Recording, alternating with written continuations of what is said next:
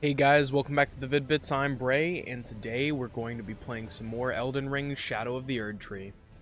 I'm so very excited to continue this expansive DLC, something that I unfortunately put off for quite some time, mainly because I had so many other Souls-like and Soulsborne projects going at the time where I felt a little bit of a fatigue. I was playing, so I had initially, we played through Dark Souls 3. That went smoothly because I had already played it before. We moved to Dark Souls 1. I had only beat base game Dark Souls 1, and because of the pure jankness of DS1, it took a little bit of time to get through that. And then almost immediately after that, uh, or actually, I think I had done Elden Ring before Dark Souls 2, but then, no, I haven't even gotten to Dark Souls 2. I did Dark Souls 1, and then I think I had popped back to Elden Ring to finish that, possibly. I don't remember the precise timeline.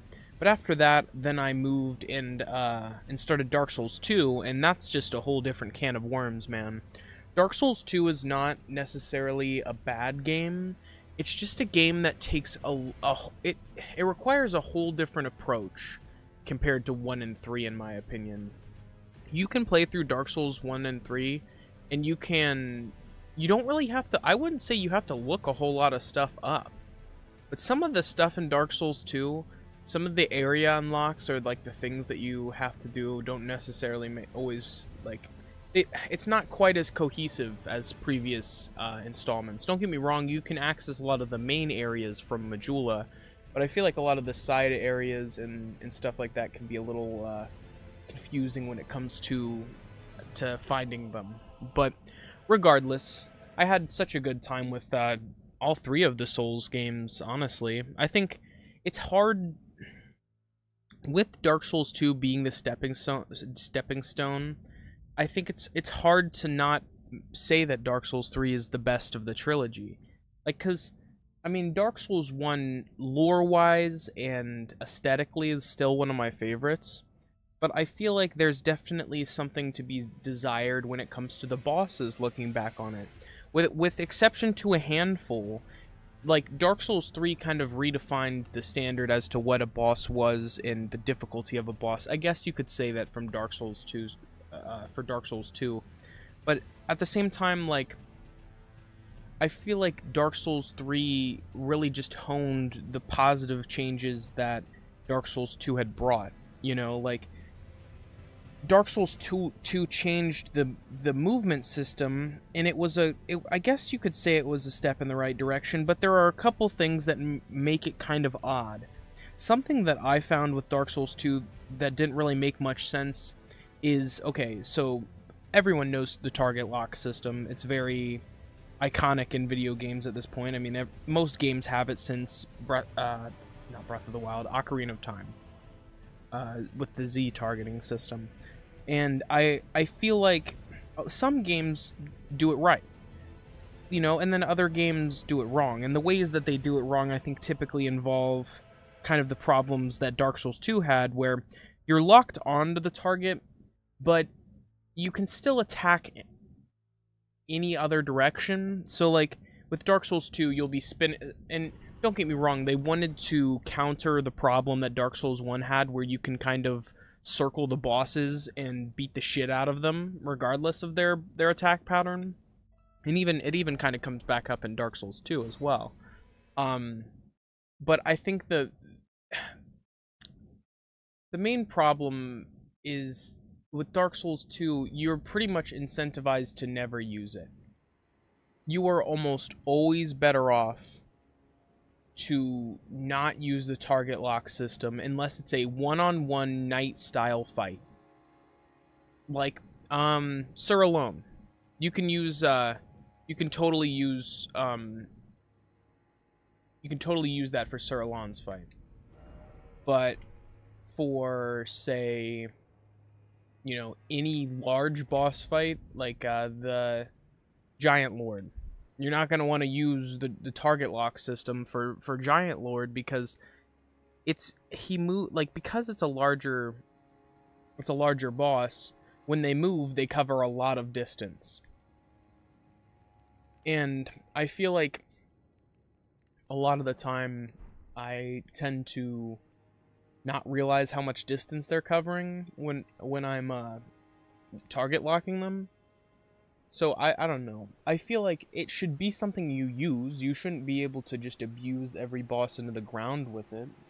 So there's kind of a balance that needs to be had.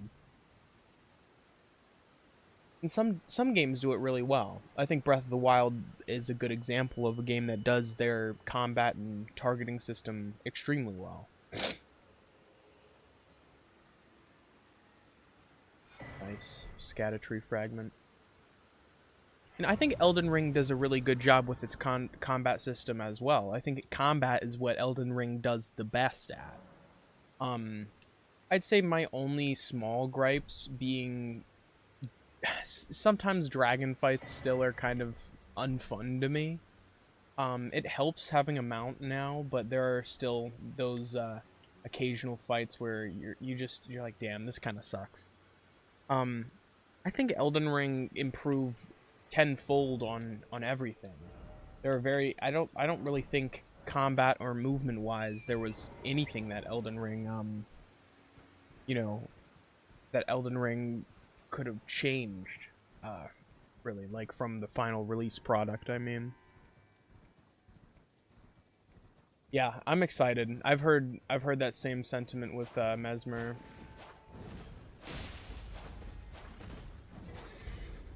I still find combat on horseback to be kind of iffy sometimes.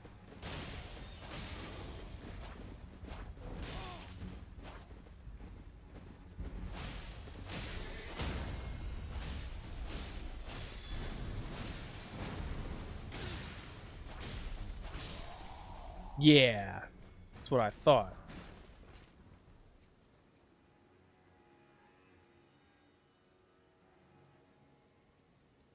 Yeah, I did play the newer Lego Star Wars, and I swear it would have made 8-year-old me, it would have made my brain explode. But my only issue is I don't know, I have a nostalgia factor towards the complete saga and the older games. So like I like the way that they presented things, and sometimes it's almost like too modernized. But that's just things evolving. Like the high, I guess, high resolution almost. Like it's there's shading and light and voice acting in the new ones, I think, as well. I think part of the charm was the physical comedy of the old Star Wars games, how they would, oh shit. Oh shit. They killed my boy. But like the fact that all of the story had to be told throughout physical comedy, essentially, like gestures and and shit like that. So it was just kind of goofy, and it was a nice way. Like, I learned the plot of Star Wars through Lego Star Wars, like the entirety of the plot first. Like, I knew more about Star Wars from Lego Star Wars than watching the movies. I didn't watch the movies and, appreciate them more until I was older. And I think that I really do feel like the prequels kind of got, unfair treatment. Don't get me wrong, they're not perfect, and some of the dialogue is downright awful. But I feel like for the origin story of Darth Vader, I don't know if they could have done that much better. Like, I think in retrospect, people have started to appreciate them a lot more, or people, born around my generation. I feel like a lot of people grow up with a lot of love for them, but, like, at the time, they were received so poorly. Like, people hated the way that things were done. But I feel like, honestly, I'd say it's 10 times worse now. With the Star Wars fatigue is at an all-time high, and the stories they create have been lackluster, in my opinion, recently. What's this?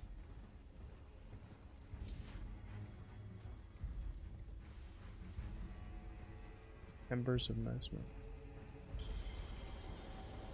I just think they're getting kind of lazy, and same with some of the Marvel stuff. Somewhere a great rune has broken. So too has a powerful charm.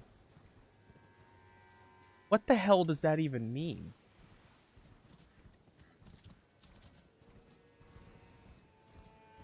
Someone translate for me? Like a key world event?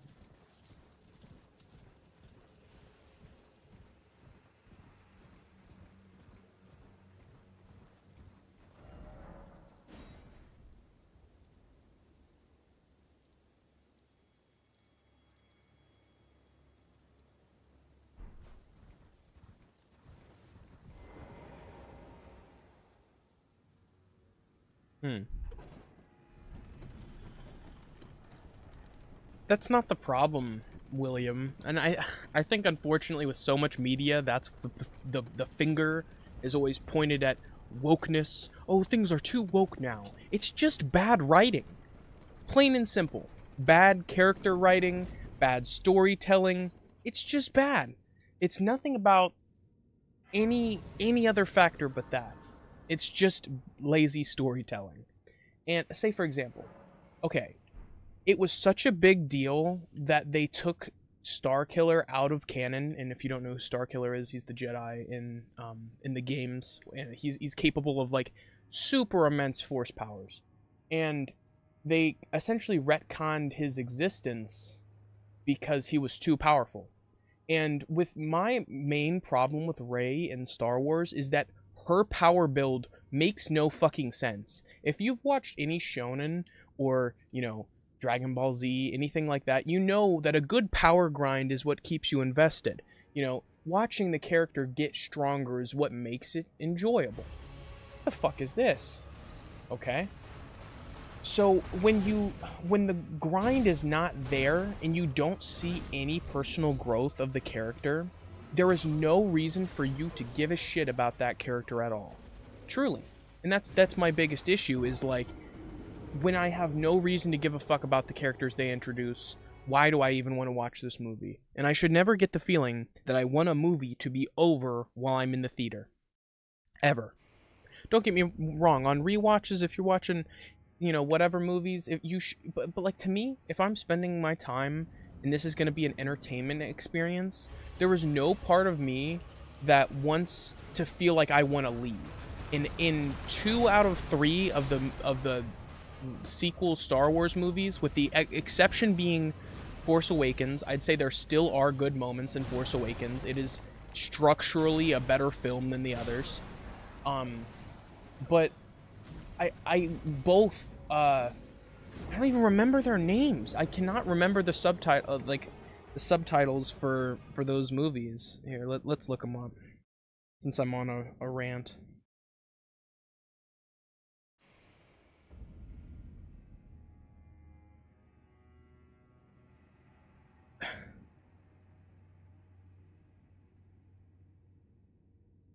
So Force Awakens was the one I liked. The Last Jedi was fucking horrible. And so was The Rise of Skywalker. Oh my god, just some of the worst movies. Like, the last 2 are some of the worst movies I think I've ever seen. Because, like, at least in the first one, there's enough structure where, like, in Force Awakens, there's enough structure to enjoy the movie. Whereas, like, with the other 2, it makes no goddamn sense. They just keep introducing characters you don't care about, and they're just gonna fucking throw away later.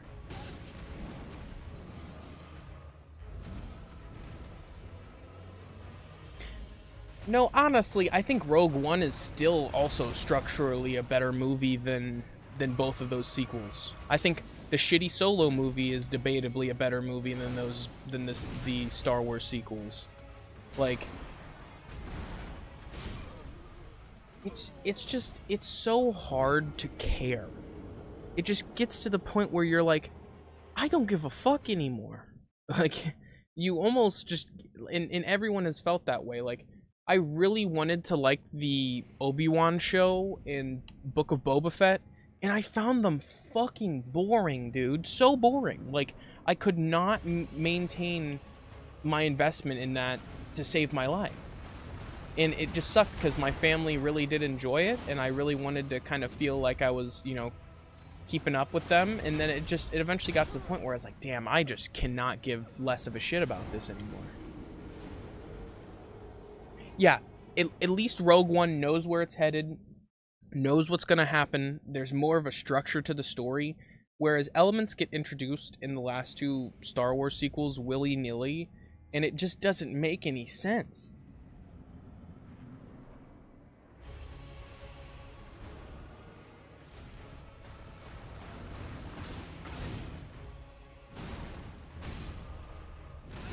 I didn't even know this was a boss.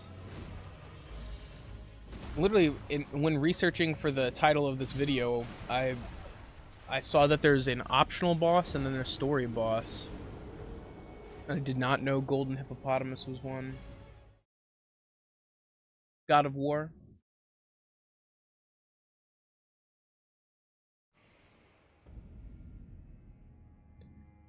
I think everyone has their own take about where God of War went, because some people think God of War 2016 is the best God of War game. So, I mean, people are all over. And everyone's entitled to their own opinion, and if you don't like the direction that things went, that's totally fair. I can list so many examples of IPs where, you know, I liked it, and then it went in directions that I didn't care for anymore, and I stopped investing time in it. You know, I feel like like Call of Duty, for example. Call of Duty has been diminishing returns since the 2010s. It has gotten worse and worse steadily after the 2010s. And there are, like, don't get me wrong, I have so much nostalgia for COD, but I don't think there's a chance in hell it makes a comeback. I think it's done. It's run its course.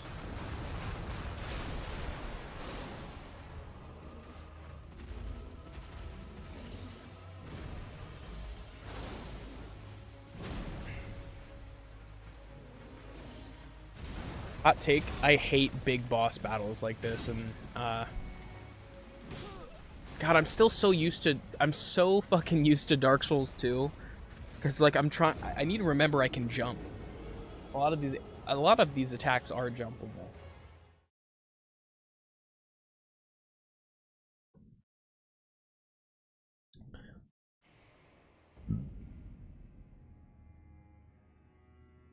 What about tilapia with the farmed fish? That was something I couldn't believe that, like, I don't think, and I could be wrong on this, but I've heard that tilapia is not a wild fish at all. Like, it is a farmed fish that was created, essentially. I don't like the way it tastes, and I like fish. I just am not a fan of tilapia. It's I don't know, it's the texture as well. I'm someone who's kind of a textural eater. Oh, that's the fucking wrong shit. Oh, damn. I think part of the reason I don't like big boss fights is because it's a little gimmicky. They hit really fucking hard. With exception to Fire Giant, I thought that was a fantastic fight. And Elden Beast. Elden Beast was pretty good as far as a large boss fight goes. Sometimes it's just kind of, I don't know, it's hard to maintain focus on the boss, like especially if it's like a boss that's large and moves around a lot. Definitely harping back to what I was saying earlier about target lock not being the best idea. I probably shouldn't have it on this fight. Because you can free cam. Oh shit. Sometimes it makes attacking a little bit more difficult. Oh my god. Ugh, I hate this thing.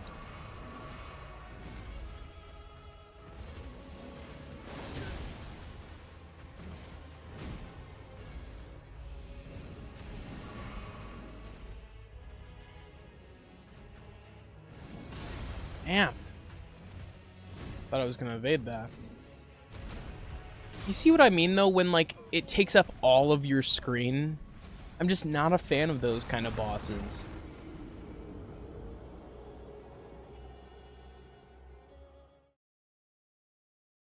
Yeah, I watched it when it came out with my cousin. I don't remember much about it. I do remember the trailers on TV.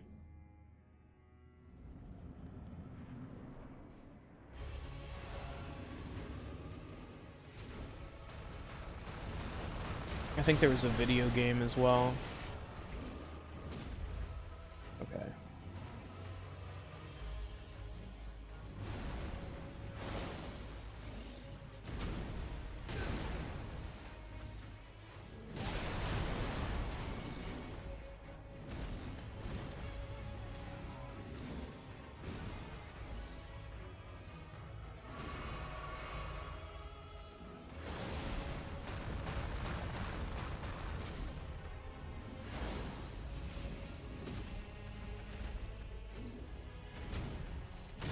Oh, I should have ran more.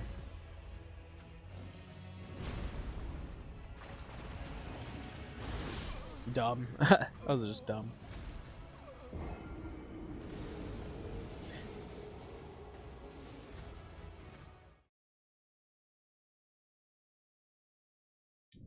I've been practicing in my free time playing more Sekiro. It's just fucking hard as shit. I don't know how anyone could say that it's not the hardest. I mean, I've seen Bloodborne gameplay. Arguably, I think Bloodborne might be easier than some of the Souls games. Seems quite linear. Not in a bad way. I actually think the more linear Souls games are better. No hate to Elden Ring. There's just... Okay, there's a lot of padding in the base game. There are so many times you're fighting a death bird, a fucking... a Erdtree avatar, you know, a fucking... the fucking Death Mariner. Like, there's so many times you're fighting repeat bosses. And it's... and don't get me wrong, even the linear Souls games sometimes will fucking, you know, all of Lost Izalith repeat bosses, but I don't know.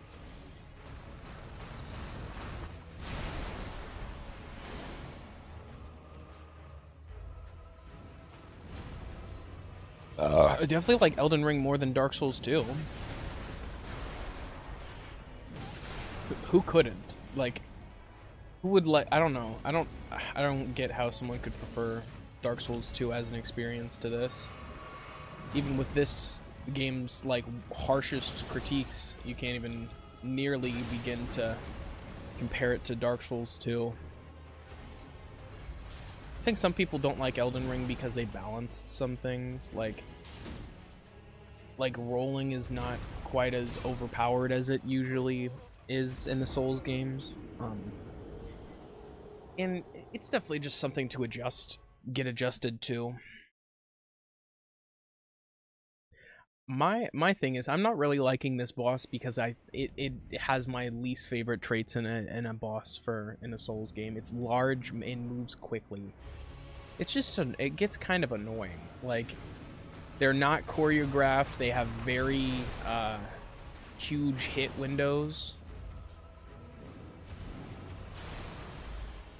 Their hit box is also fucking giant, so like if you fuck up, you're, you know, god damn. Ugh, fuck this boss, man.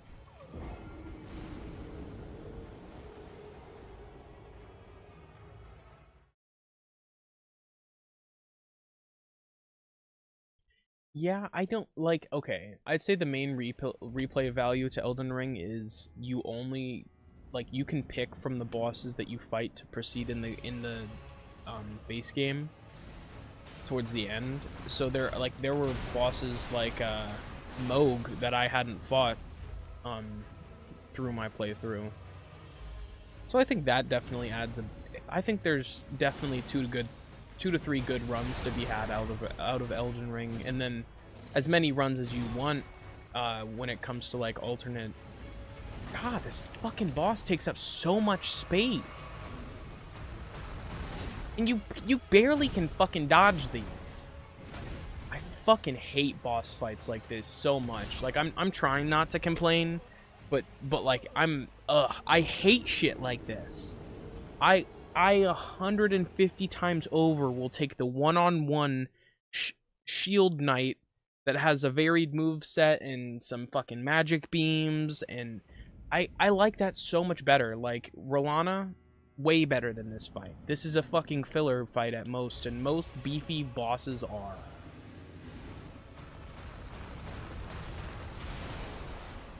That's just my honest opinion so far on this boss fight. It's not very inventive. It's fucking run away. That's what you do. You run away, you find your small opening of attack. I should just stop dodging entirely for this fight. I don't even feel like it's helping.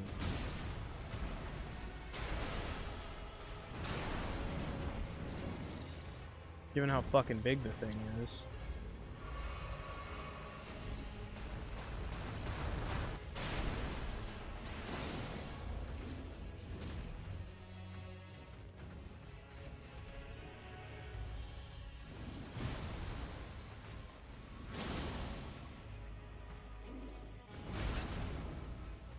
What the fuck?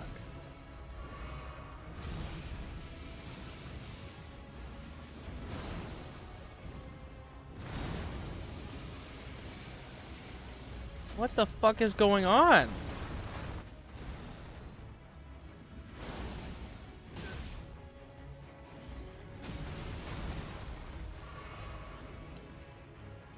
Dead.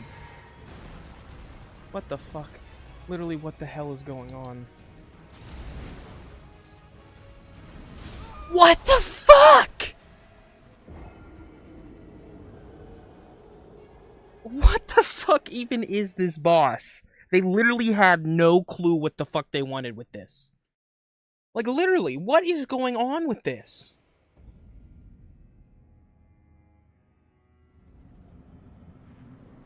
Just so all over the place.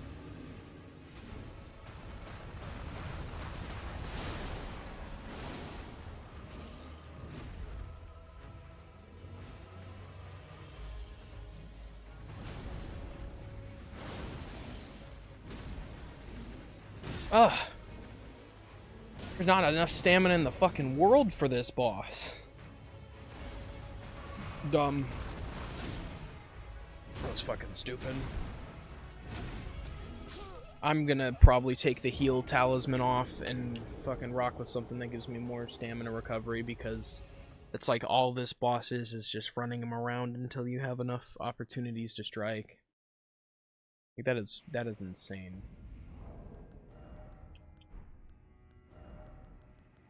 I'm sorry, I really don't mean to be too harsh. I'm just a fucking firm hater of these kind of bosses. Wait. Could we rock with this?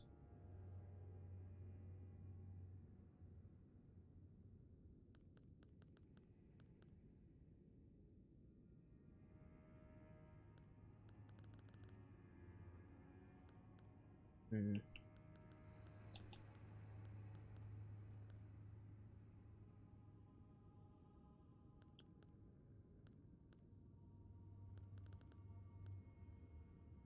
What kind of damage? Oh no, we should probably rock the physical damage boost. I didn't even think about that.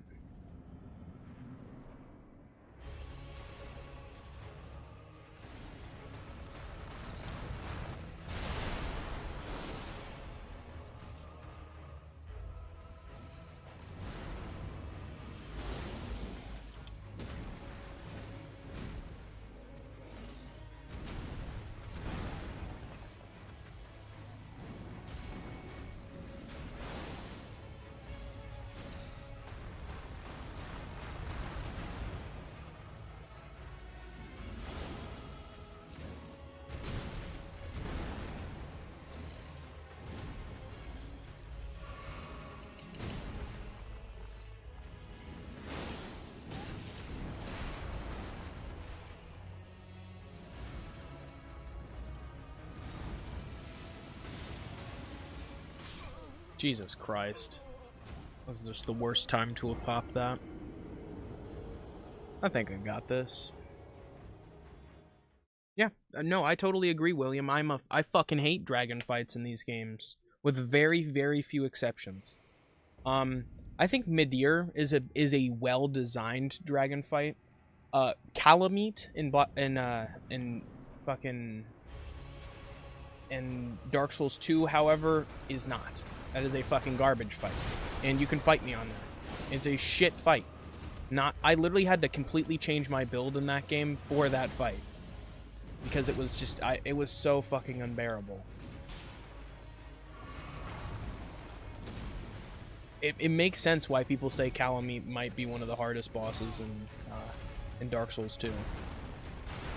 I would say that Midir, though, is probably the hardest dragon fight of all time.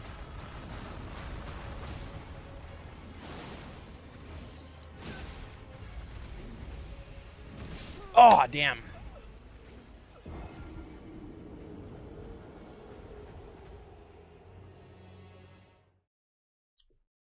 Little fun fact, this is the first playthrough of any Souls game I've used any type of magic in. I know it's just a weapon art, but I remember people were getting kind of shitty about it, I'm not gonna lie.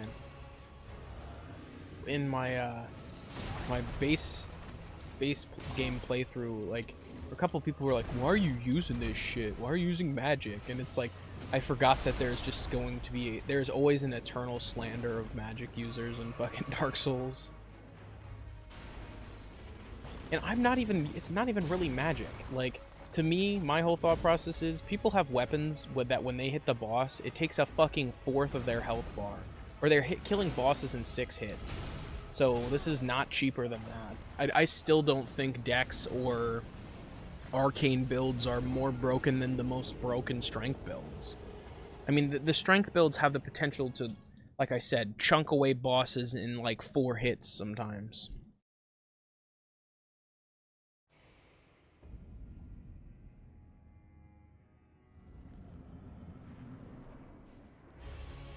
I just wanted to change it up a bit, because I feel like, you know, I played a strength build in Dark Souls 3, I think. I did a Dex build in Dark Souls 1. Dark Souls 2, I did... What did I do for Dark Souls 2? I don't even know what that... I was doing... I did a little bit of both, actually. I used the rapier for Sur-Elan and a couple other fights. I can see why speedrunners use the glitch that changes your weapon animations to the rapier. That just sounds really fun. I'd like to do that sometime.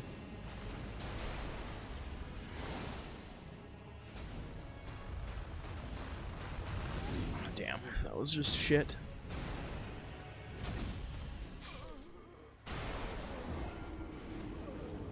Yeah, but I'll definitely get there. William, my whole thing is I'd like to play through pretty much all of the From Software Souls likes and Soulsborns before I make my way to other studios, because there are just I still haven't played Demon Souls, the original or the remake. I haven't played but a handful of hours of Bloodborne. You know, I still would like to, you know, hopefully get a little bit better at Sekiro. Because I've just, it sucks that some of the best bosses, you know, in my opinion, visually, in the franchise, out of all the franchises, are in Sekiro.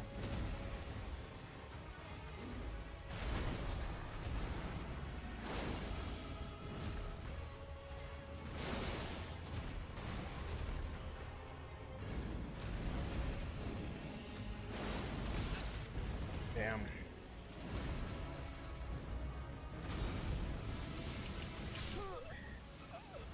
Fuck.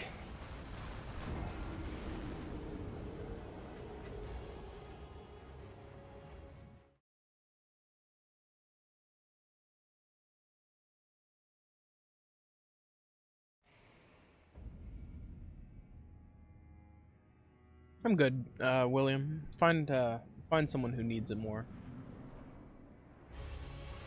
I appreciate it, though.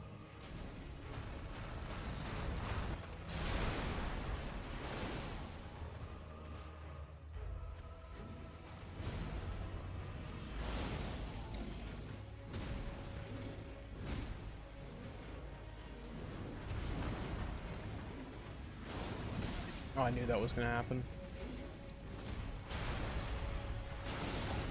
Damn.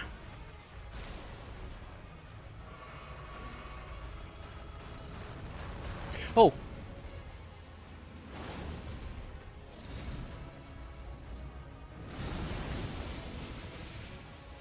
I'm stuck. I'm fucking stuck. I just don't think it occurred to anyone that maybe, with the amount of room we get to fight this fucker, he's too big. Like...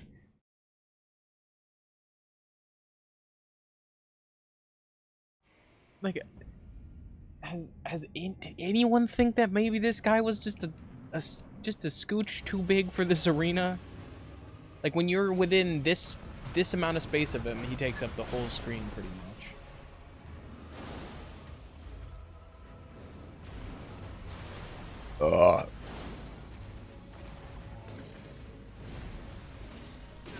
What the fuck?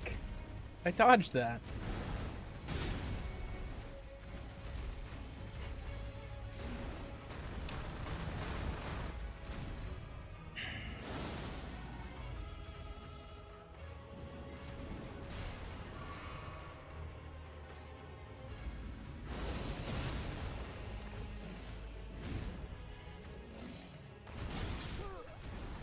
Damn.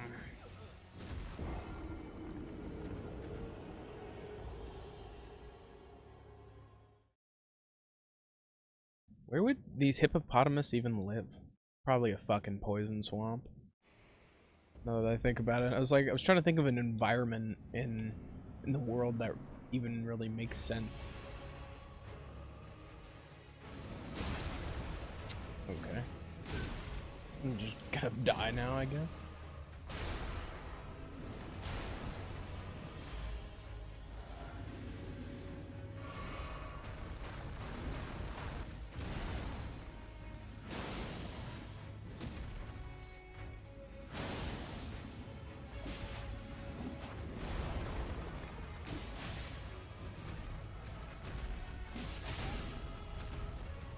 I wonder if there's a bleed spot on this.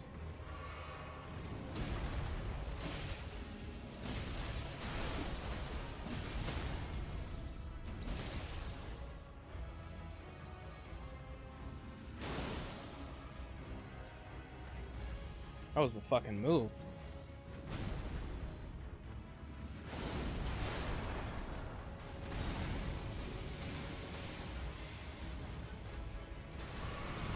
You bastard. No, no. Are you fucking kidding me, dude? Are you fucking with me? That is the cheapest fucking death ever. Like, he just swipes the arena twice. No fucking indication.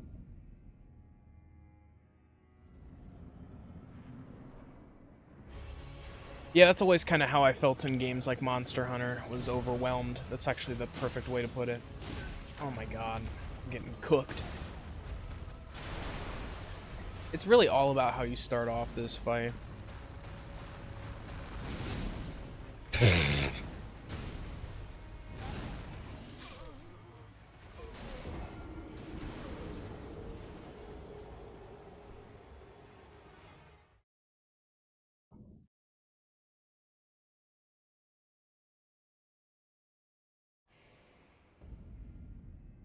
Okay, so chat, if you had to live in the world of one of the From Software games, what world would you live in and why?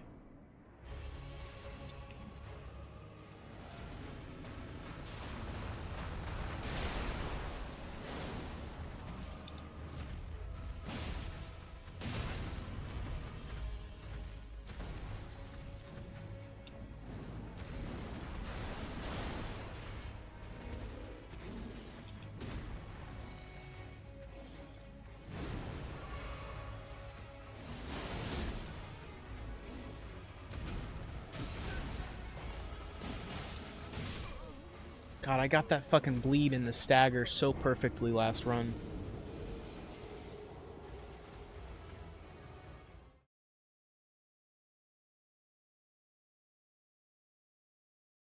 Yeah, PC parts just kind of spike up and down for different reasons. Like, say for example, when people were Bitcoin mining super crazy, like certain more, I guess, like on the, I guess you could say high end, but like on the consumer side high end, not like the industry high end. So like on the lower high end of things, when Bitcoin mining was crazy, everything was being bought up, especially GPUs, which tends to be your most expensive part. Either that or your CPU, depending on where you live. Some countries you can get CPUs like they're fucking cheap. In Japan, dude, like or just anywhere closer to where they're made. But I think graphics cards are just weird because some of the ones that are expensive aren't that much, like, crazy. Like, they're not super different from existing hardware, and it's just because it's the newest line of the high-end brand. And I've noticed that, like, my friends would be upgrading right after they got, like, a super nice GPU, and they're like, and I'm like, can I buy that for, like, half the price? And they're like, oh, sure, man. Why not? Like, I built half my computer with fucking parts that I upgraded from friends, like, because they're so obsessed with the grind, right? The grind of getting the newest shit, the highest end stuff, and then they end up having to, like, by the end of the day, like, at the end of the day, they don't even have the same computer they started with. Like, they have the same case, but they've literally swapped the motherboard, all of the RAM, all of the internals. Like, it's not like they've modded it out, you know, the fans aren't even stock, so it's just like, I don't know, don't get me wrong, I guess I understand why people like flashy computers, but it's not like it operates any different. I'd rather my computer just look like a fucking box. I don't know. To me, I think the flashiness is just kind of unnecessary. When it's performance-based things, I totally get it, and I'd like to upgrade my own computer at some point. I wish laptops were more easily upgraded. Like, I don't want to take my laptop to somebody to have them upgrade the CPU in it, but it can be done, or getting a graphics card put into it. They make laptop graphics cards. They don't all just have onboard graphics cards.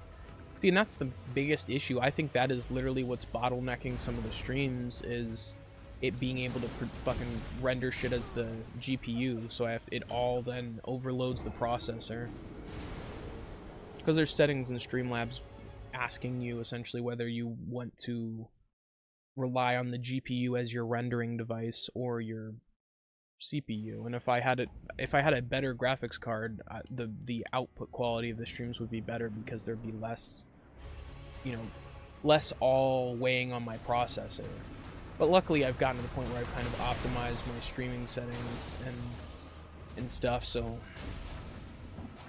Shit. Dude, I had that one run was so good. Oh, I just drank the fucking empty flask.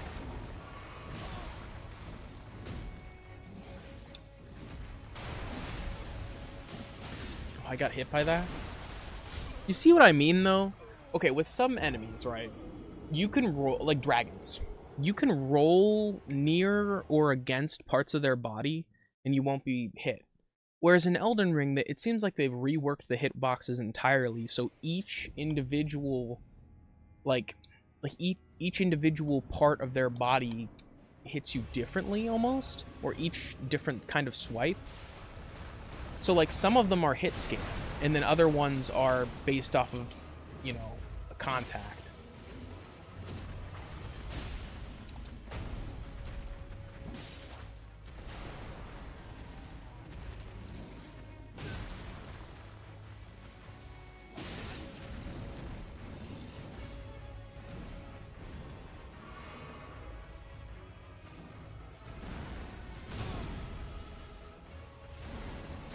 God damn it! I can't fucking see anything! Ugh!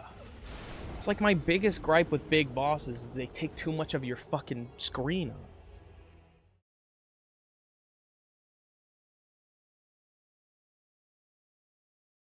Could this arena have been a little larger? Like, just a little bit. I'm not saying it has to be a fucking open field, but like, come on, I'm very fucking restricted in my movement here.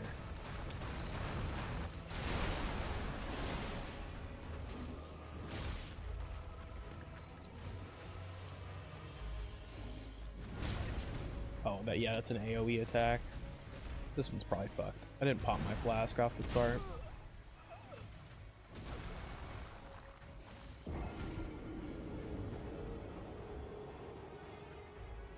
And, like, I don't know, I want to like every boss. Truly. I want every boss to be my favorite boss of all time, but it's just like, some of them are greater than others. Like, the lion. The fight with the great lion puppet was 10 times better than this. And it was a big fight, and it was fast. It actually does well in the things that I think these games sometimes struggle with. Like, cause okay, big bosses either box you out like this way too often, or they're fucking pushovers. Like the fucking Big Iron boss in Dark Souls 1. You can just kind of sit at his ankles and fucking whittle him away like he's nothing. Because he has such telegraph combos. Well, I'm pretty sure PlayStation does have a refund policy, William. It's at like 6 months, and you can't have so much playtime on a game.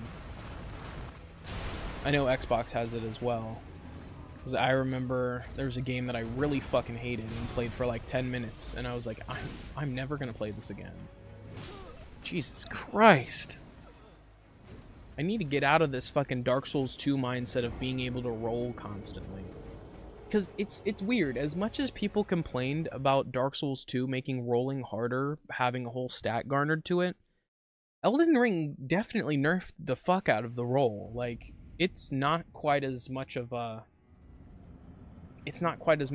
consistent, you know?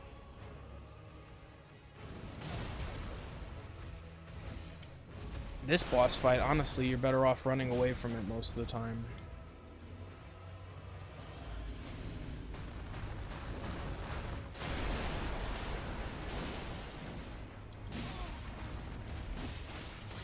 God damn it. Sometimes you can punish fucking long-winded combos on big bosses, but this guy just spins in a fucking circle.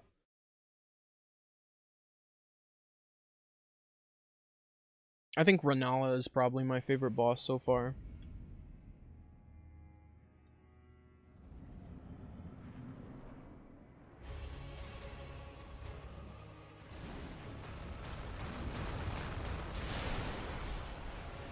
Is it Concord? Is that what you're talking about? Ugh.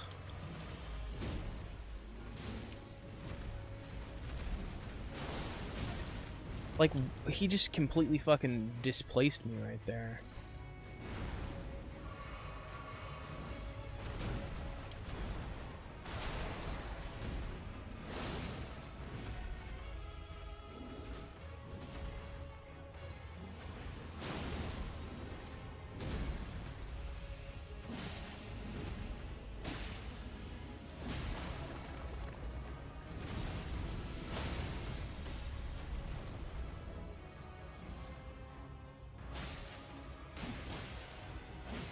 I just missed the fucking stagger. I'm cooked. Fuck! God damn it. Oh, what was the game that I hated? Let me think about it.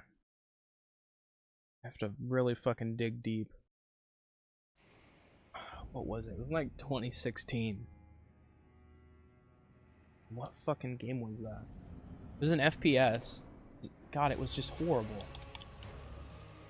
It might have been The Division. I'm gonna be so real, it might have been one of the Division games.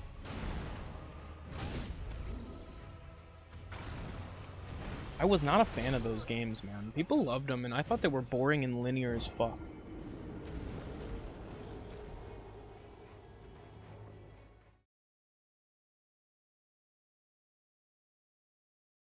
I'm gonna lock in. If I don't say anything, I'm just try to beat this.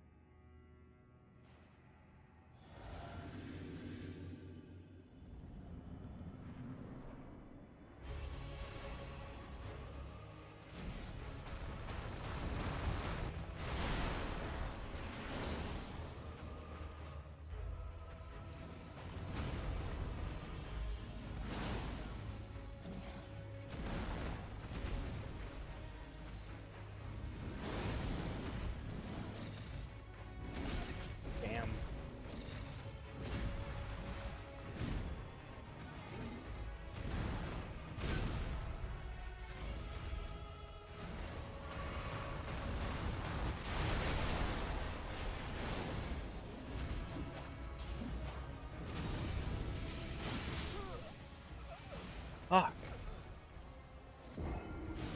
So you can obviously stagger him through that attack. That's what I need to do next time.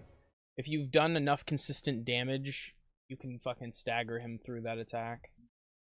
And then I really should get a couple hits in, and then hit the fucking scripted attack.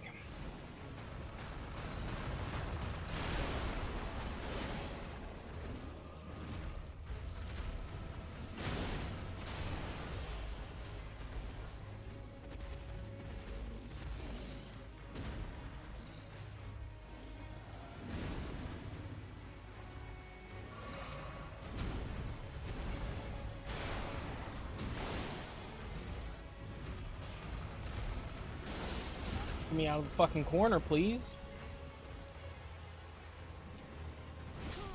Oh my god, I was fucking an inch away from that. Damn it. I need to learn how to vertical stream. I really just don't know much about that, but I guess you can simultaneously stream vertically to YouTube Shorts, which I don't know. I mean, I've seen mixed results. It seems like a lot of people fucking who exist on YouTube Shorts are just there to troll. But it is a decent way I've seen that some people have gotten exposure.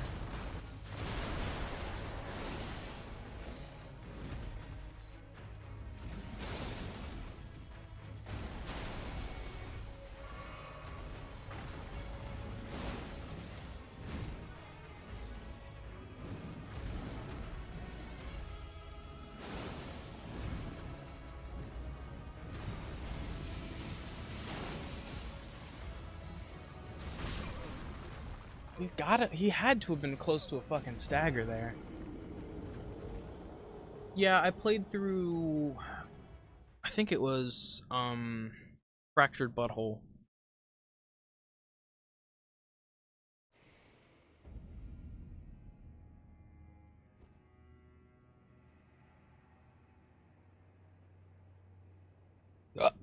Oh, fuck.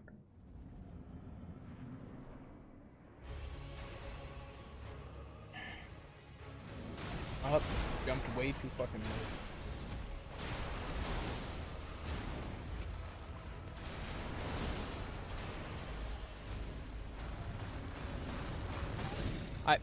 Are you fucking kidding me?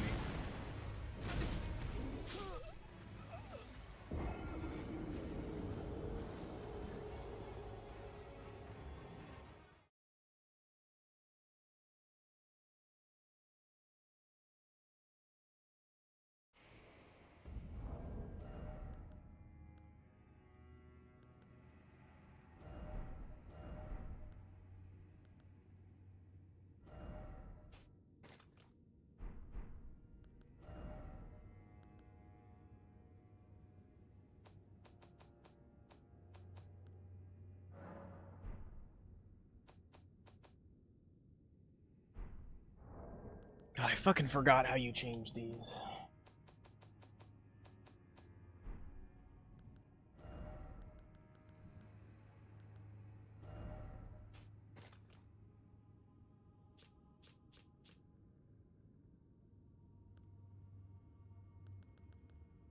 How do you switch your fucking... I feel so dumb.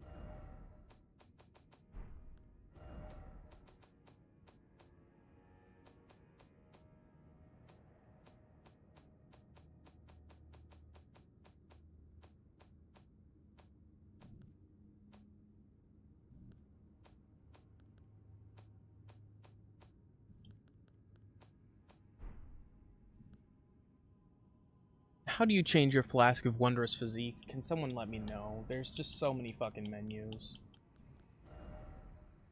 I thought it was on this one, but evidently not.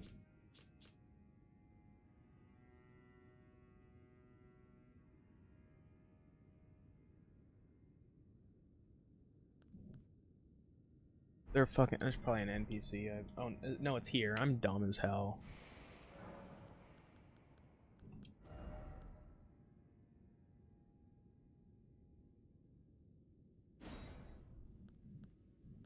Is there any of these that gives me stamina?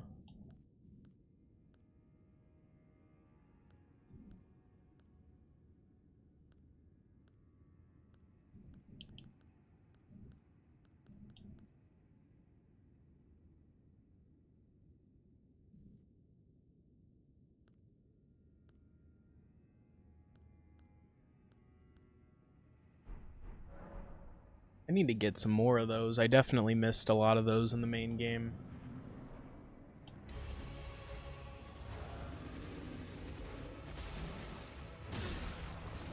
Didn't do the same fucking attack. I need to go to the bathroom. We'll be right back.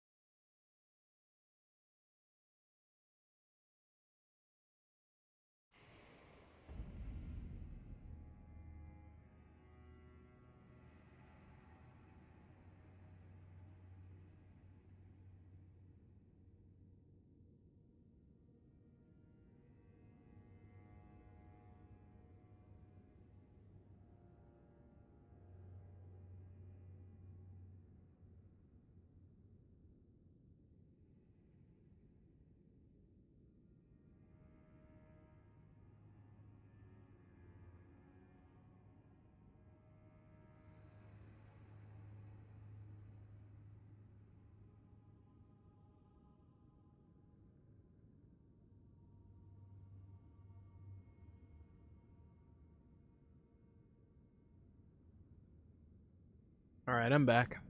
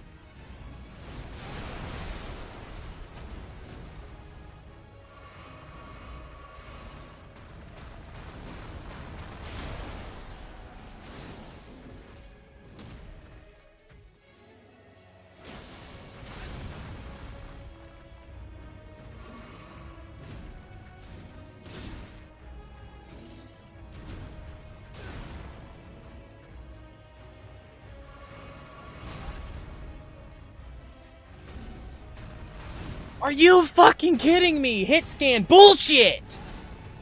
What's the fucking dodge do if he's just gonna... Ugh! God damn it. It's fucking annoying.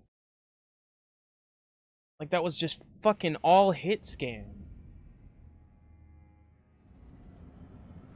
This is probably my least favorite boss so far.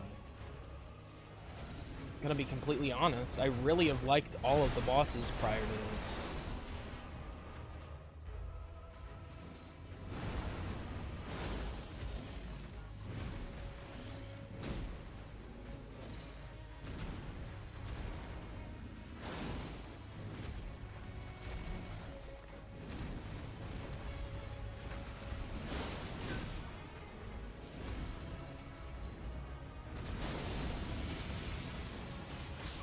God damn it.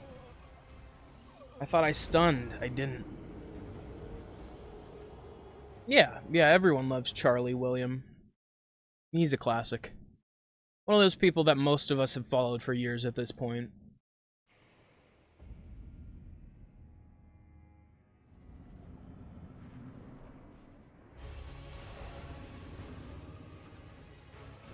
Yeah, if I ever say Charlie, that's who I'm referring to in streams.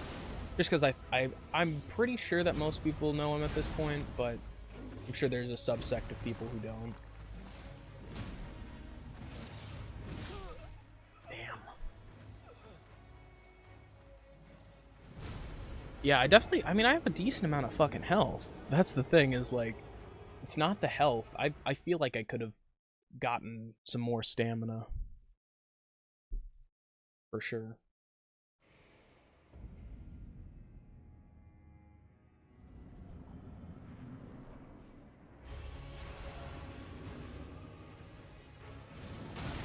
jumped fucking too late.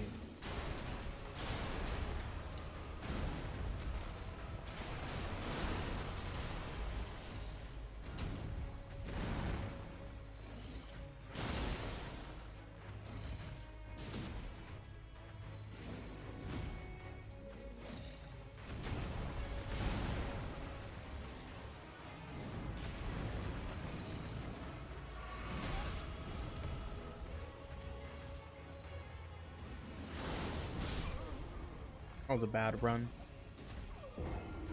Yeah, his no effort thumbnails where it's just some screen grab from his stream. Like,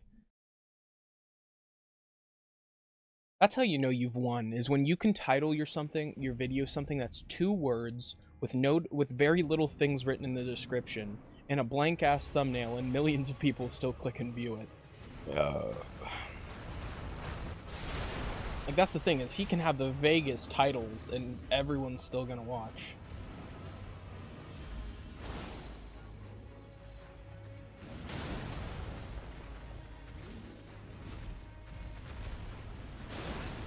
God, he has been reacting so much different this fucking time.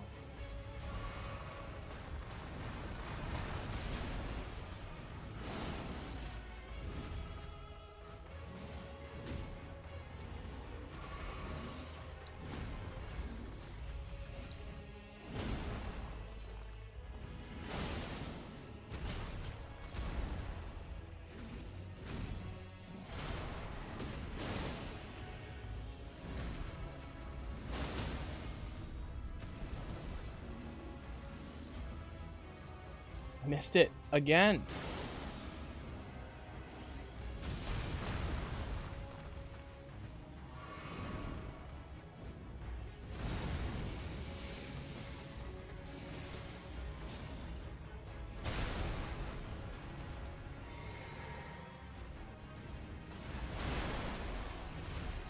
Oh, fuck.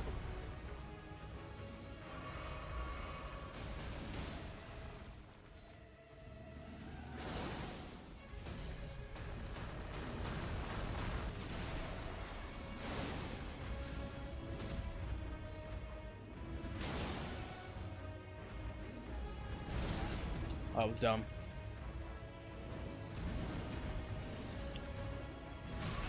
Good thing I healed through that.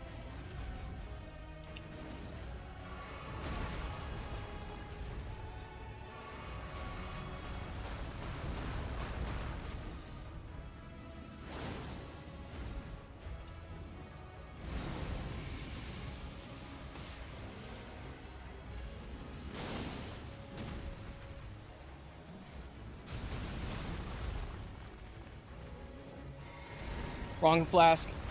Wrong fucking flask. Dead. God damn it! Wrong fucking flask! The other one was empty, so it didn't really fucking matter, but I didn't need to do that.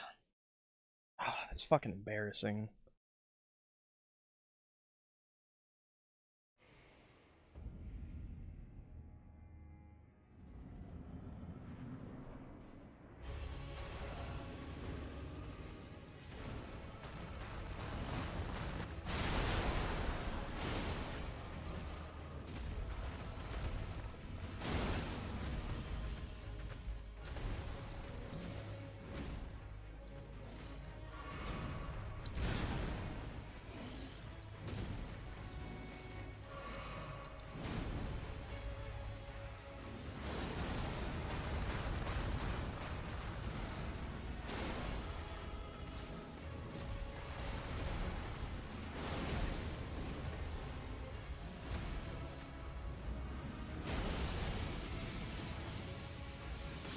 Are you fucking kidding me? Why does he stun sometimes and then other times he doesn't?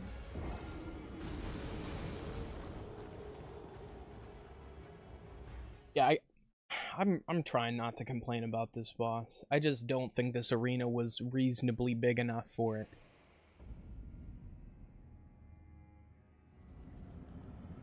And I get that's part of the point and part of the difficulty, but it's kind of artificial at that point.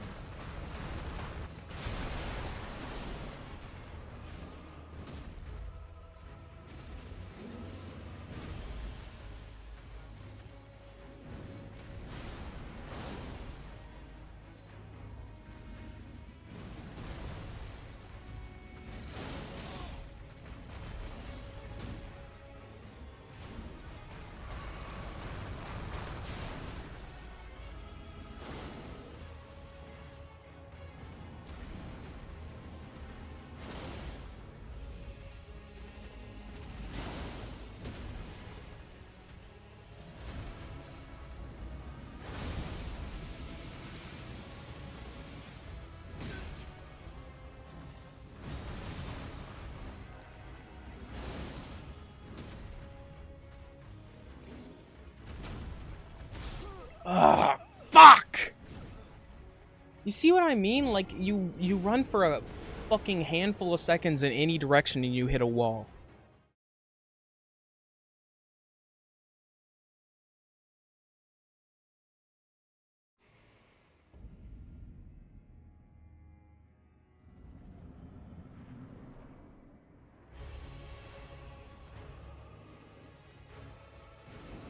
Sorry, I'm just looking at my phone.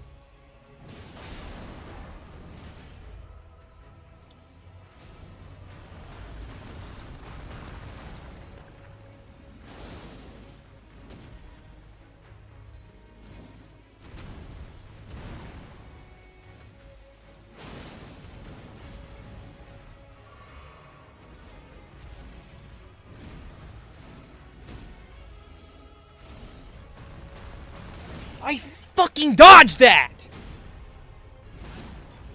Sorry. Fucking bullshit. It's so dumb. Ugh, just such a fucking bad boss. This is the worst one so far. Like, it's just so big. Half the time, if you're anywhere close to it, you can't even see near, like, half of his body. Like, when you're next to it, you can't see his body. So, like, it fucking could be, like, you're clipping into his fucking, his brain to see him.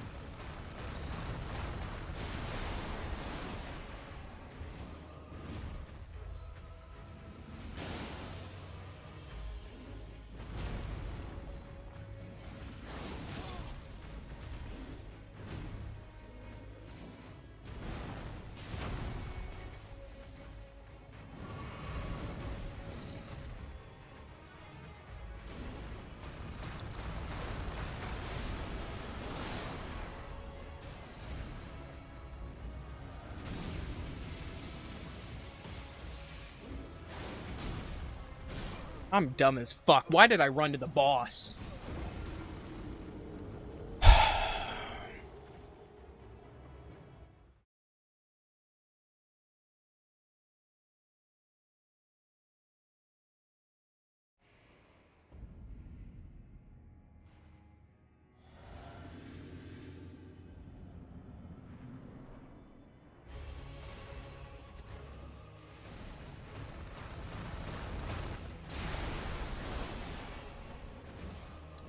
I dodged. I fucking dodged.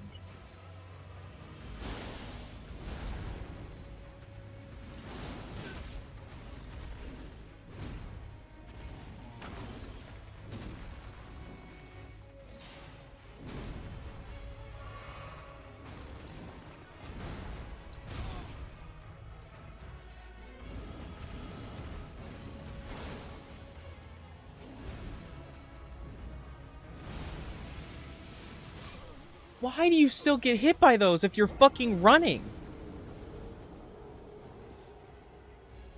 What?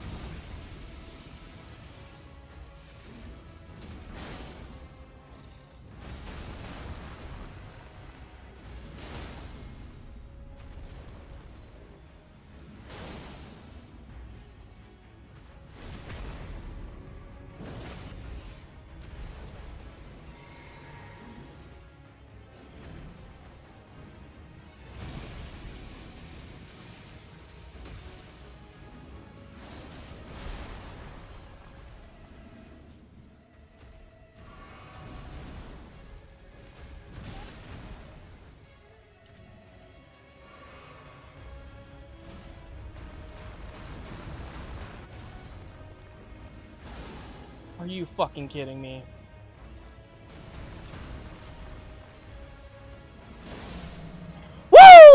fuck you, golden hippopotamus. Fuck you, buddy. What I fucking thought. What I fucking thought.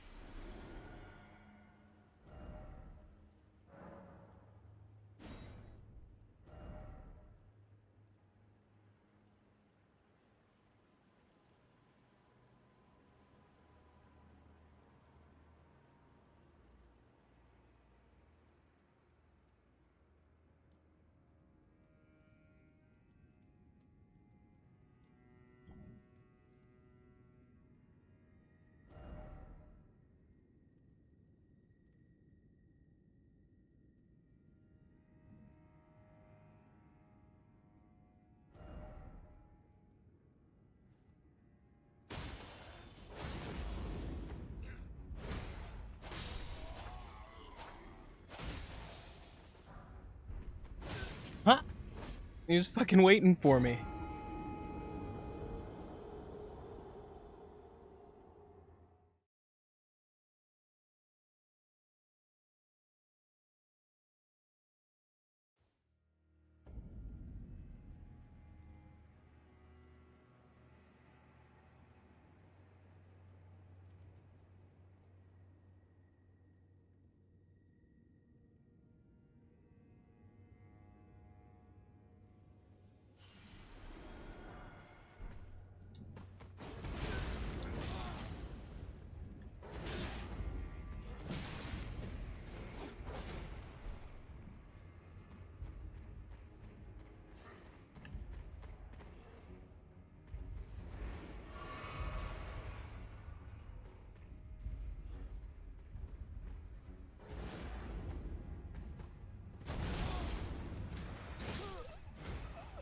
Alright guys, I'm gonna be right back. I'm gonna go pick our boy Pops up. It'll only be a few minutes. Sorry for the inconvenience.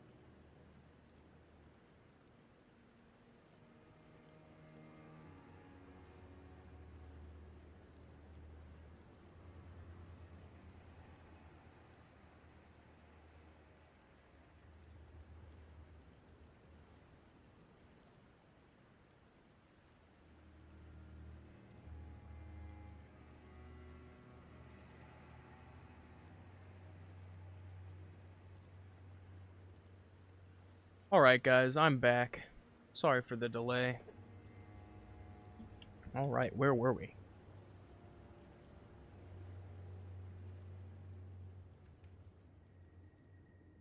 Yeah, boy! What's up, Pops? Mozzarella cheese stick. I would like a mozzarella cheese stick. Oh yeah. Mozzarella.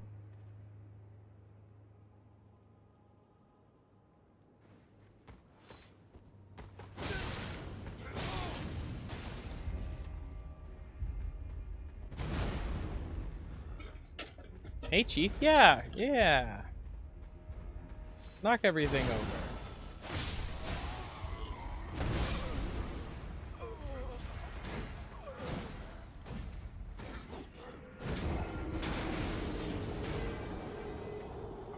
Is that a storm or someone's car? Someone's loud-ass car revving through the neighborhood. Hey. She's like, I want to get my mozzarella stick on that.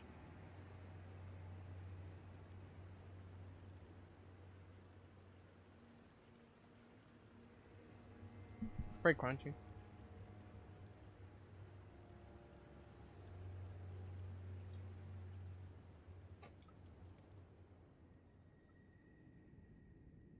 What you're missing is Dad handing me a cheese stick, like, as high as he can.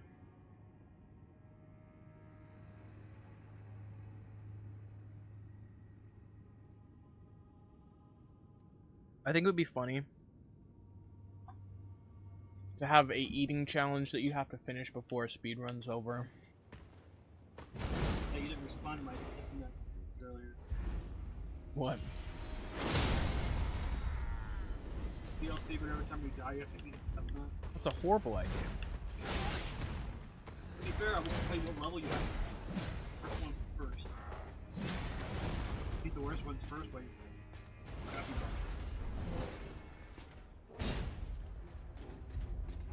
A golden nut! would you like one more? No, it's a talisman of Lord's bestowal. One more for you? Not for you. Huh? One more for you. Think I want one more. Chief thought Dad was talking to him. Alright, man, I'll leave you to it. Enjoy sharing some cheese. Thank you for sharing some cheese sticks with me. Found out they had a large size that was $1.50 more than the. Not pretty good.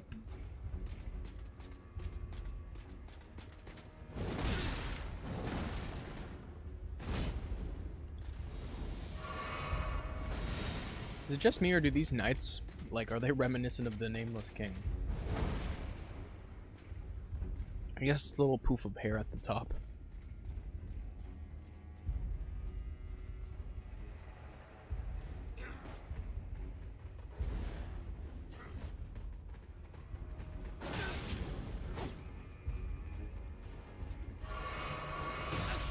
Oh, nice. A warm welcome. God.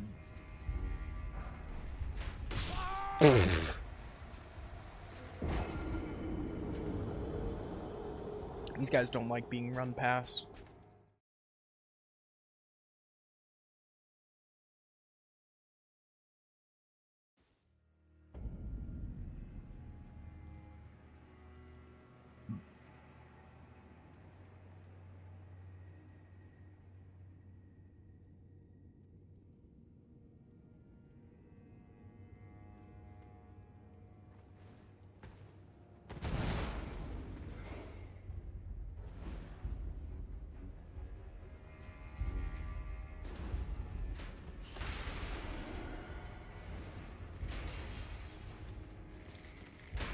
Oh, damn. Are you fucking kidding?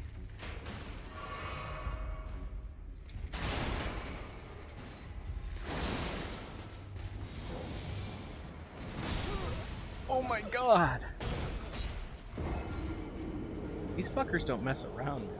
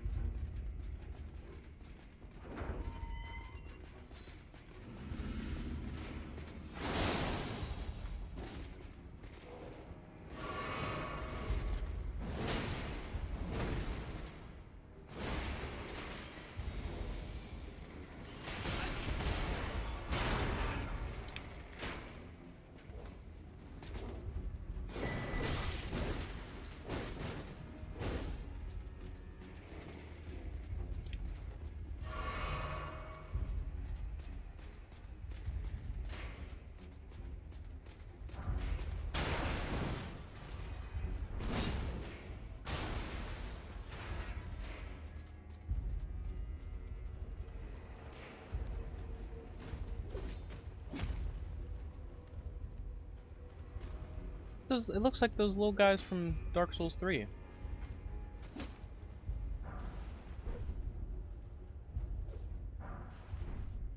Oh, that's not.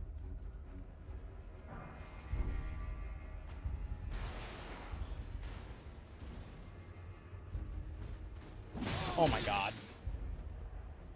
Can't trust any item in a From Software game.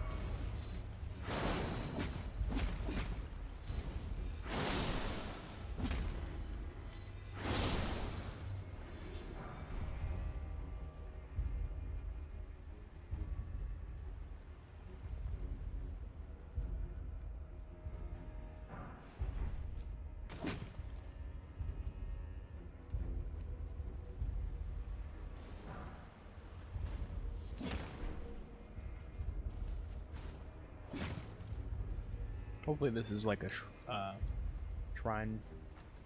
This area kind of feels more like their original areas.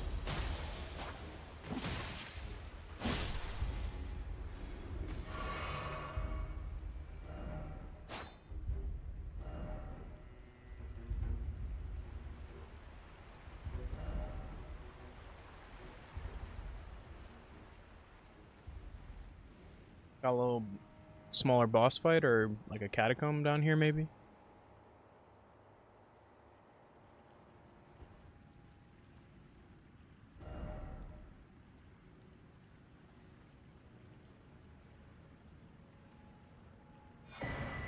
Huh.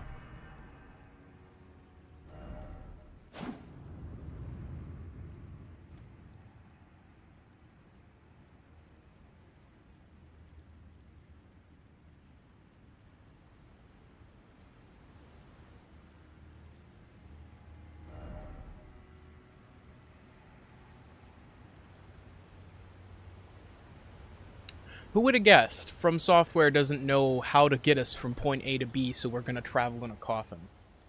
That is like the most common From Software trope for some reason. Like, it happens like at least 4 times.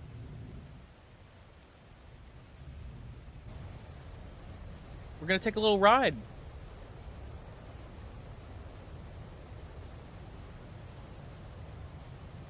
Woohoo!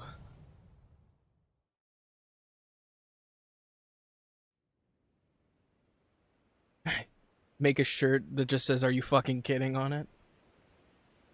Yeah, it's like my catchphrase sometimes.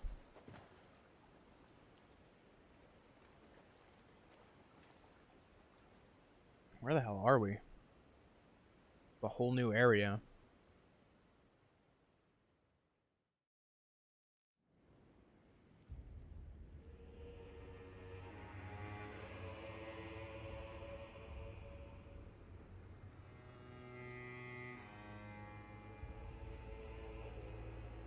Look at all these empty tombs.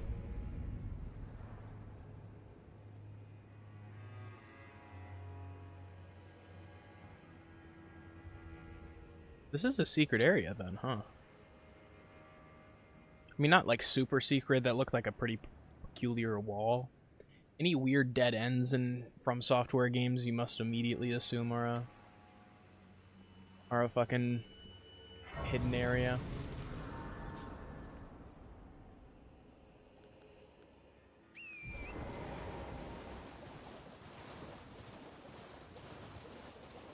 The boss arena? That thing looks dead.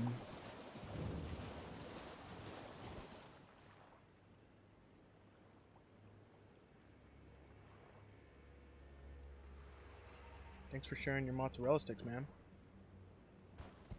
Chief, no. I get like cookies.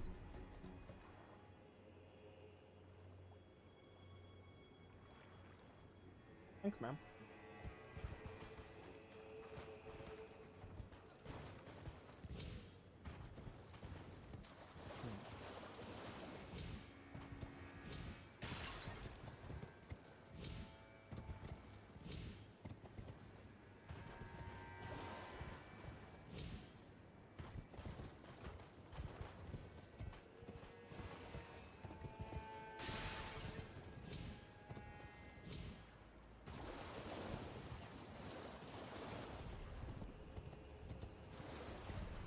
shit, that one's alive.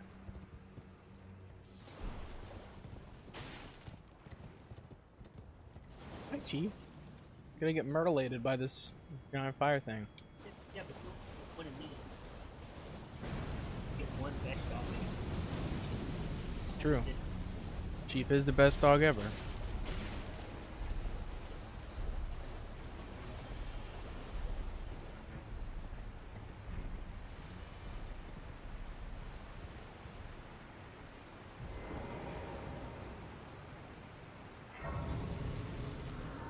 Hi, Chief. I don't have any left. I don't have any mozzarella sticks hanging out for you.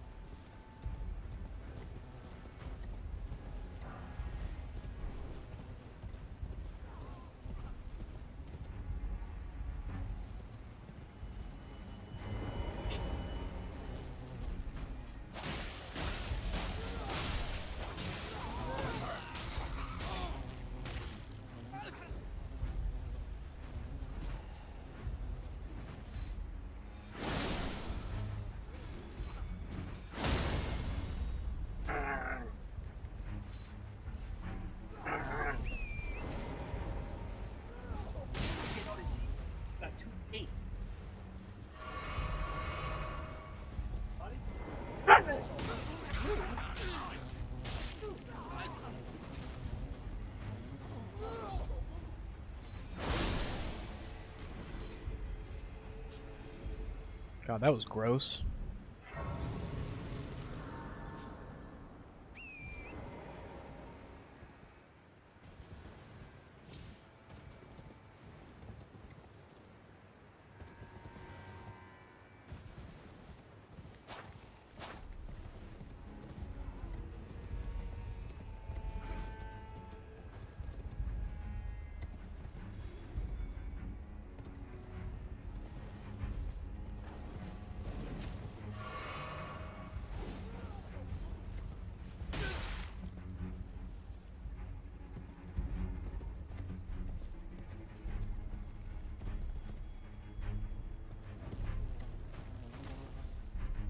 Follow up with your horse. I got to. How you doing? Pulling some Red Dead Redemption 2 shit? And this is how I play Red Dead 2. Right? But they let me play it this way. What the fuck? What's it? Yes. Good derby.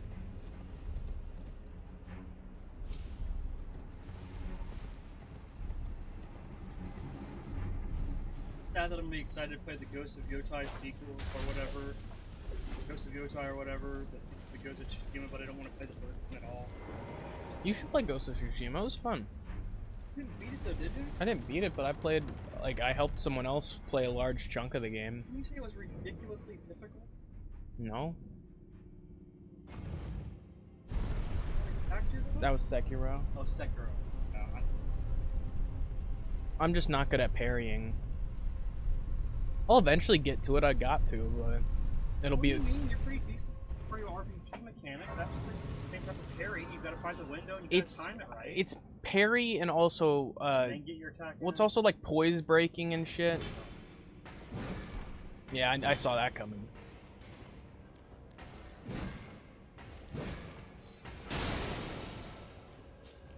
But yeah, I think it'll probably be the last game I get around to.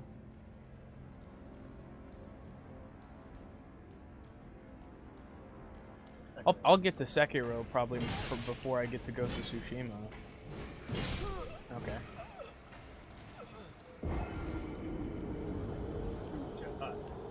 You fucking suck! Please refrain from depositing materials on your wall.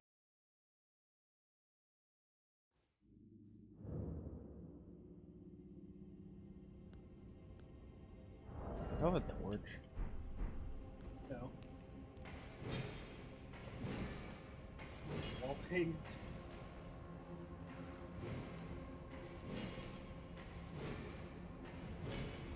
For real.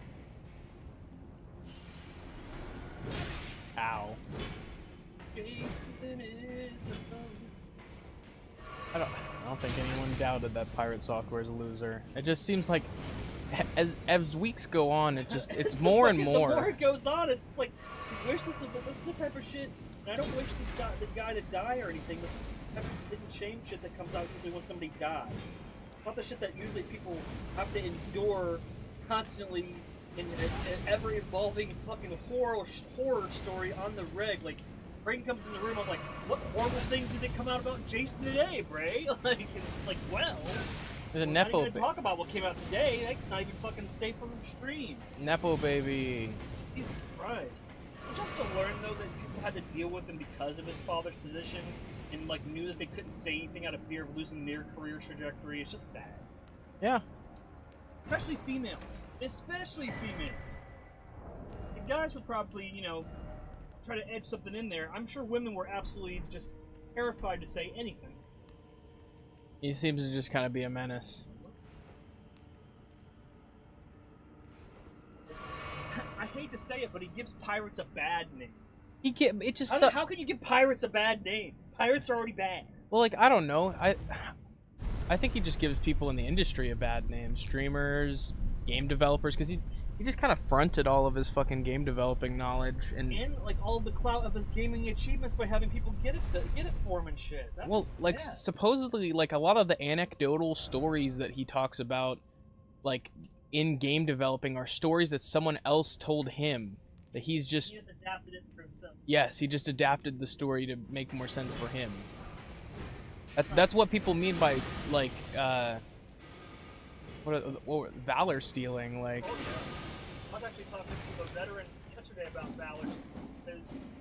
We're in a situation of commerce where they asked for a military discount, but they didn't present an ID. And after the transaction was over, I asked them. I said, "Do you feel some sort of way that you weren't asked to present your ID?" And they were like, "Well, I was going to." I was like, "Well, because I mean, it's a catch-22. You can either be happy that you didn't have to prove yourself, or you could be angry because then somebody else could just say that they were a vet and then get the same privileges." And my point to this person was, I don't think that people are really willing to steal valor for a 10% discount around another veteran, knowing that if they called him out, what would happen to him. And I would hate to be around a bunch of other veterans and then act like you were a veteran to get a discount, and then all of a sudden they're like, "So where did you serve? What did you do? Where were you stationed?" And you have no answers, and they just beat the crap out of you. Yeah, probably. They have it right to it. Valorant, that ain't good.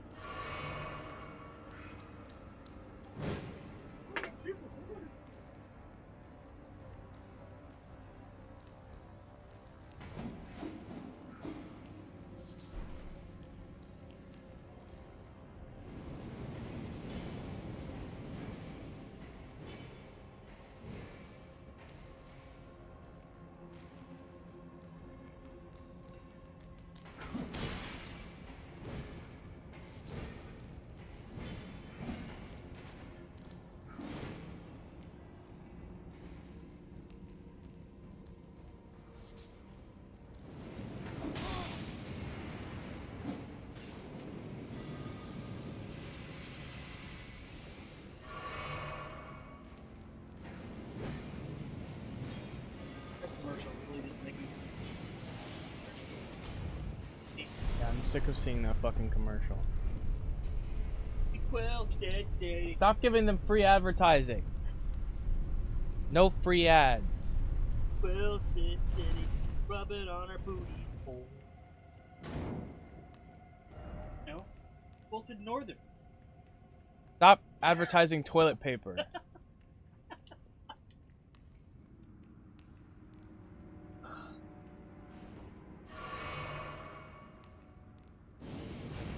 can advertise TP on your own time.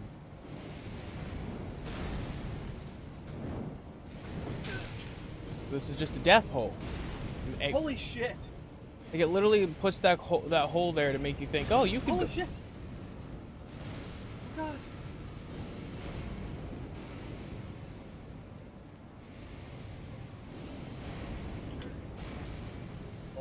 Helmet. Someone. Probably not. You playing Pooh Bear and you got the honey pot stuck on your head. Yeah, permanently. At least in this game. Yeah, I feel like every time I see you play this game, you got that dude. I haven't taken it off for most of the game.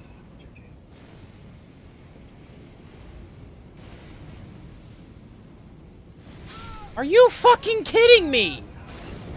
Through the wall! That's just so stupid, man. Fucking dumb.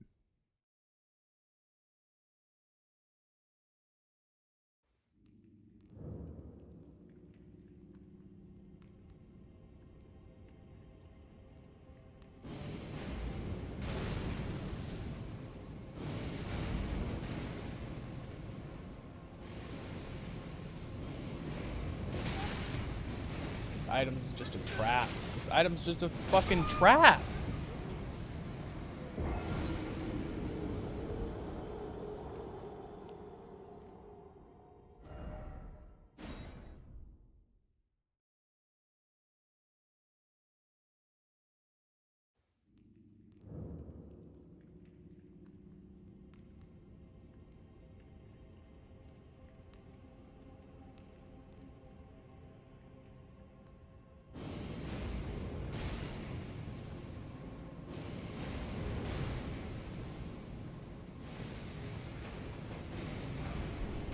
Ghost Glovewort. That was for a useless item. Yeah, through the wall again. Yeah. Yeah. That's the problem with fucking hit scan attacks. You shouldn't be able to take damage through a wall.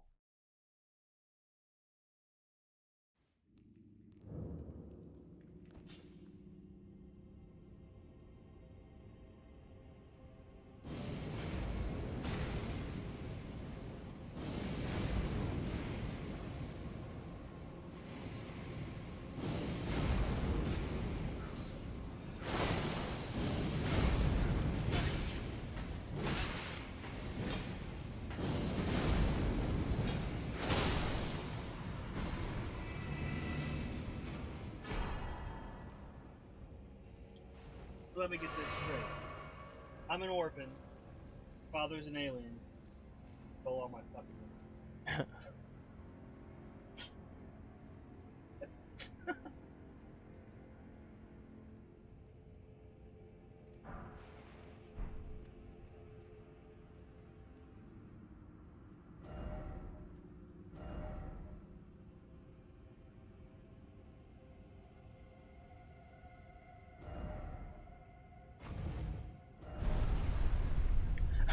That message said, I want to go home, and then edge. What the fuck?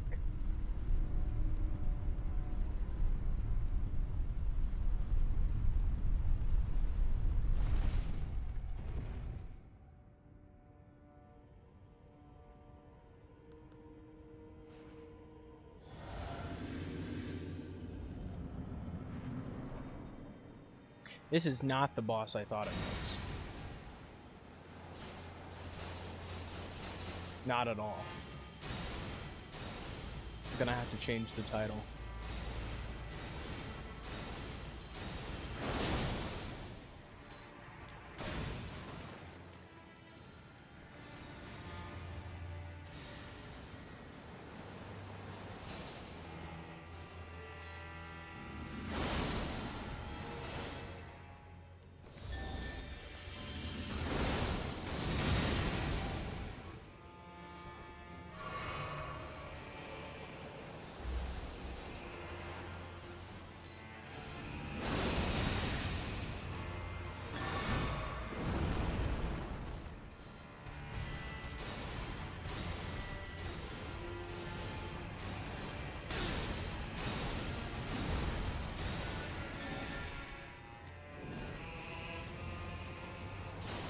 Okay, yeah, okay.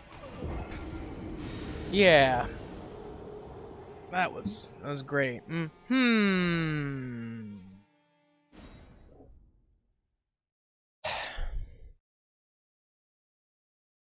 I definitely thought that this was the knight. I thought this was an entirely different boss.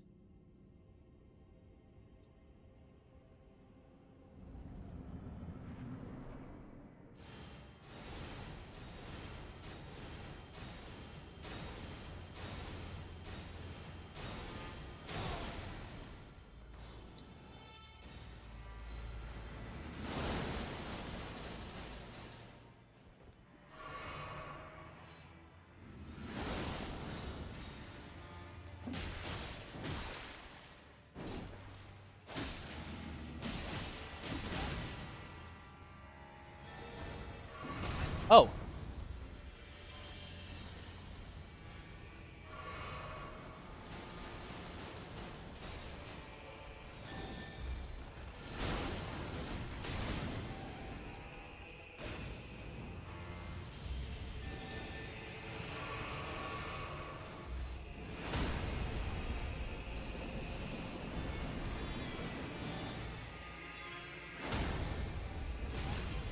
I thought you were gone.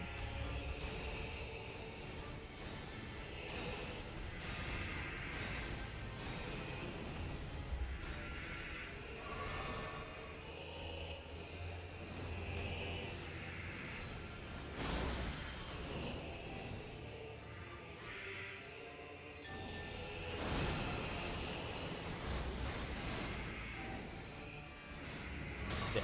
Oh.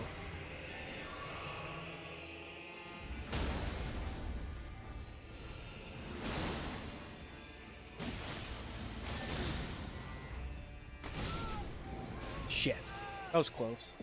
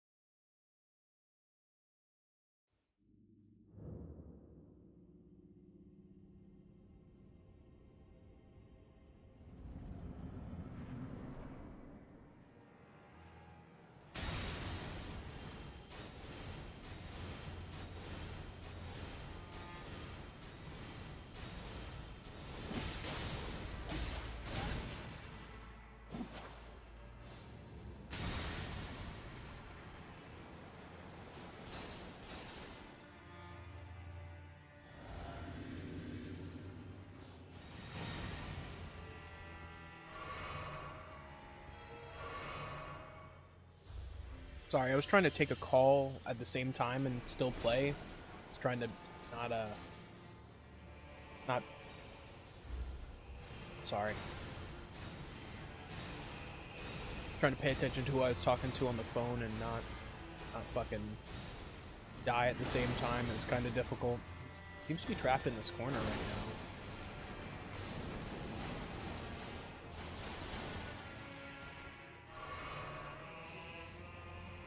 Okay, yeah. Yeah, still hit me with that.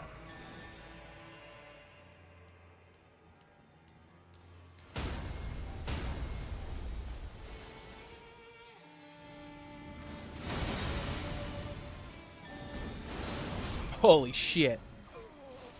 What's up, William? How you doing, man? Just fighting the Elder Inquisitor right now. Kind of reminds me of the Crystal Sage. I don't know why, but I think just the duplication and the magic projectiles, I guess, are reminding me of that fight.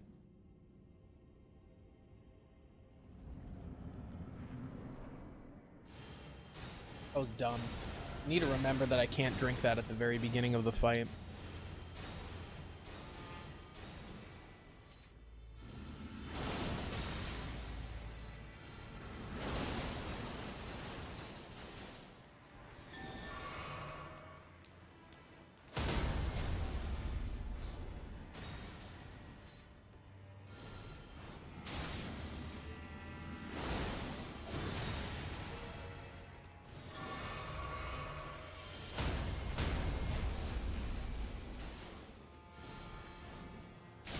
That was dumb.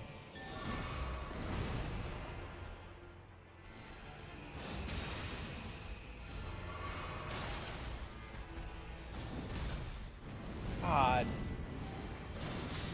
Fuck.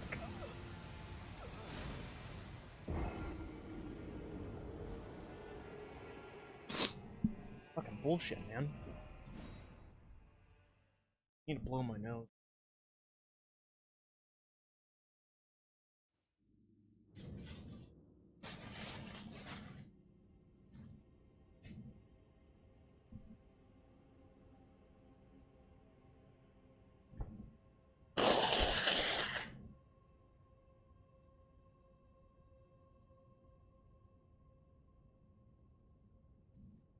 God, I've had a runny nose the past couple days. It's fucking annoying.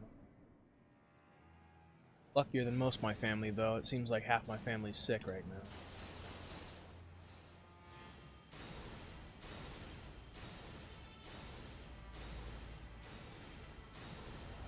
Oh, I thought that was the last one.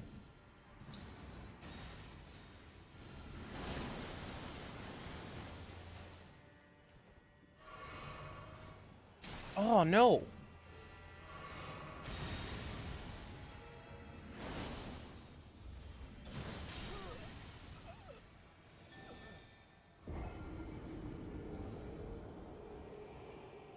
Ugh.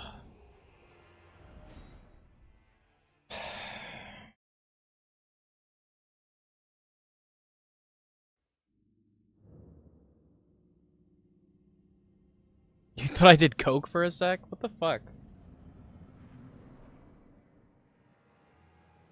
One can't simply clear their nose without being guilty of doing coke.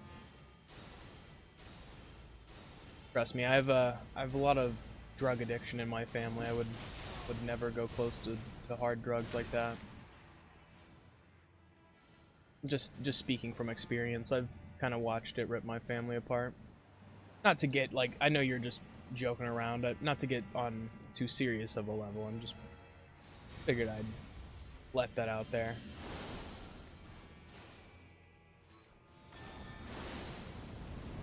There are some streamers, though, that you can tell, dude. You can tell when they come back, like, they walk off screen, and they'll either leave their mic on or some shit, and you can either hear them doing drugs or whatever. Like, they'll walk off screen. God, what's that one dude's name? People were calling him the Coke Harbor Butcher. He's a semi-big streamer, but I always, like, and it just sucks because, like, you can see how this dude's just destroying his life, like, on stream. It's kind of sad. Like, the fact that his fans don't step in and be like, dude, what the fuck is going on? Like,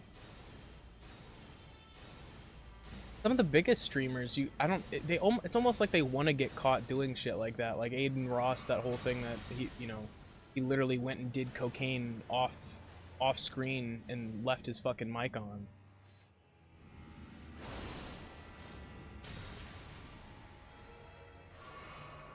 Oh, damn it.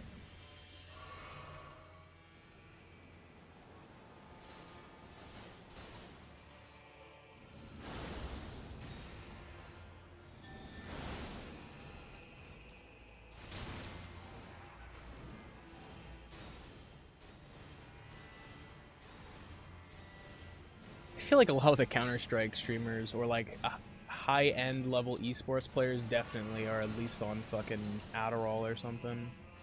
Because like, you look at the way these guys play, and it's just like, it's fucking insane. It's absolutely insane. And I mean, a lot of esports champions have been fucking caught of using drugs. So I mean, it's obviously very. I feel like it's gonna be in every space. You know what I mean? Whether it be esports, normal sports, you're always gonna have those people who are doing shit like that. I just think Twitch should do a better job fucking, kind of doing something about that, or I guess he's not on Twitch anymore, he's on Kick, but regardless, he has so many kids who still watch him, and that's just, like, that's not a good influence to be setting to children. And I would say, like, children probably shouldn't be watching Aiden Ross streams. I wouldn't say that that's, like, content that's gonna be nurturing or positive to them in pretty much any way. And I think it's stupid that parents at this point fucking absolve themselves of any responsibility when it comes to, fucking watching what your kid is consuming on the internet. Don't get me wrong, my parents, like, didn't fucking watch every video that I watched on YouTube, but at the same time, like, I don't know. I wasn't really consuming fucking horrible content on YouTube. If I ever saw anything really fucking fucked up, it was always from someone else. They're like, hey, look at this video, and I'm watching it. Oh, that's a cartel dismemberation. Like, someone getting dismembered by a cartel member. It's like, that's fucking horrible. Like, that's the shit someone would show you at the lunch table. And I'm sure a lot of guys can relate to that, being just randomly desensitized to a horrible act of violence or something at school, just because someone thought of, oh, this would be funny. I think it would be funny to see how so-and-so reacts to seeing this fucking horrible video. Like, just some of the worst shit, man. And it's like, that's also something that is very possible, like, for your child to get exposed to on the internet. Like, horrible shit like that is very common, especially on shit like Twitter. So it's like, the fact that anyone lets their child on Twitter is fucking beyond me. Like, that is complete. Like, you really, the fucking, the parent assumes all responsibility. I mean, in my eyes, for doing something like that. And don't get me wrong, YouTube Kids exists. It's probably not the most entertaining content to watch, because I'm sure, like, when I was, like, 13, I was watching more adult-oriented content, sure. But, like, I feel like it's just at each user's discretion, and the parents' discretion as well. Like, my parents knew the type of content I was watching, and they wouldn't be upset with the type of shit I was watching online. Like, so, I don't know. It just sucks that so many kids get desensitized to violence, sexual material, etc. by either other people around their age or just the internet itself. And I do believe in, like, a lot of, children's privacy protection when it comes to online stuff. But, like, the way that a lot of these organizations go about doing that is just outright censorship of the 10th degree. Like, it's not even resembling what they're saying it's for. Like, and obviously you've probably seen the Moist Critical videos about it and everything like that, the movement and shit that's going on in Australia. But, well, now I guess YouTube has the ability to randomly require you to submit a ID picture of yourself. Which, it's like, so even if you're an adult just consuming content on YouTube as usual, if they believe that you're watching something that is too much of a childish nature, I guess, they're going to just then not show you the normal content that would be in your feed and redirect more child-friendly content there. Which, there have been so many different waves of this kind of thing on YouTube, whether it be the COPPA, COPPA, the Children's Online Privacy Protection Act or whatever. And honestly, it was right before we had started the channel, and I really thought that it was gonna fuck things up, because a lot, like, people were kind of scared, like, you know, people who make adult comedy videos, for example, maybe if they're playing a game like Gmod or something like of that nature, where it could be using IPs that are maybe children friendly, but the way that they're being used isn't. I can think of so many examples of how that could be targeted towards content that isn't actually harmful for children or even intended for children in the first place. And that's the worst part, is a lot of the content that they're attacking is not even, like, content that's meant for children. Like, a lot of it's, like, just straight up, like, base YouTube shit, like I said, comedy videos and shit of that nature. Games with too much gore in them. Like, that's ridiculous. You get a light, not like a block, but, like, you get less, I guess, like, you get featured less, your channel will, for being a channel that plays mature games, swears a lot, shit like that. And it's just like, YouTube is a content platform for adults or late teenagers. You know, it shouldn't be catered to children, because there is a whole app for YouTube Kids. And once again, I'll reiterate, I personally believe that it's on the parents to determine what their child consumes and what is appropriate for their child to watch. And some parents will do a horrible job at it, because I'm going to be honest, I know more people that were exposed to violence and shit like that by, like, having to watch fucking horror movies with their family, regardless of if they wanted to. Like there are so many other examples of harmful topics being, you know, exposed to children through media, in which it was the parents' fault in the first place that the child ever watched the fucking movie or ever saw the harmful content. So it's just like, I don't know. It's kind of hypocritical at the end of the day, in my opinion.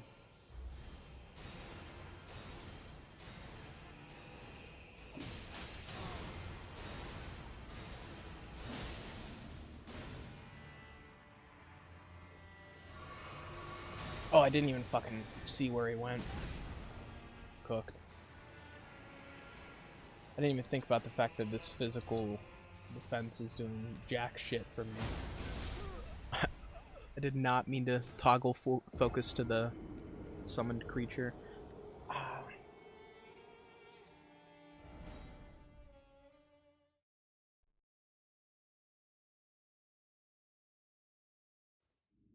Yeah, I love the Studio Ghibli movies.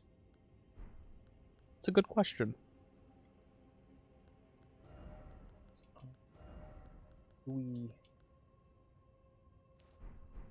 Let's see if this does better. I'm guessing that's holy damage.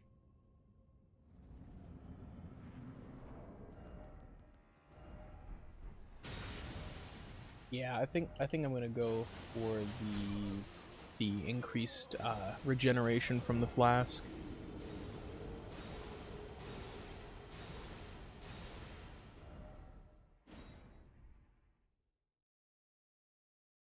Oh yeah, I would agree, Pops. I think streamers like that honestly just make a bad name for the platform as a whole. Like the fact that a lot of those streamers like will live stream themselves gambling obscene amounts of money. Like, it's just like the influence that they fucking have for their audience is just horrible. Not to mention the fact that most of those streamers literally exist to rage bait and piss off their audience as much as possible for money. Like fucking Neon and shit. Like the whole reason they're on the platform is to rage bait. And it's just like, that's just so lame. What a dumb premise for your fucking channel is you try to make people mad because negative engagement is worse or is better than no engagement. Which is just a... Yeah, I've seen Wallace and Gromit. I remember catching that on cable one time. It was really good. Very nostalgic for me now. I haven't thought about Wallace and Gromit in years.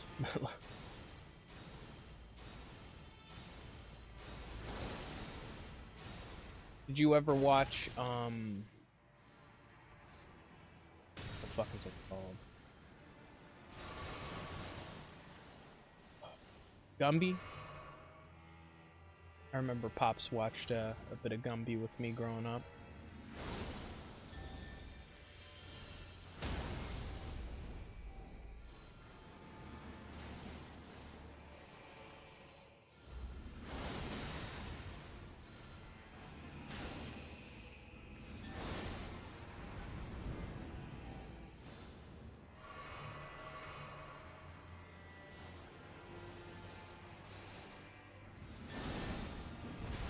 Oh, I dodged into him.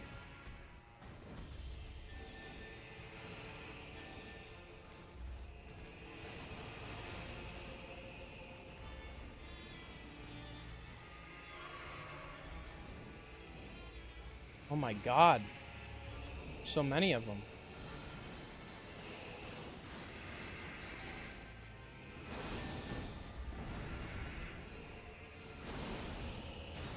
I didn't kill that big guy.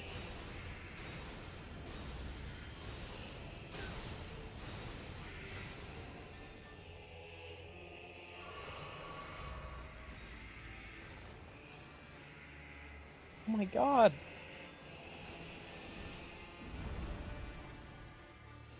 Holy fuck.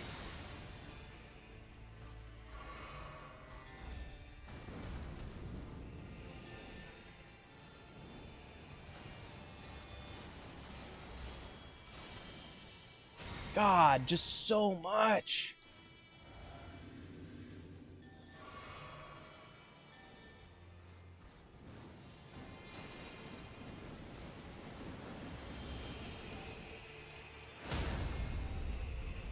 Oh my god, let me through.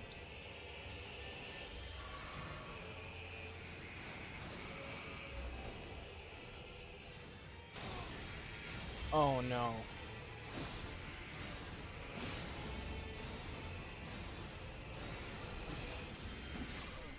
Dude, what the fuck? That guy is just relentless. That is probably the most summons they've ever had a boss do in the middle of a fight ever. Like, ever.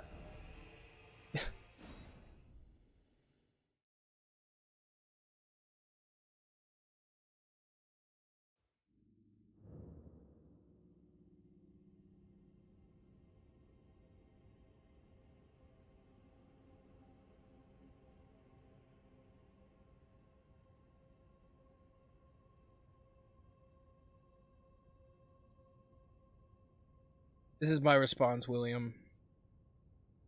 Not cite the deep magic to me, witch. I was there when it was written. That's my response to, do you know what Lego Ninjago is?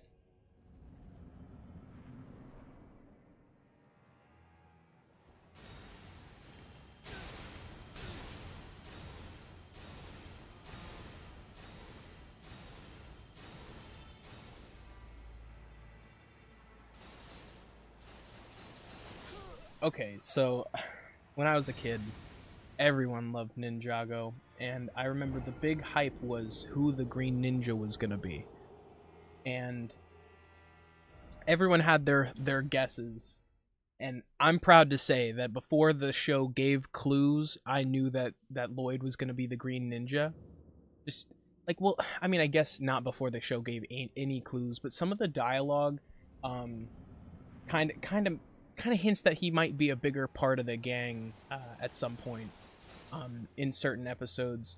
And I don't know, my favorite ones were I remember having the skulls, like the original, like from the first movie, the like you know, the skeleton guys having their spinners. And I remember I lost them playing in my neighborhood when I was younger, and I was just so upset that I couldn't find them. I had like just the body and not the head. Or I remember liking the snakes with legs. I don't know why in particular, but I liked the snakes with legs more than the snakes that had like the little tail pieces behind them.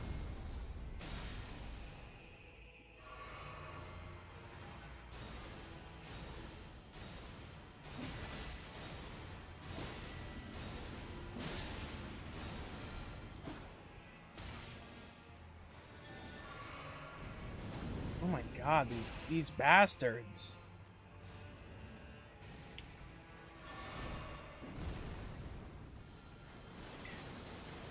Leave me alone. Oh my god. There's no room to breathe in this fucking fight.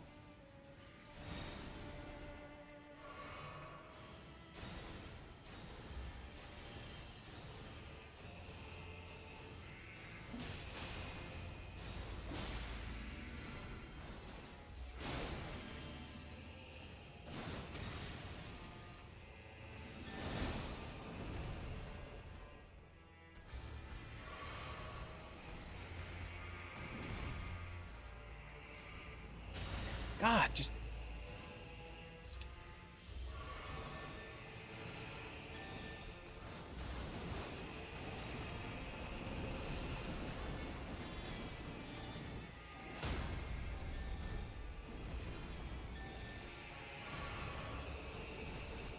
So the tombs can't be broken. I need to use that to my advantage.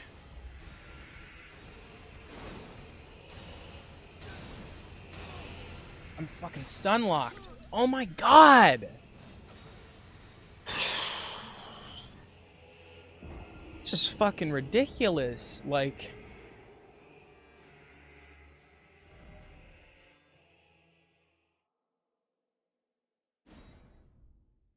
They actually... Oh, that's cool. That's neat, William. Comfort shows. It's a good question. Good question. Early seasons of SpongeBob, for sure. Ninjago was my comfort show for a long time because it reminded me of childhood.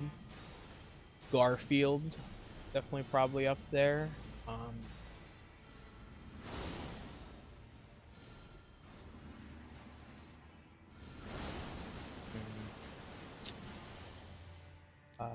Courage the Cowardly Dog is a comfort show of mine, even though it's a fucking creepy ass show.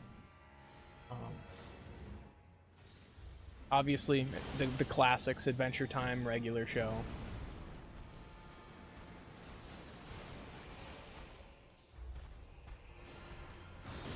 You bastards! Yeah, I definitely probably watch more animated stuff when it comes to comfort movies or shows. There is a handful of movies that I like watching. Shaun of the Dead, Hot Fuzz, both very good little comfort romps for me.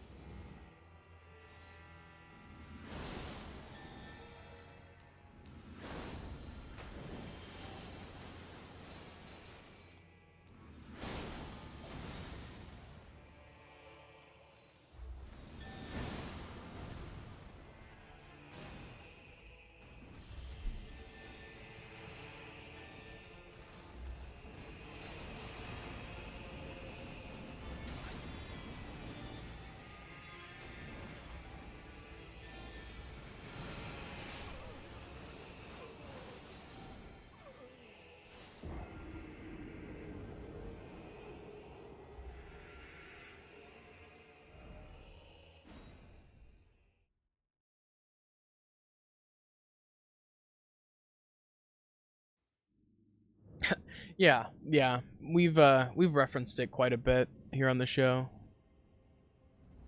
Here on the channel. I guess it's kind of like a show. I mean, and sometimes we try to present it that way, like this time on the Vid-Bits or last time on the Vid-Bits. But I mean, we don't really make it like super episodic. I mean, I guess sometimes it's episodic when we're playing the same game. Like right now, you can catch the Vid-Bits playing Elden Ring on Tuesdays and Thursdays.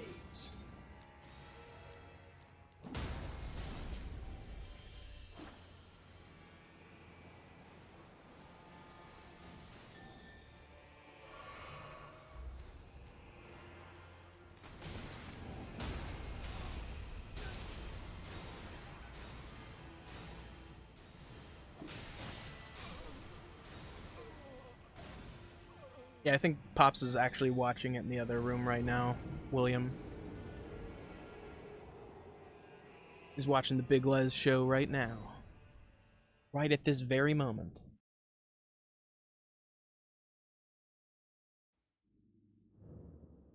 William, what's your favorite Elden Ring boss in the DLC? Like, I mean, I guess you could include base game as well, but I'd like to know specifically for the DLC because I mean, it's been really good so far. I'd say most bosses have had a pretty decent difficulty to them.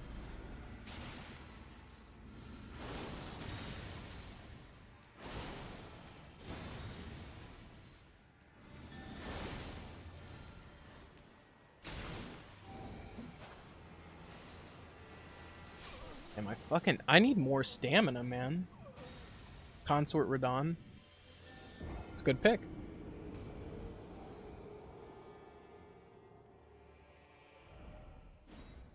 That's obviously who I'm most hyped for. I'll likely have to change my build for him, I'm guessing. Which is fine. I might switch back to a bleed build, I'm not sure.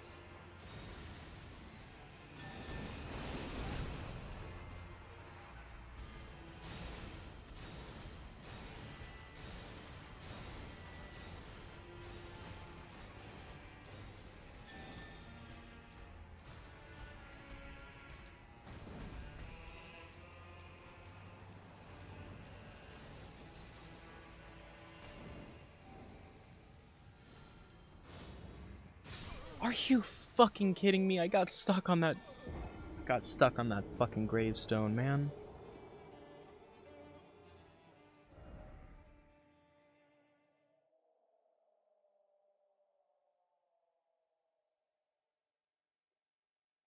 Sorry, give me 1 second.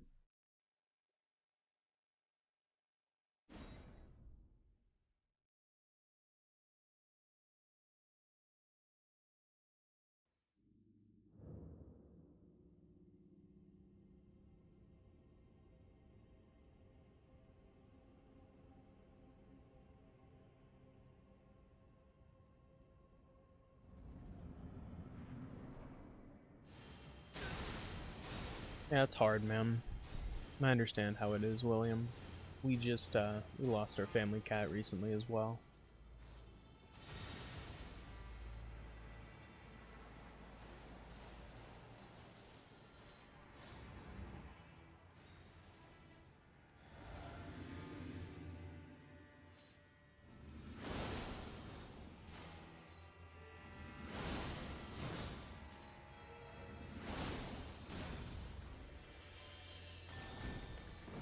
Oh, I shouldn't have gone into the fucking weapon art stance. Wrong flask. Dead.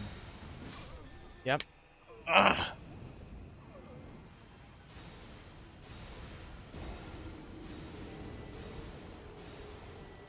Let's start a count, Pops. Let's see how many times. Let's see how many times I've said, "Are you fucking kidding me?" We'll start that as number 1.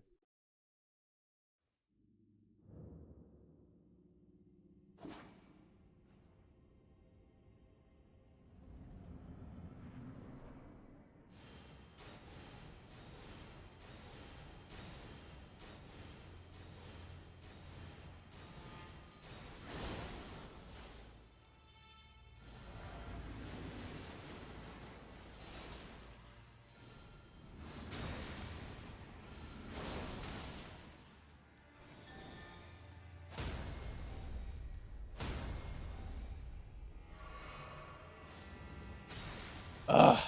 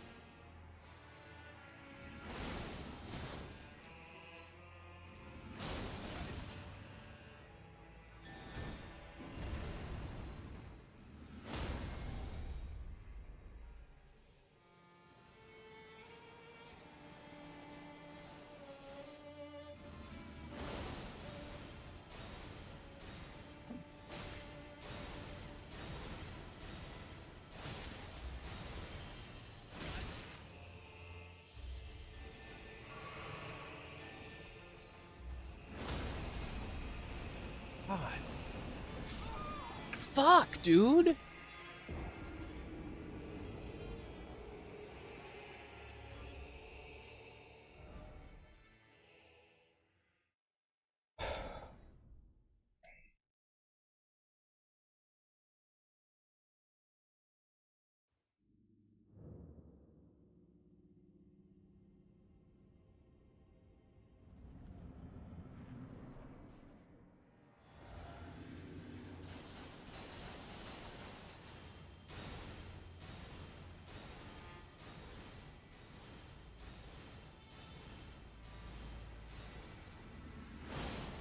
Aw.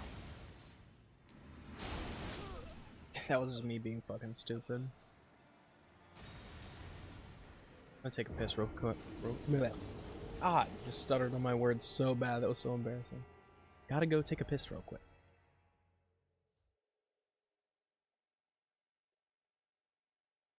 Come on. Okay.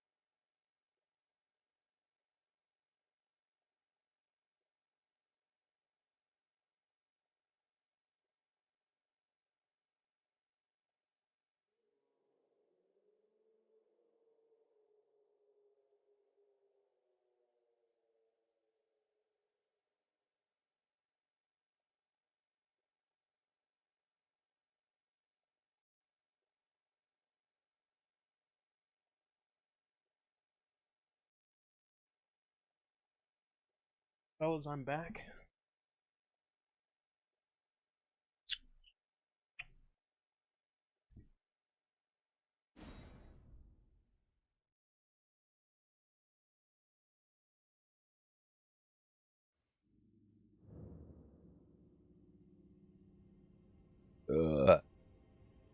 God.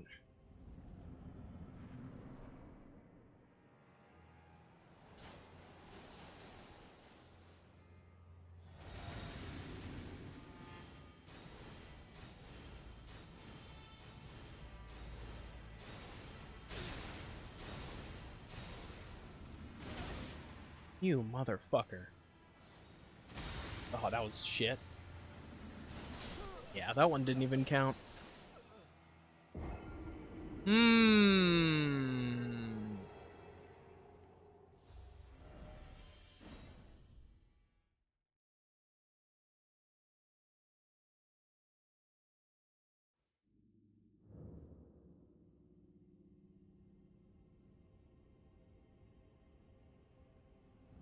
What's the most physical pain thing that you had to endure?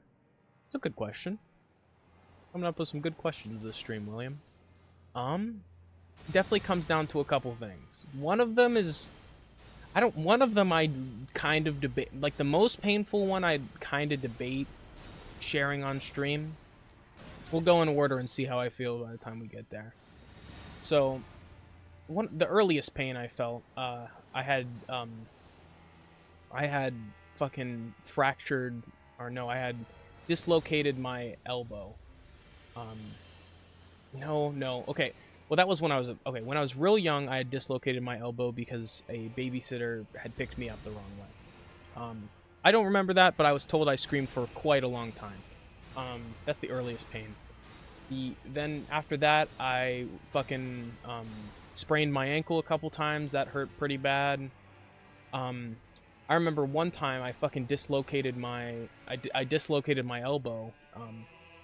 The babysitter had dislocated my shoulder, not my elbow. I had dislocated my elbow at a friend's house trying to skate on garage floor. And if you know, like, that kind of, like, that very smooth concrete that garages are made of, it's horrible for skating. And I'm not known as a good skater, like, by any fucking means.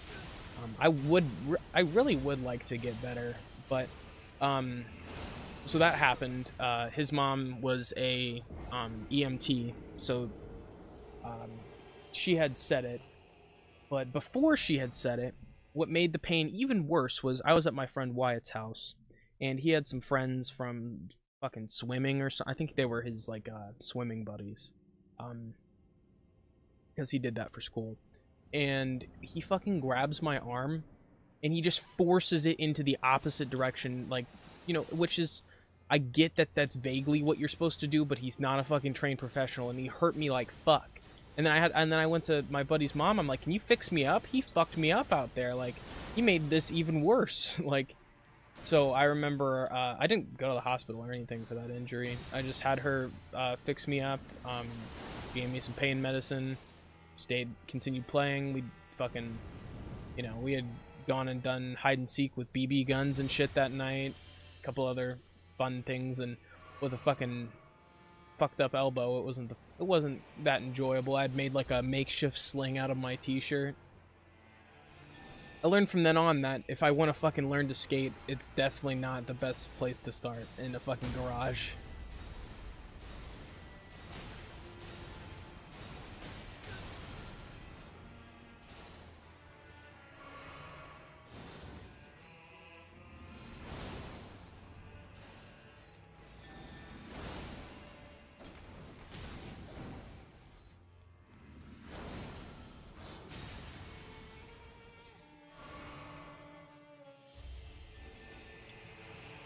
Where shit gets fucked up.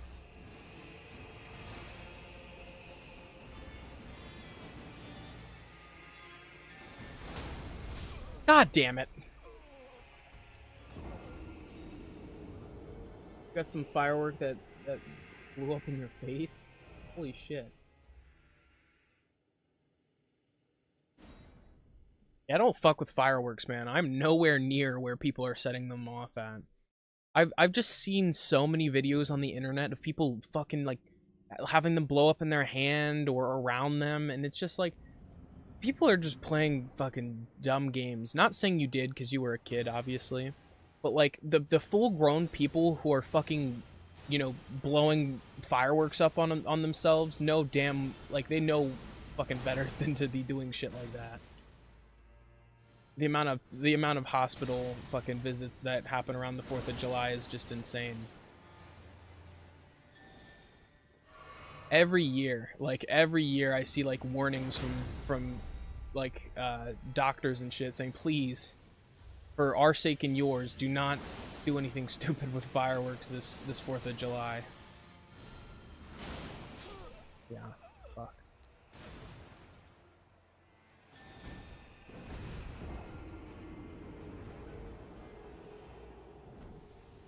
What I think is crazy, William, is how people, like, older people, as in people from, like past times, look older. Like, 17-year-olds in the 70s look like 30-year-old men.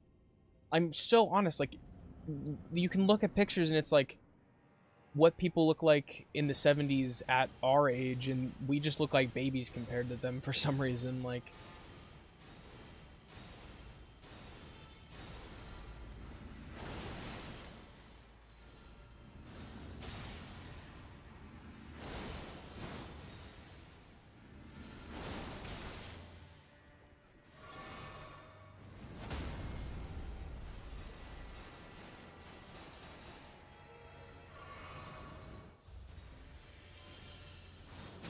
Another one?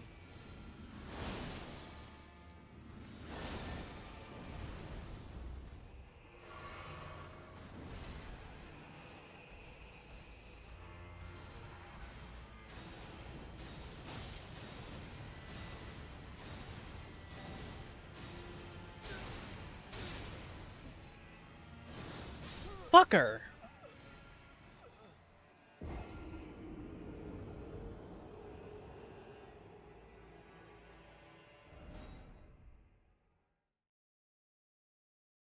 Oh, okay. I'll open up about the truest pain, that like highest level pain, and it wasn't my tattoo. Um, so like honestly, I felt like getting a tattoo was, I mean, maybe it's because I used numbing cream, but it really was not that bad of an experience. I didn't pick a super painful spot either. I got it on my calf, and I got the Son of Solaire from Dark Souls 1, just given the fact that it's associated with one of my favorite characters, and is just, it's good to look at if you have no idea what it's from. That was my thought. Is like, I didn't want someone to have to ask me what my tattoo was from. If they knew what it was from, that was cool, but they can appreciate it for just like the general piece of art that it is, outside of it being associated with any games. But honestly, like, it was like 2.5 hours for my tattoo because I got color and stuff done, and I mean, it was painful, don't get me wrong, but in a different kind of way, like, in a very controlled way. Like, you knew that if you needed to, you could take breaks, which I don't think I took any breaks for my tattoo. I just got it all the way through. But the worst pain I've ever been in, I was very active one day, and I'm guessing that's what did it. I still, to this day, don't know what actually did it, but I had the dreaded testicle twist, and it was not like full-on torsion, but my junk was messed up, and you know, I went to the ER because there's one pretty close to where we live, and as my doctor puts it, in walking to the ER, I resolved whatever issue I was coming in with, which was really hard to hear. Like, having to go through all these checks, being told that I may lose a testicle. Like, as a dude, you never want to fucking hear that. Like, and then it ended up being nothing. The fact that it legitimately ended up being nothing, like, by the time I got there, at least it was a non-problem.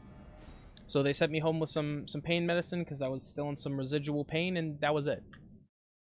It was like, and it was just like, imagine the feeling of getting kicked in the nuts over and over and over again. That's what it felt like. like that nauseous feeling you get when you've been, you know, when you've been hit there. It's non-stop. And it was definitely the most painful experience of my entire life, and the most embarrassing, because Pops went with me, and Pops is just sitting in the corner of the room, just trying to avoid eye contact with me as the doctor's trying to check me out. And it was just like, it was definitely up there with like both one of the most embarrassing experiences, also just the subject matter, like the fact that it's your nuts, like you don't want, like, you know, it's just kind of a sensitive topic, no pun intended. But yeah, that was the worst pain that Bray's ever been in, and it was horrible, because it was also just a long time in the ER too, like just a excruciatingly long time to get, like, don't get me wrong, I wouldn't have wanted to get worse news, but like I was waiting a long time for oh, you're all right. You know, so the whole time I'm thinking, fuck, my life is over, I'm fucked. Like, just thinking the worst. Ugh, I do that so much. I fucking rolled too early for that attack, way too much.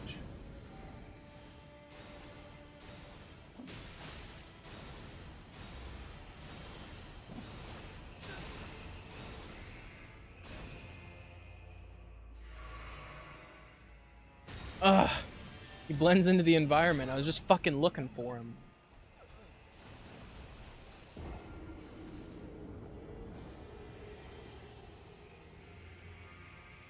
Yeah, that's fucking scary. Being told your limb, if it doesn't grow back properly, it might not work. Oh, that's horrible.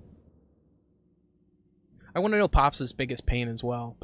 If you guys didn't know, Pops was an amateur wrestler for a while, and you know, so I've seen many a picture of him going off a ladder and just him taking moves and stuff. So I kind of wanted to know what Pops' biggest pain was.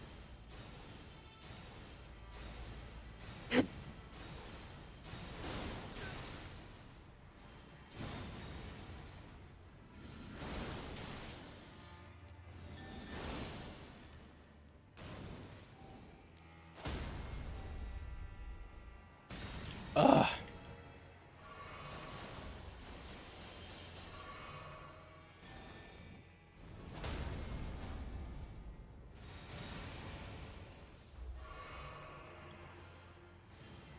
Oh my god.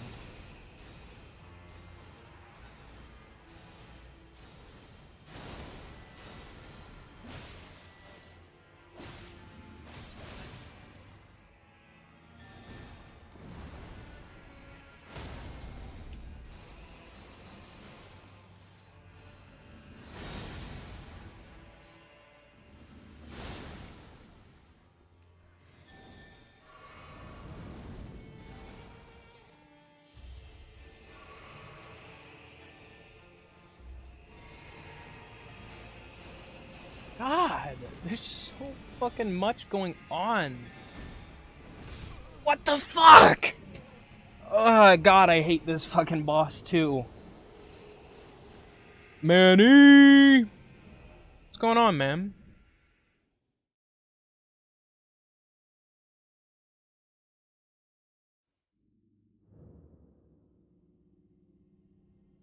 What's going on, Manny?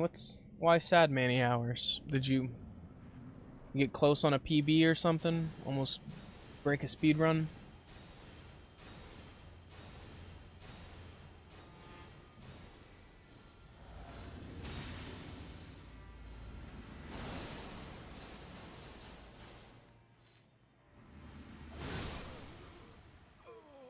Sometimes I can get that at the perfect timing where I dodge it with the strike.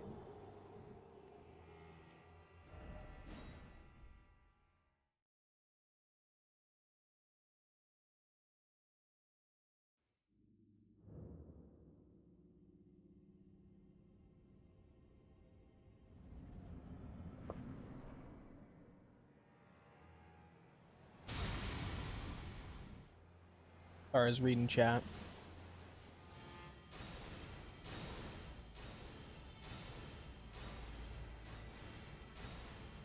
Oh yeah, man. Pops is in a lot of pain, dude.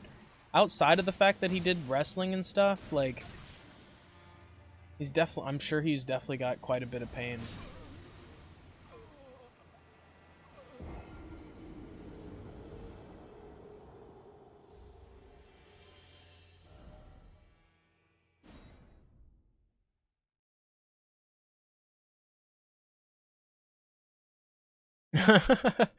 Sad many hours when he wakes up from a nap and is hungry. Real. Oh, I get that, dude. Like, sometimes honestly, sometimes I'll be so sad because I don't know what to eat. Like, I'll have options, and I'll just be like, dude, I don't want to make the decision of what to feed myself. I didn't know that would be one of the biggest challenges of being an adult, is fucking deciding what to feed yourself. So, not gonna lie, it was kind of nice having someone else decide what I was gonna eat. Because, like, when you work if you work at some place that has food, you get so fucking sick of their food. Like, no matter how convenient it is for you to eat work food, you just get so sick of it. You're like, dude, I could not eat that thing ever again. And then when you don't work there, you never want to eat that food ever. Oh my god, I fucking stopped too early.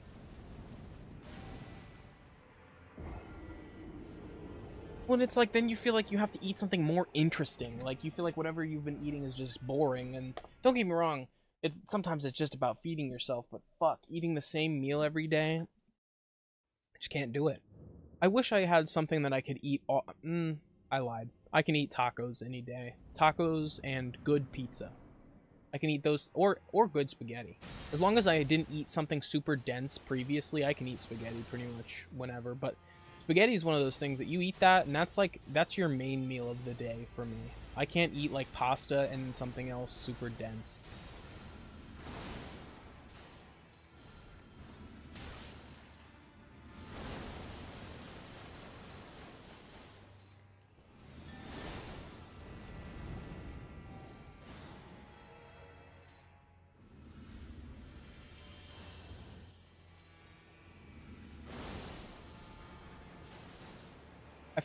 It's crazy. So the way I found some of the pictures of Pops when he was still a wrestler is on the Wayback Machine. Someone had preserved his personal website.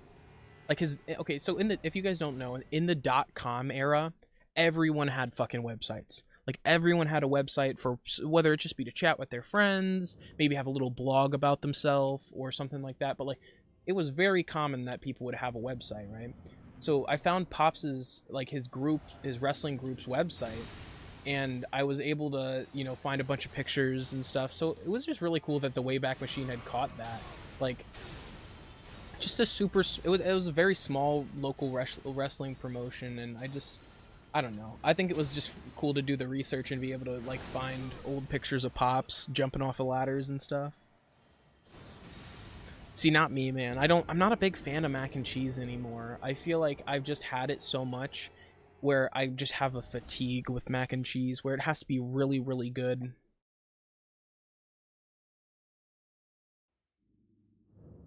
Yeah, that too. When you don't have anything in the house and then there's an extra step of having to go out and buy things, you're like, fuck.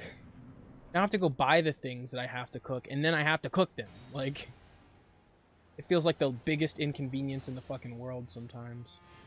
I honestly hate shopping. I hate grocery shopping. There's no part of me that enjoys grocery shopping at all. When I was a kid, it was a fun little distraction. But fuck, as an adult, grocery shopping sucks when it's your own money.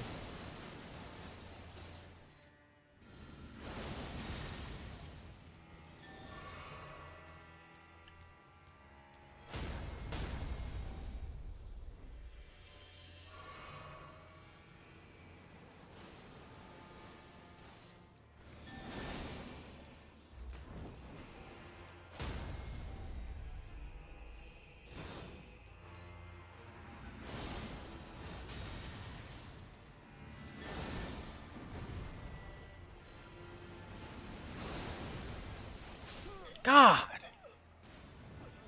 That was a really good start.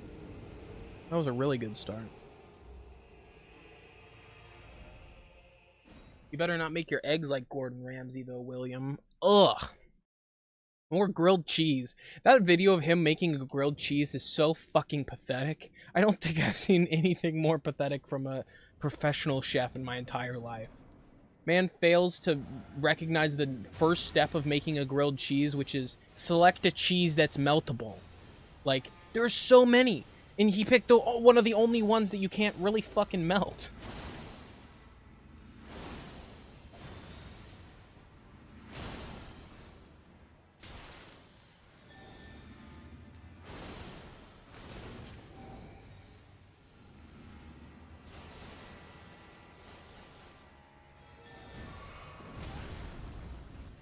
That was bad timing.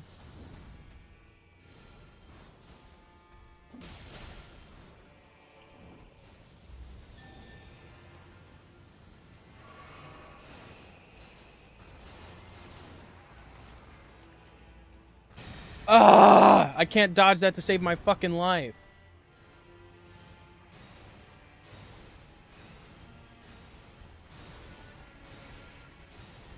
Leave me the fuck alone. This is fucking impossible, man. How much stamina do they expect me to fucking have?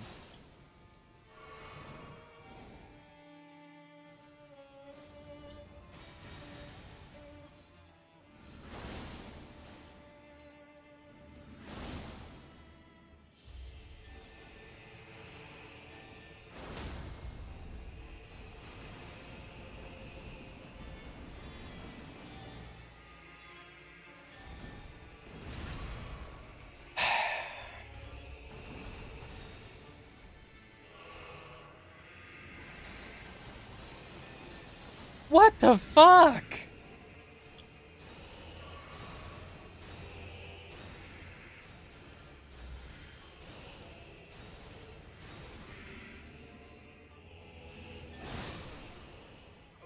Are you fucking me, dude?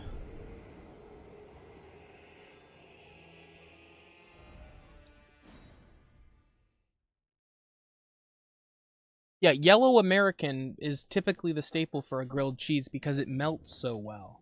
Or white American, for that matter. That's pretty decent in a grilled cheese, too. It has to be kind of a fakey cheese to melt that good, to get that cheese pull that the grilled cheese is known for.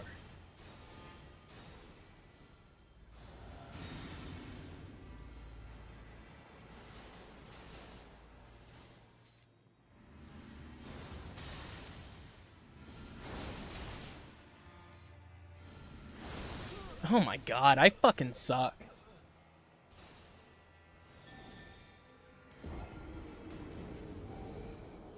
This fight is just a magic spam. Like, literally. Summoning fucking... At that... There's like fucking... There can be up to 12 enemies at one point during this fight, it feels like.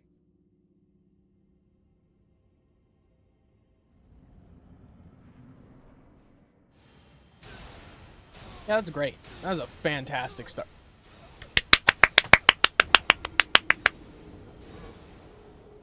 Got my fucking...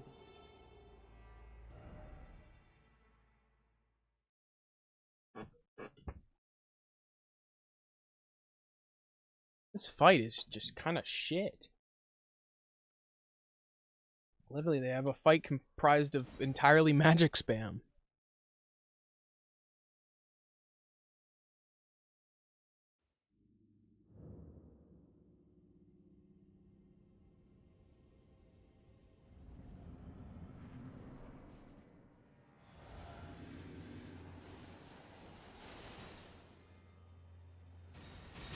Oh, that goes through that one. That of course, right? Right. The fucking thing that I've been using the whole time to block these projectiles. It goes through that.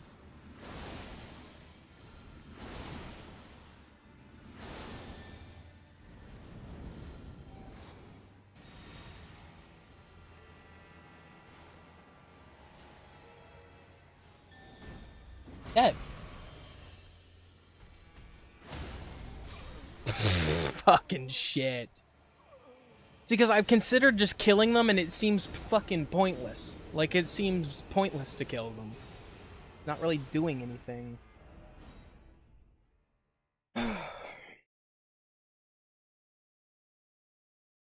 don't feel like the extra stamina is really helping either.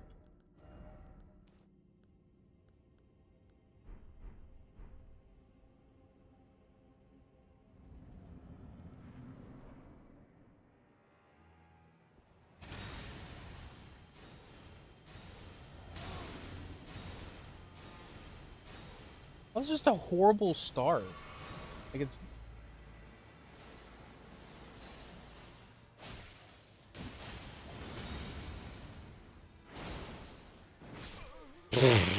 I fucking suck at this game.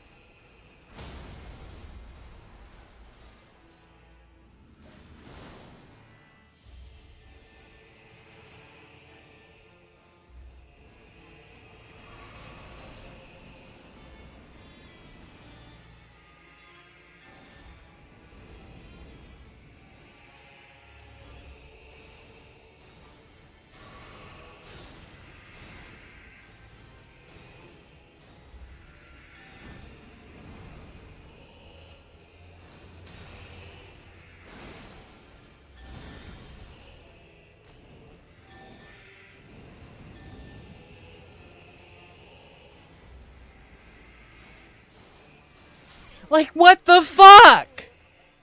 Like, the continuous fucking ability spam the whole fight.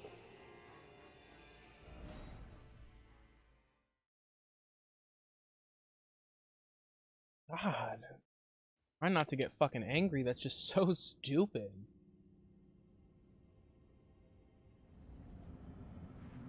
I need to fucking pop this first. Why am I not doing that? I keep popping that while I enter the fight, and it's just so dumb. I'm putting myself at a disadvantage every single time.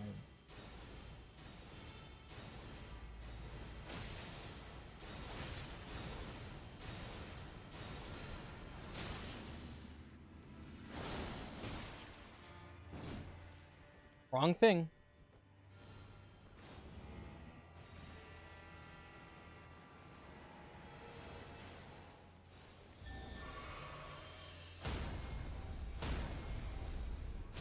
Yeah, dodged right into that. Mm-hmm. Every fucking time. Every time. Without fail.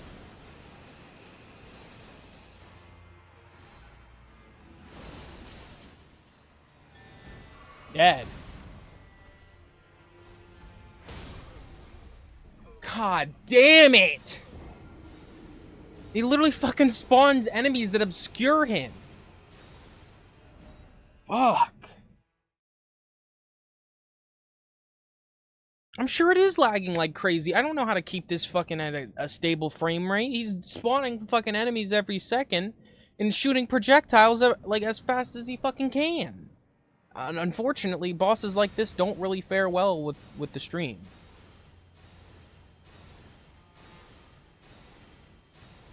That's why I've just been trying to get through it. I don't want to fucking give up, but if it's gonna lag the stream, I'm just gonna not fucking fight this bitch anymore. Not really been a fun fight.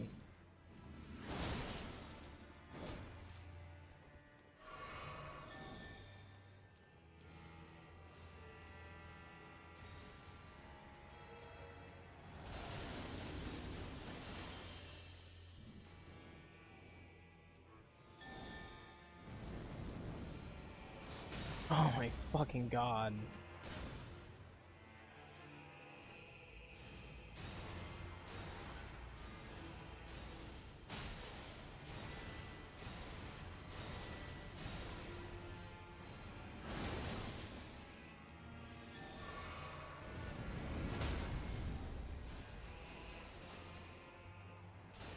That one fucking definitely wanted to hit me. That's for damn sure.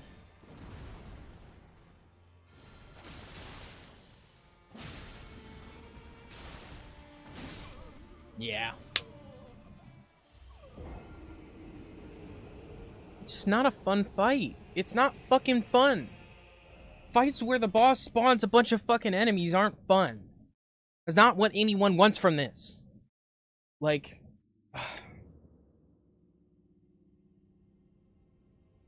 It's not what you come to these kind of fucking games for. I refuse to summon shit, so it's just fucking infinitely harder because of that.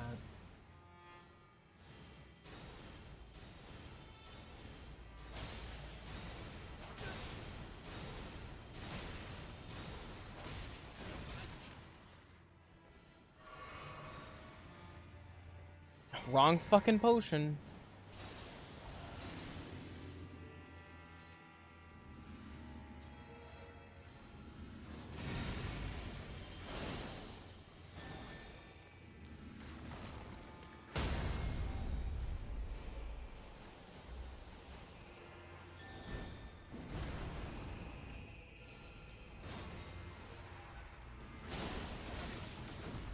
Go away. Why are you still fucking here? Like half the time when he teleports, the other guy fucking disappears, but he didn't that time. He just fucking killed me.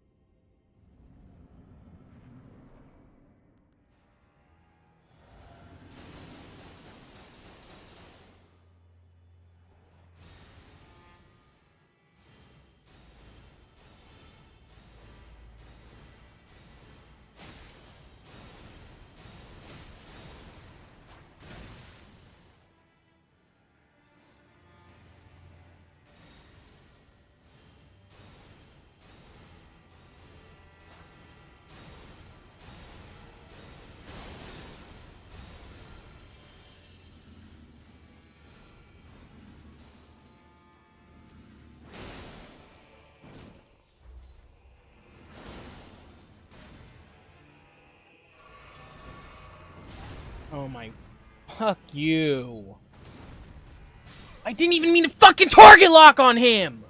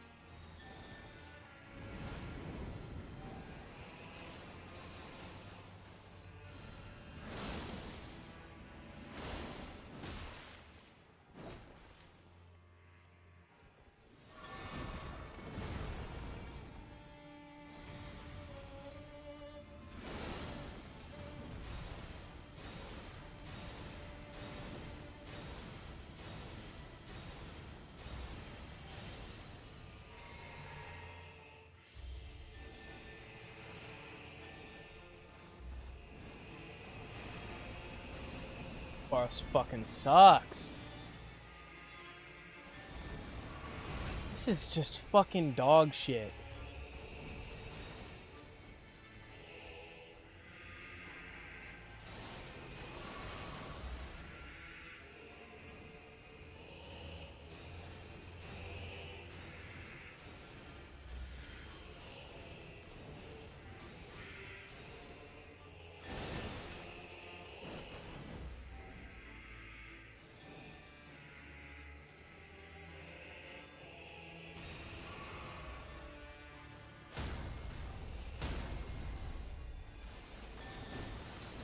Yeah. The second you get fucking comfortable in this fight.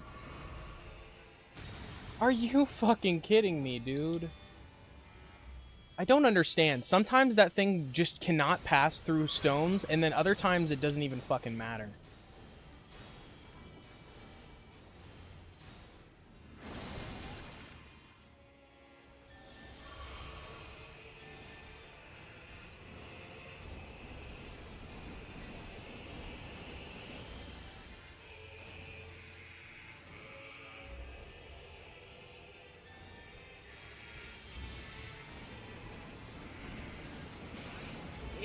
If he doesn't like how fast you're running at him, you'll just fucking run away.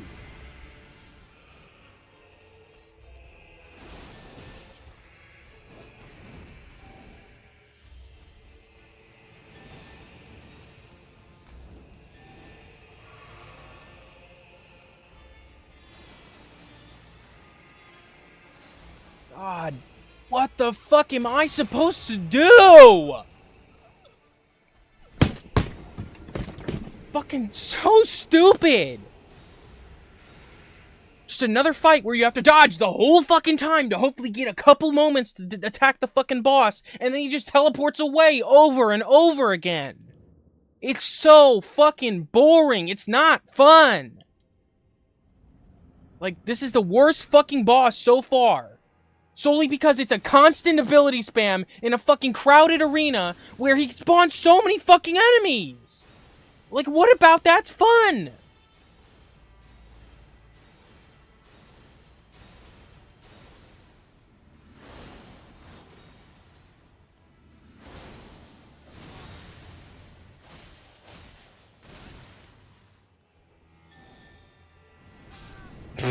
Fuck me, dude. Oh my god.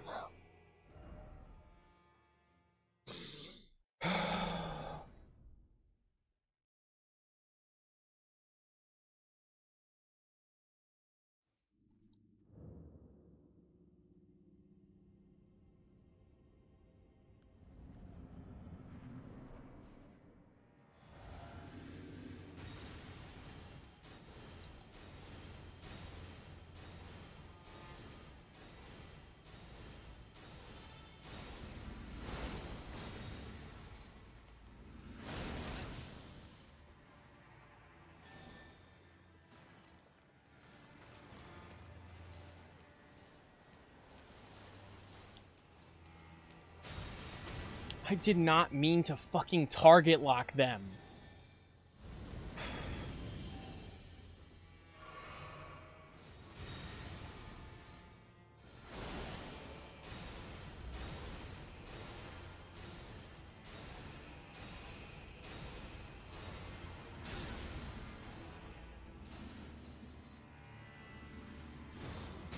Yeah.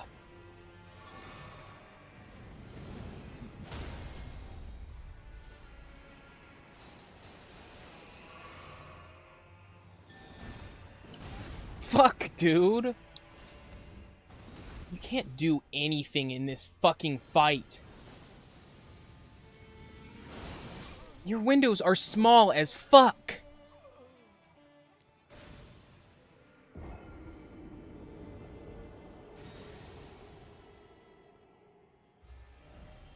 Woo! Thank you, Manny, for the $2 dono. Why don't you lock in? I'm trying, man. I'm fucking trying. It's just so, like, it's so long. The fucking fight is so lengthy. You have to run half the fucking time, and it's just so hard to get a fucking foothold.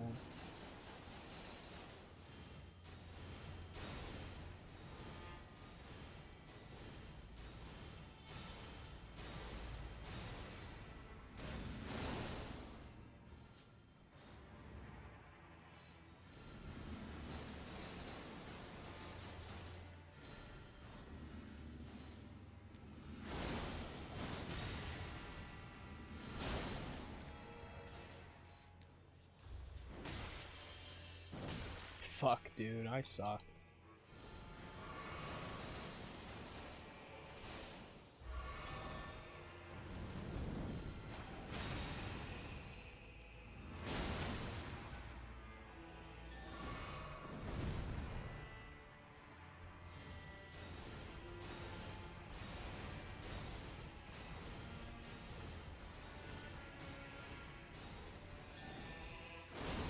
Oh, of course, yeah. Yeah, that guy's still alive too, though. So why the fuck wouldn't he be?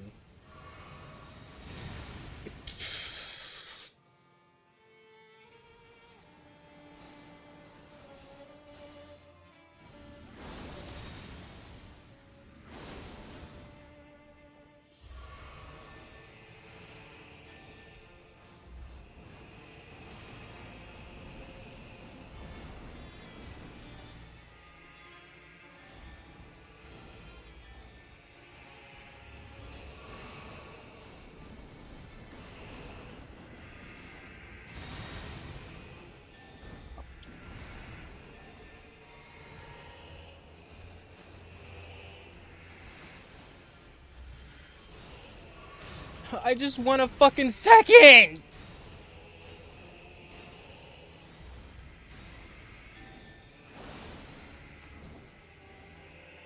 Oh, yeah.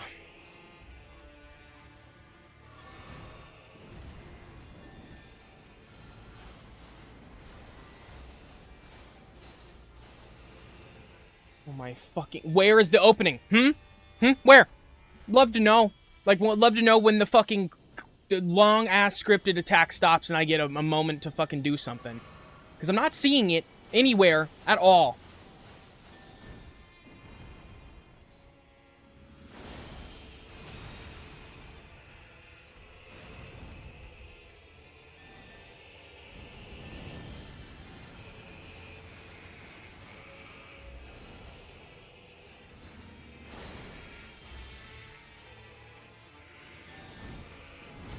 Oh my god, I had a fucking break for a second where I thought I could get him stuck. This fucking fight is impossible. This is fucking impossible. Like, it does not stop. And it's literally saying, you have to use the fucking Mimic Tier or summon somebody. And I don't want to fucking do that. I haven't done that pretty much at all. I shouldn't fucking have to do that because the boss summons so many enemies, whether you want to kill them or not, you can't. They only take one fucking hit, and it doesn't matter. You can't kill them. Like...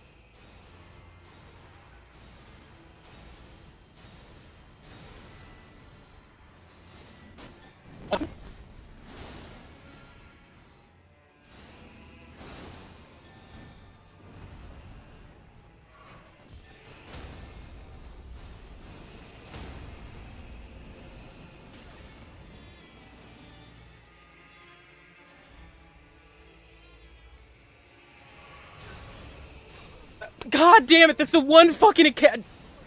God!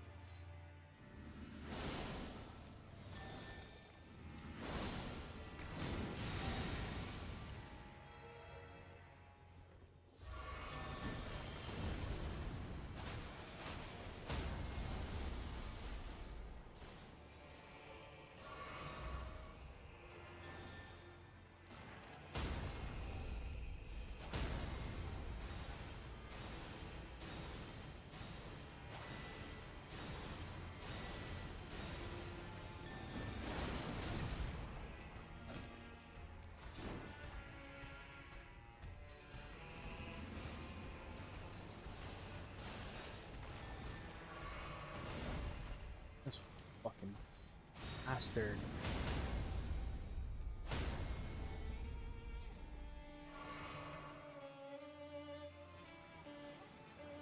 I see something big in the chat, I'm just trying to lock in.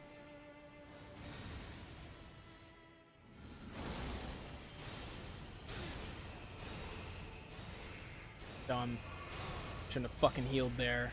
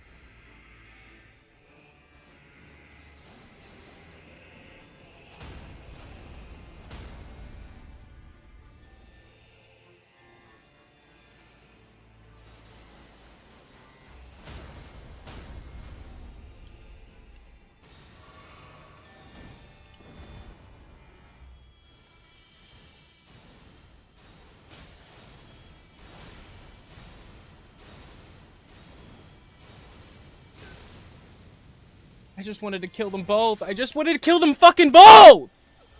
Both those fucking enemies keep killing me every time. How have I died to that enemy every time? I'm not even dying to the boss anymore. The enemies, man.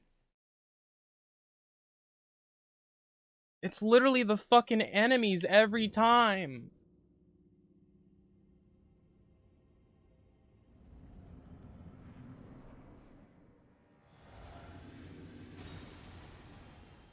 I literally did everything I could do to fucking try to cheese that.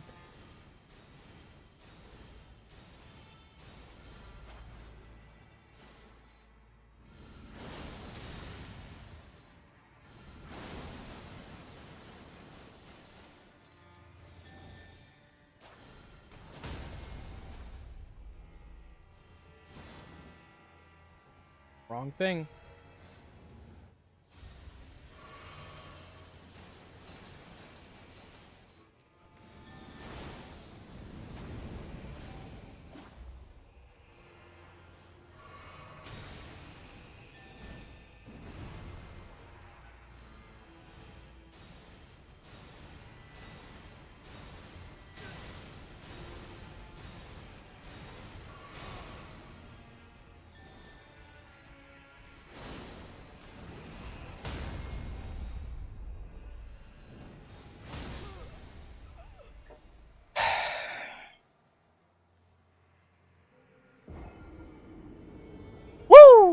Thank you, Manny, for the $5 dono. He says, I don't want to sound like a broken record, but have you tried locking in? I'm trying. What I'm going for. Thank you guys for dropping waves in the chat, keeping the hype rolling. I need to just fucking pop this before. Why do I never do that?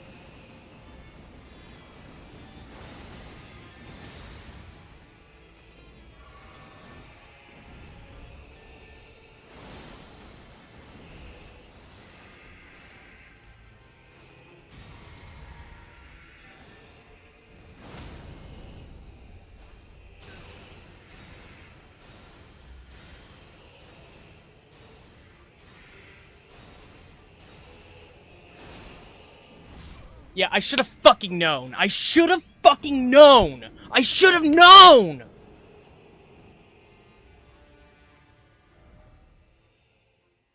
was fucking perfect. That was literally exactly how it needed to be.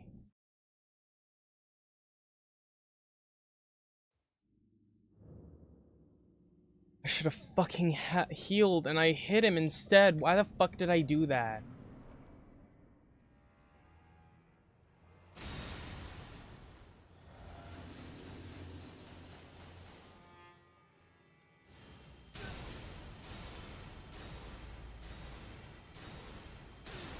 Yep, fuck you for standing in place for a fucking second. Like...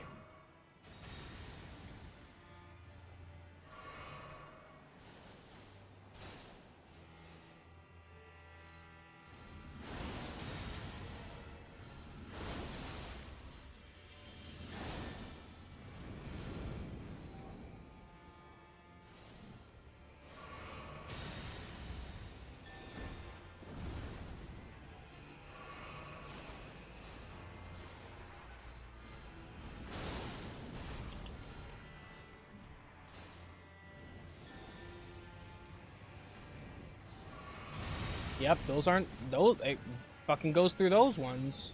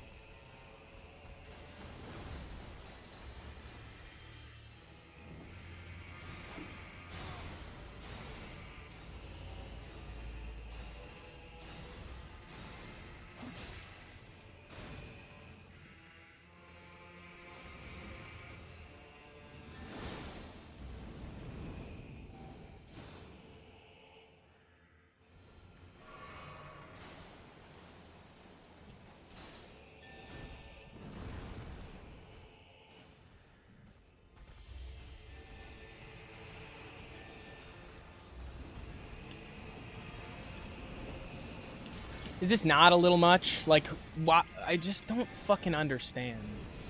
The design decisions for this boss just make it fucking unbearable.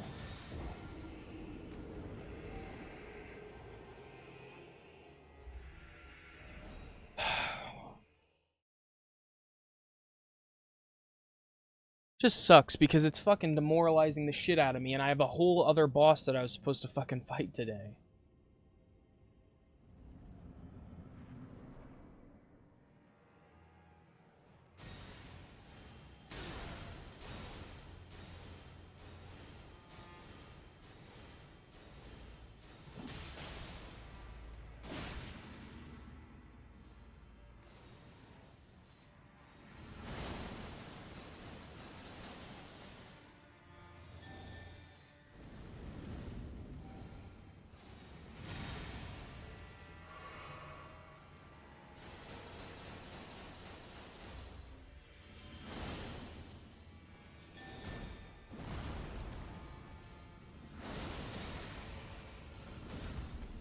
Oh, God!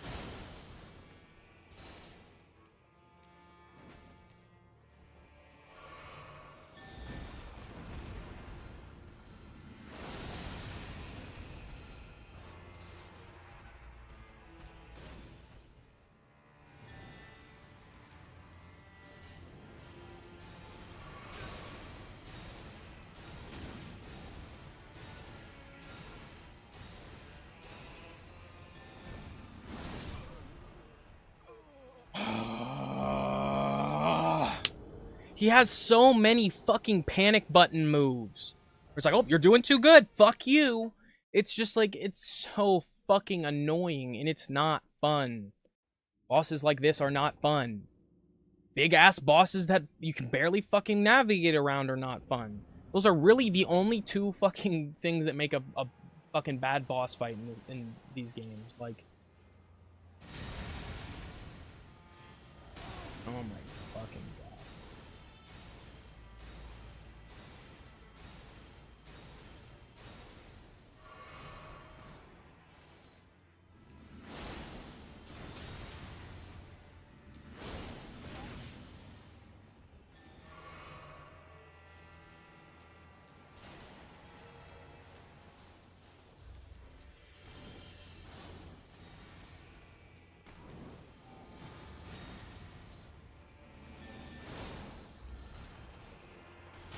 Yeah.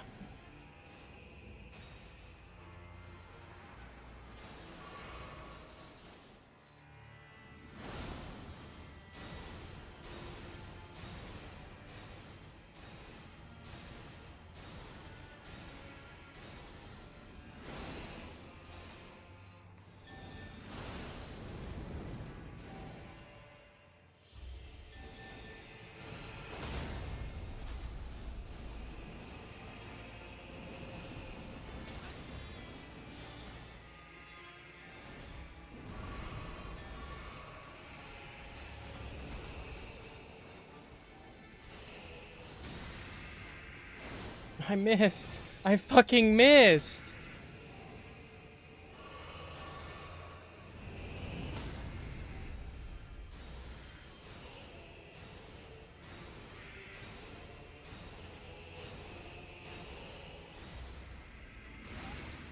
Yeah. Fan-fucking-tastic. This is just going so well.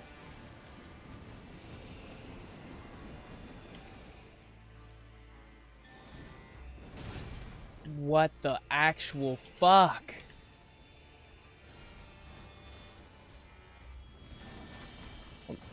No fucking magic. No magic. Dead.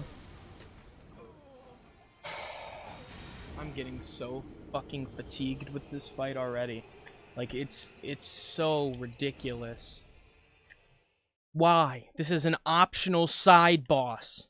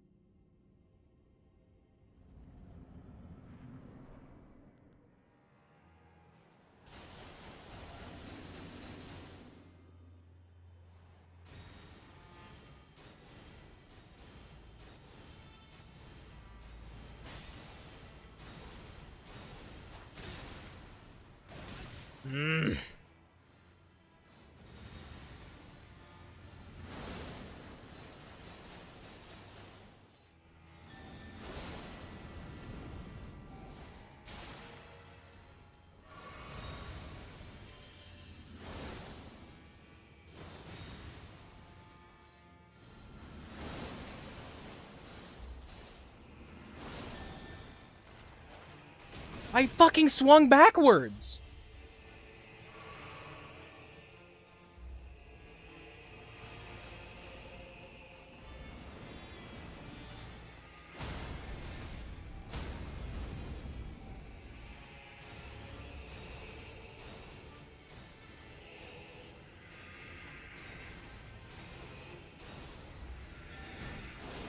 I would have been fine if I would have attacked when I fucking wanted to, but I doubted myself.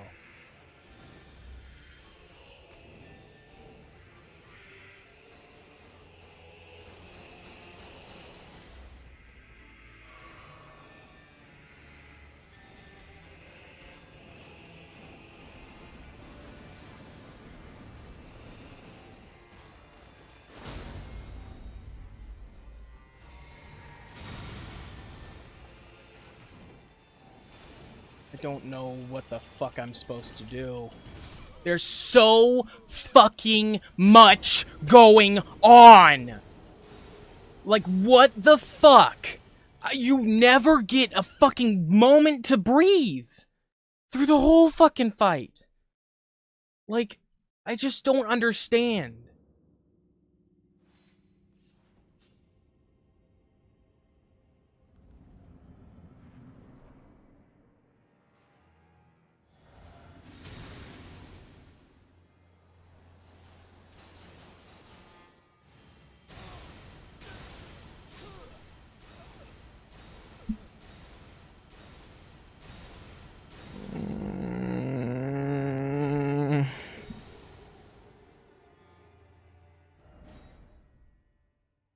This is fucking stupid. This is inconsequential and more difficult than a fourth of the fucking normal bosses we've fought so far. I don't think there's any lore implications with this fucking boss. I don't understand why they made him so fucking powerful. And it wouldn't matter if I had a little bit more health, a little bit more stamina. It wouldn't fucking matter. He'd still do the same shit.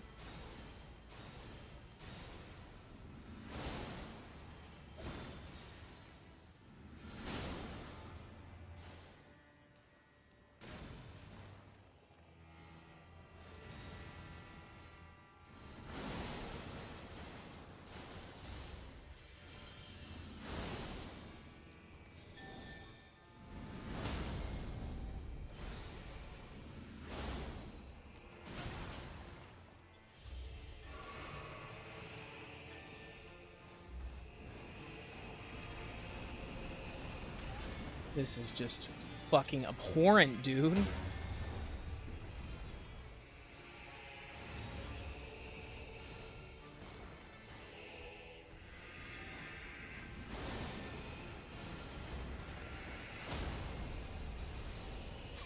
Oh my god, there's just so many enemies!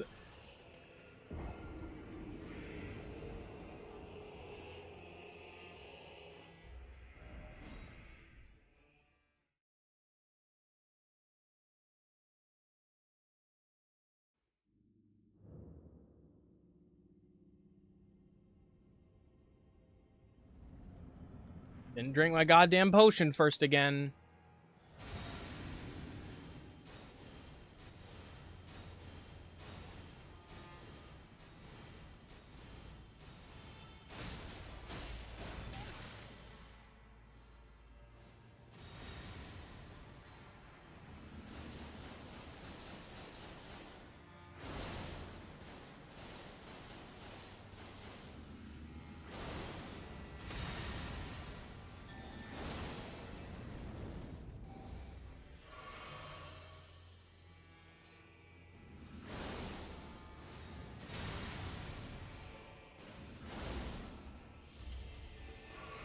He's already at the point where he's summoning all of them again? I didn't even do that much fucking damage.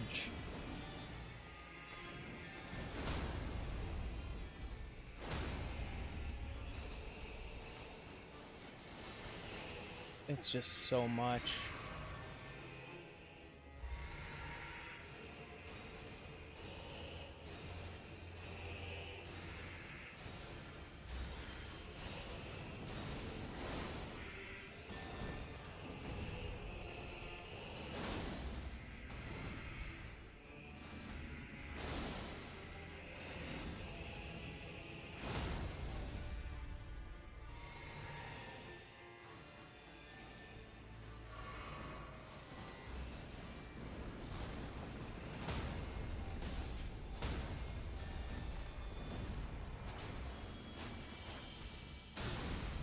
How much more? How much more did he fucking need to die?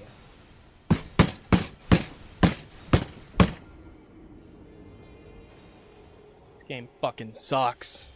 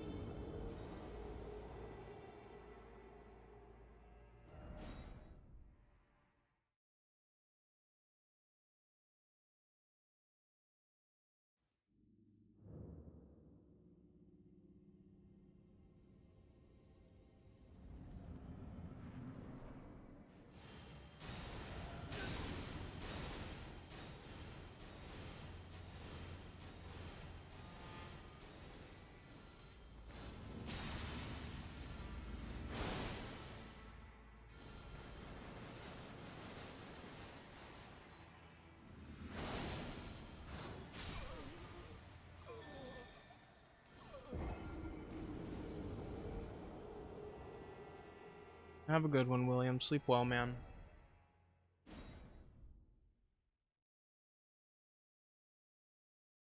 God.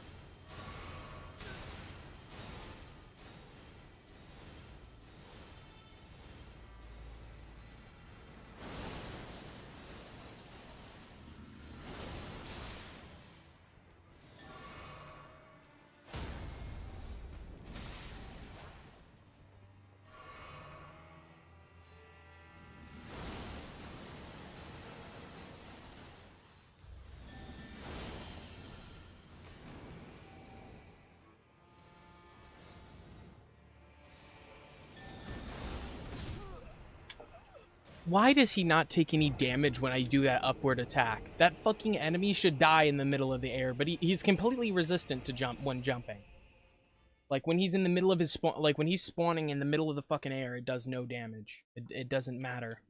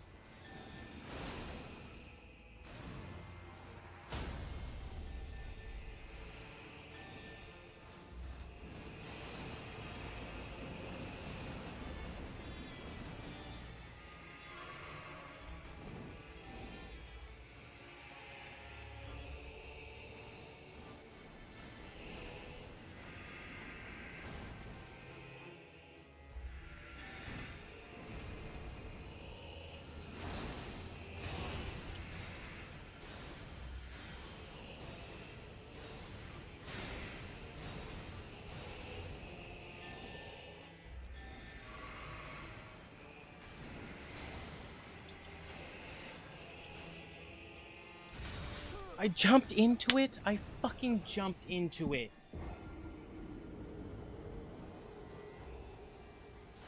I just don't get it. Except for making a ridiculous bleed or strength build, I don't get how you're expected to get through this.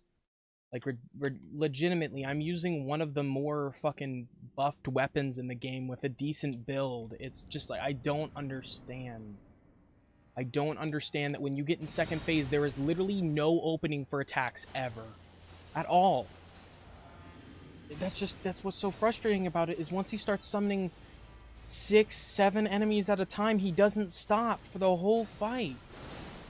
And, like, I just don't understand what I'm supposed to do besides do what I've been doing and take them into the corner, killing every single one of them off at a time, trying to get damage from the most safe position that exists in the arena, and it's still not enough. It's so confusing. I don't understand what the developer intended.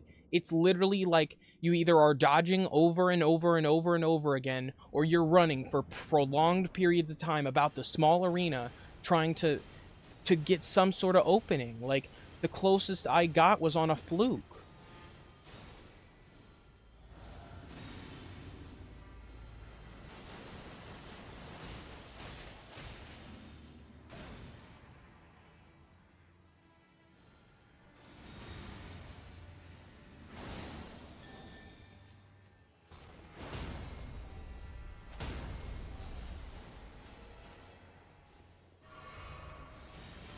I always dodge right into the fucking blast, too. I do that every time. Every single time. It's fucking embarrassing.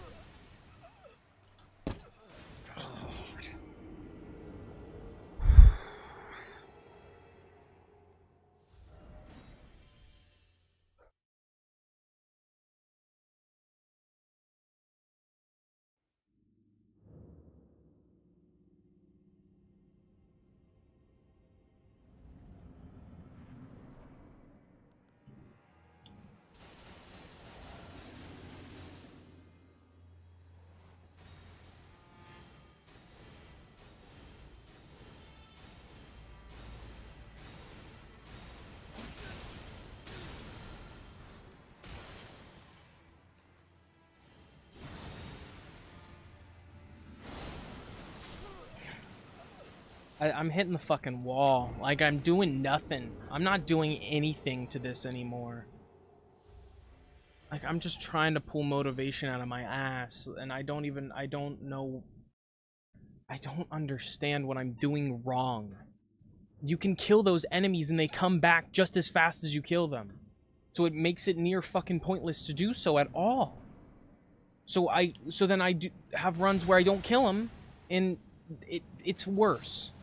But it just takes so much energy to fucking toggle the camera, lock on, do damage, unlock, run around the arena for 5 fucking minutes, kill a couple of the enemies, do a little bit of damage, have them respawn, and try to mix your heals throughout that whole process. It's fucking infuriating. Like, there is no convenient time to kill the enemies that he spawns. Because if you get distance, there are so many different attacks that he can do from far away that can damage you. So you're better off being close to him. But if you're too close, then here in a second, once I've done like a little bit more damage, he will summon that guy who spawns out of nowhere. Like, and it's unpredictable as to how long he's going to decide to stick around for.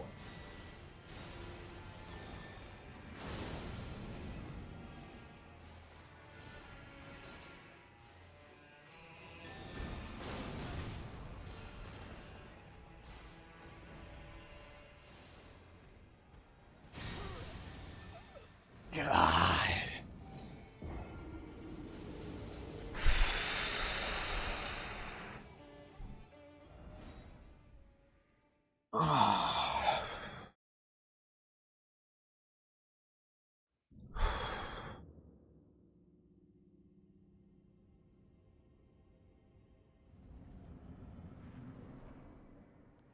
There's just no way to know when the fucking body slam guy's gonna appear, and then once he does appear, you have no clue when he goes away. So you either just mindlessly run away, or try to take the window. But if you run away, he's inevitably gonna spawn with the fucking troop of assholes again.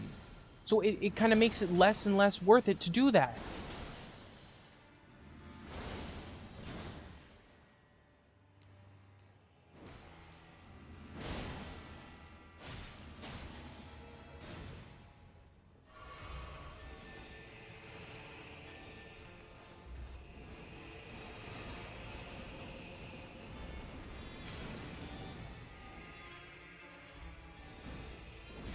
Are you fucking kidding me? Like, I got stun locked on the fucking floor. I couldn't do anything. I finally get up, and he fucking hits me with a spawned enemy. Like, there is no moment of respite or safety in this entire fight. There's no breathing room at all. Even if you get him in a glitch spot where he can't even attack you back and all of his attacks fucking miss, you still can't do anything.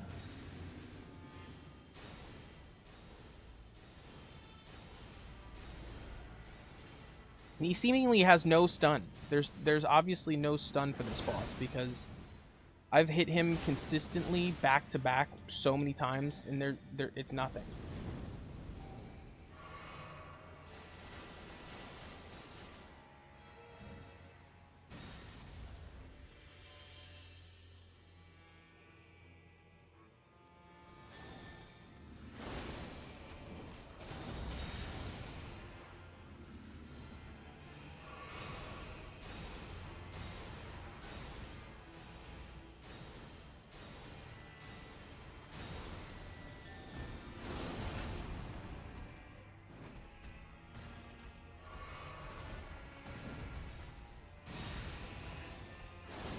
Yeah, waste that one. Just fucking waste it. Who needs it?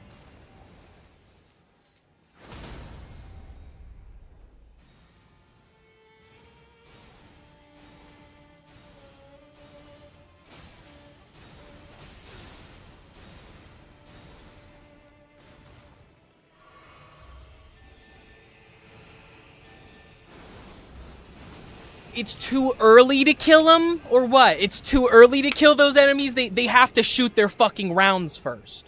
They have to just fucking volley 16 rounds off. You're not allowed to damage them after they've spawned, evidently. Because I keep trying to kill those fucking... the ranged enemies, and they don't die. They don't fucking die, or they literally have to get off half their fucking clip before they're vulnerable. Like, why?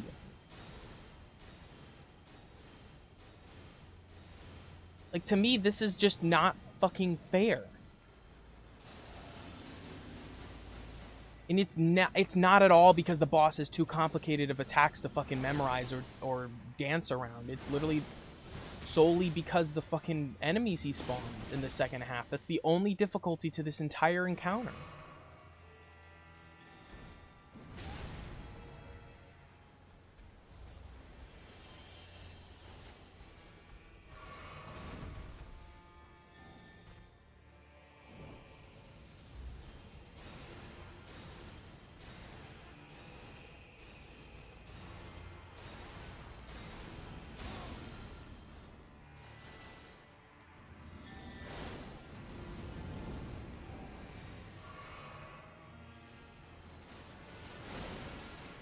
I literally can't even damage him when he's in a fucking cheese spot.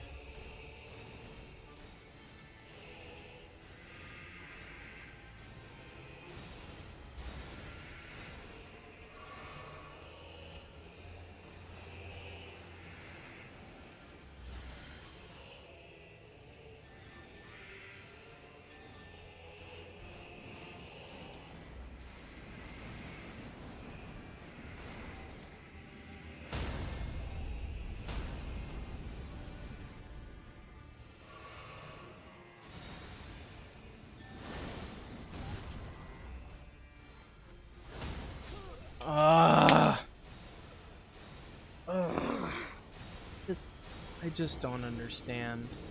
I don't understand what is expected. I don't. I really fucking don't. Because you, like, half the time you don't even get a window to attack the enemies if you wanted to. So you're wasting your fucking attack on the boss, on the enemies that could possibly despawn in 4 seconds. But you never know when they're gonna despawn because half the time it's an inconsistent timer that they fucking run off of. Because sometimes the big guys hang around, other times they don't at all. Sometimes they'll come in for one attack, he'll spawn 2 other enemies, that guy despawns. Other times, that guy will just run around with the other 2 the whole fucking time. Seems like tanking attacks is literally like the only time I get damage in.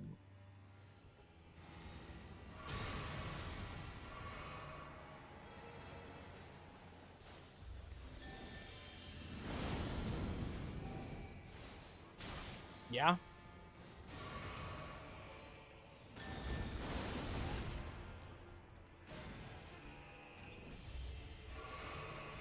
Like right now. Right now, for example. Why is the last round's enemy still alive? Why is he still running around?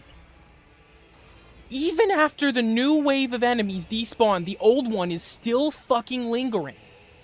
There's no consistency to this. There is none.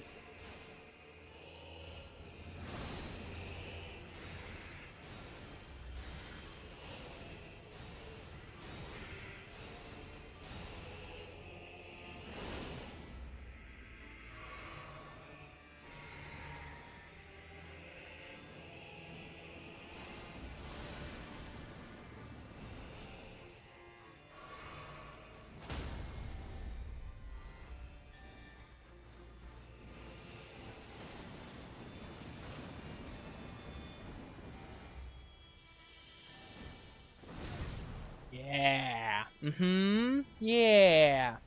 Yeah. Mm-hmm. Yeah. Yeah. I would too. Yeah. Yeah, me too.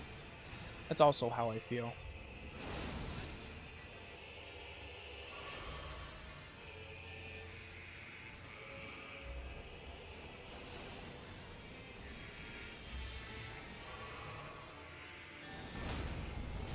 Yeah. Yep.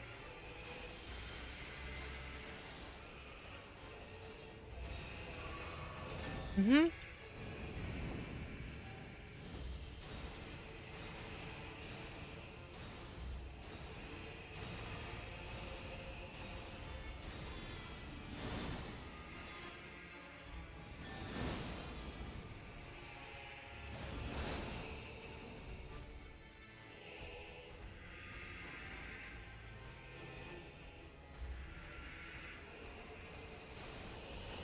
No. I don't know where the fuck I'm at. I don't know where the fuck I'm at.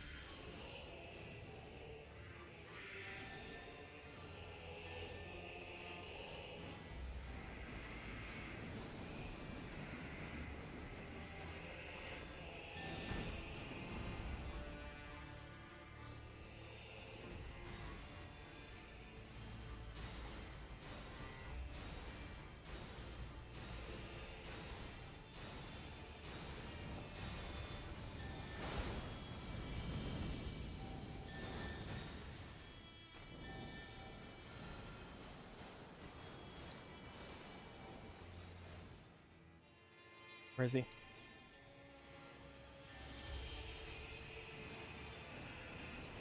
Yeah, it's just like... It's so much to do! It's so fucking intensive! It's so intensive! Like, I used every single heal I had, maxed my sprint bar every time I ran, and I still couldn't fucking do it!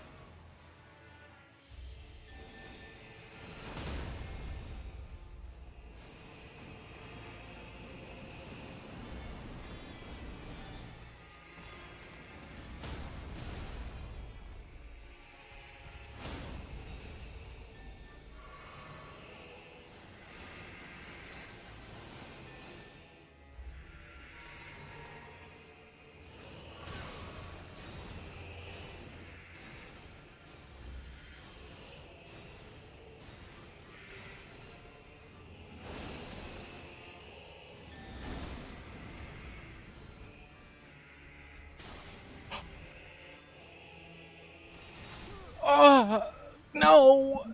God, I had so many fucking extra heals. Oh.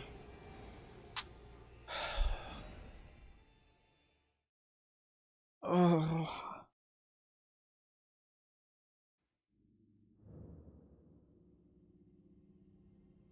God.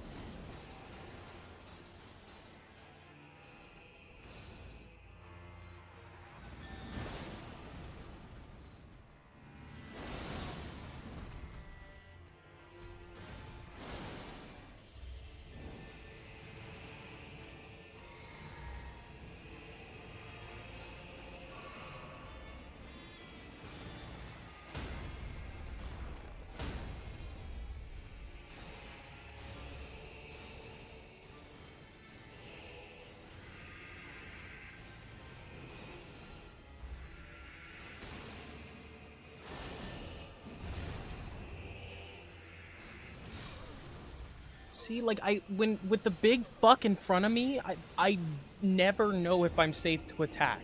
So I always am forced to fucking run away. Even though killing him makes the fight 10 times fucking easier.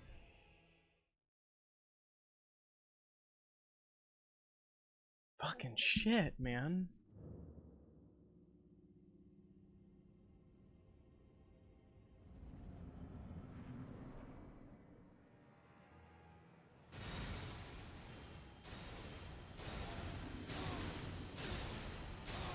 Fucking stun lock, dude.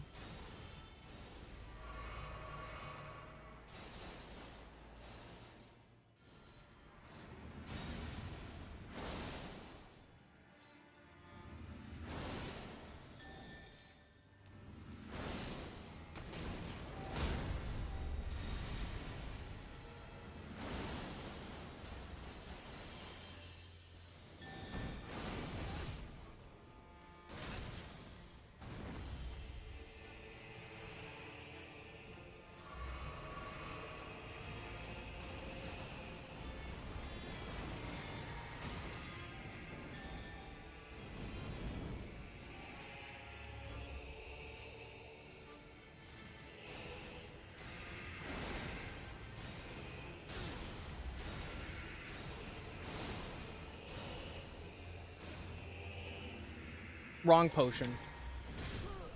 It doesn't even fucking matter, dude. Like, you stop to heal for a second, and he has an instant fucking kill you button. Literally. You heal anywhere in the arena, and he has a fucking button he can click and just instantly kill you.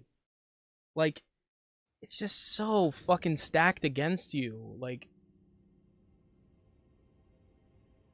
just fucking getting fatigued.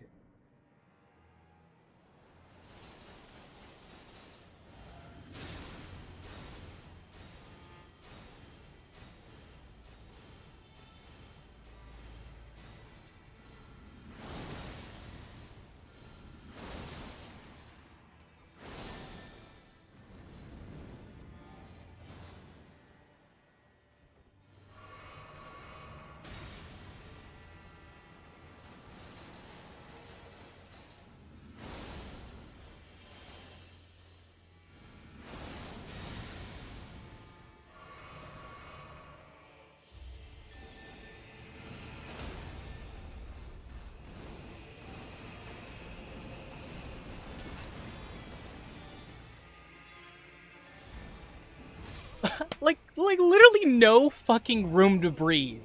At all. At all.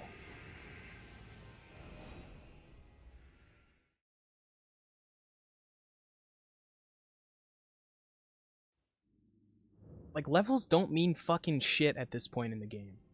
Like, I think about it, even if I had 5 more levels, I don't think it would give me any competitive edge over this fucking boss at all. At all. Like, your biggest win is the fact that some of these fucking gravestones don't let the projectile pass through. That's about it. No damage first. That's fucking horrible.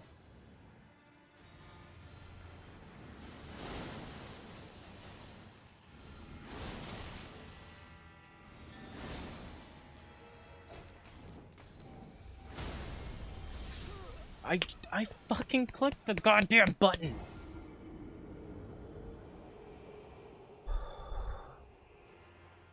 I'm trying, guys. I'm trying to lock in for you. I really am. Like, I'm putting everything I fucking got on the line.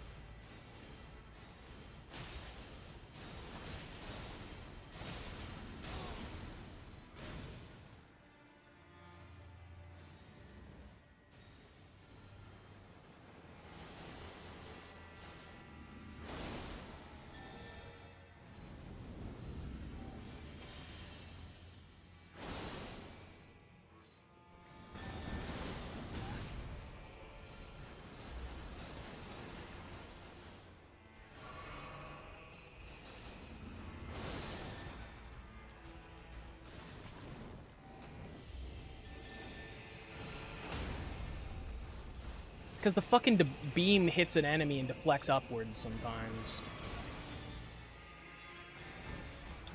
That happens almost every time now.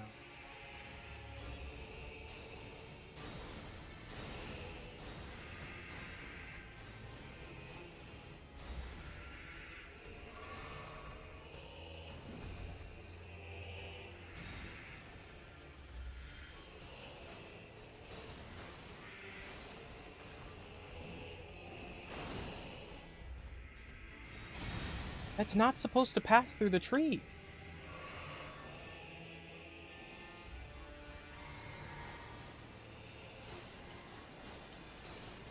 Fucking on the wall?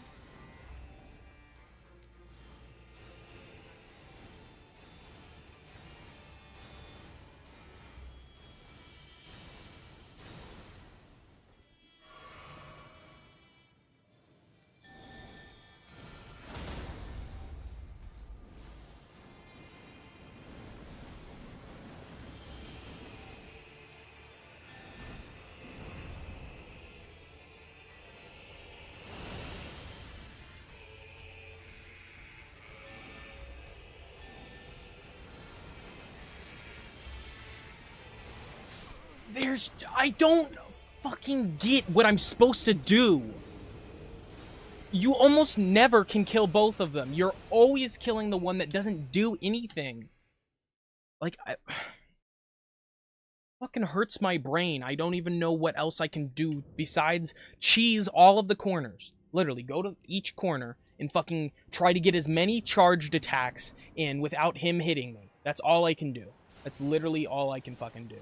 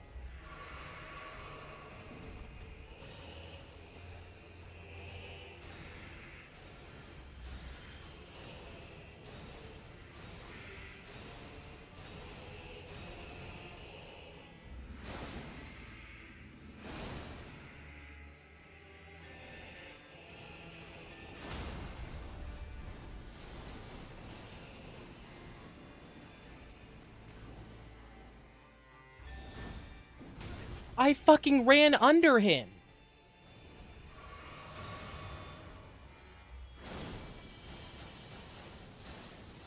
Literally trapped in the corner with fucking fire now. This is so fucking unfair.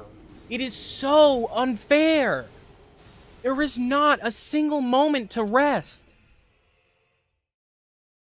Even if you're halfway across the fucking room.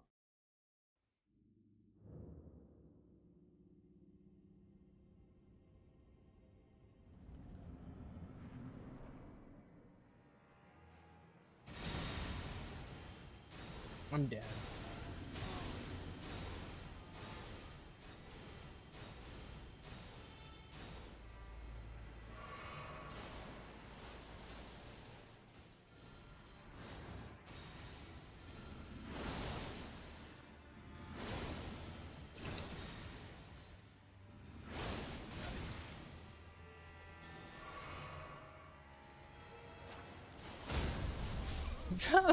God!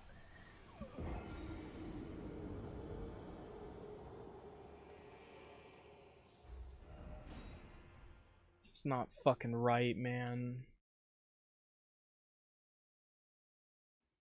Because I guarantee you, if I summoned any phantoms, I would beat it. And it's so stupid that it fucking forces your hand like that. Literally, I guarantee you I could have beat this an hour ago if I summoned phantoms. But like the whole point is you can not do that at all if you don't want to. But a fight like this, I'm eventually just gonna hit the wall and fucking cheat, in my opinion, because that's cheating. Like, I don't fight bosses in these games with summons. Like, I really don't. There are fucking only a handful that I did.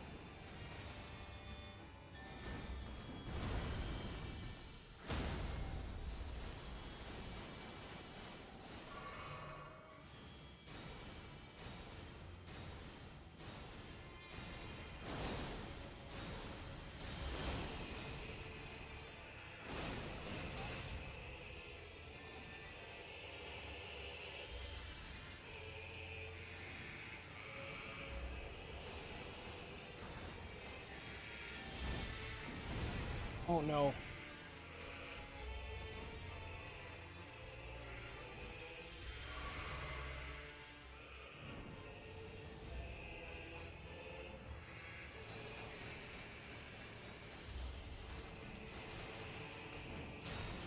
I couldn't even see that one.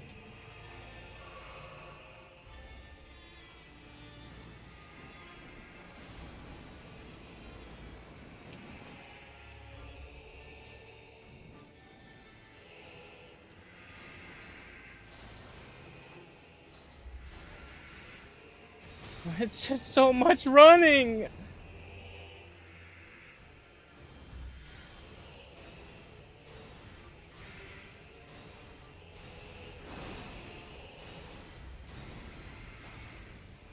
I had no more magic! God, no! I had no more magic!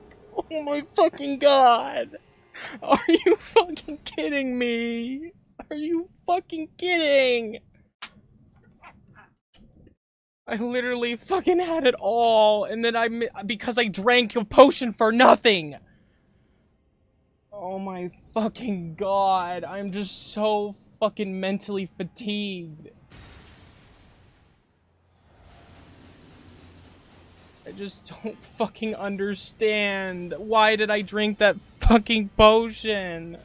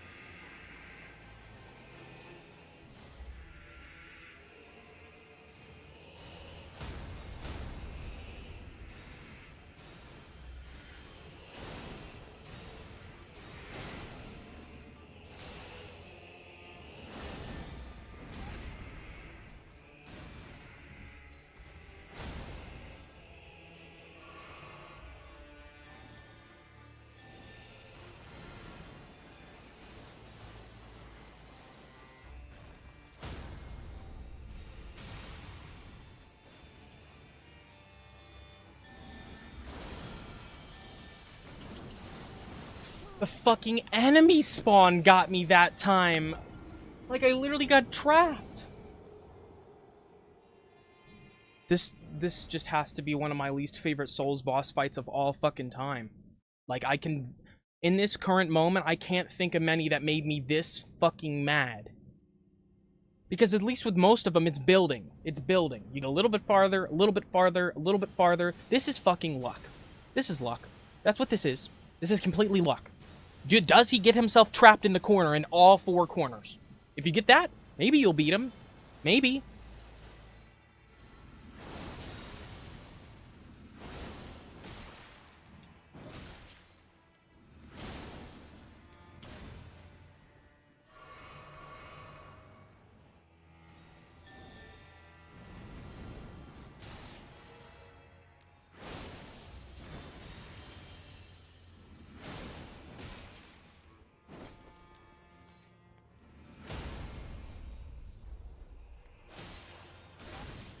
I missed my stagger.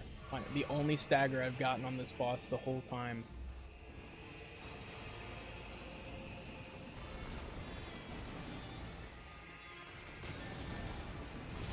That was a bad idea, fucking doing that.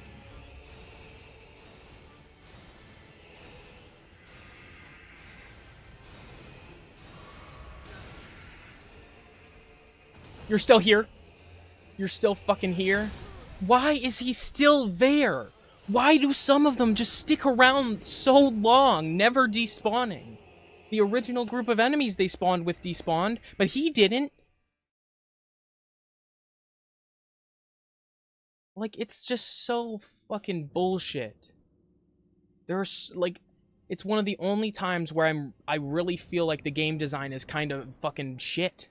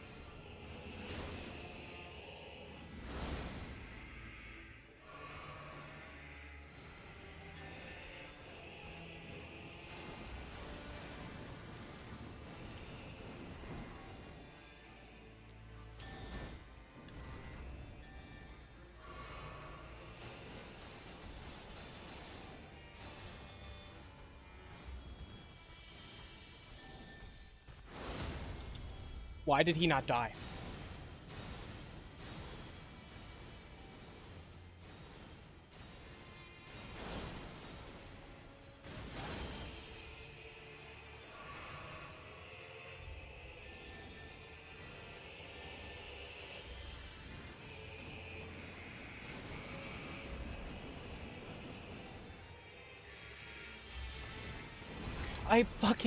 I locked onto another enemy for a fucking second, dude! Like, literally, you have to keep your eyes on the boss at 100% of the time. But you also can't lock onto him. And you also have to constantly running around in circles. And you have to dodge. Constantly. But somehow you have to fucking find an attack window within that period. It is just so unbelievable. And sometimes in that second phase, he'll calm down, spawn 2 enemies, and you're fine. But that's just not common at all.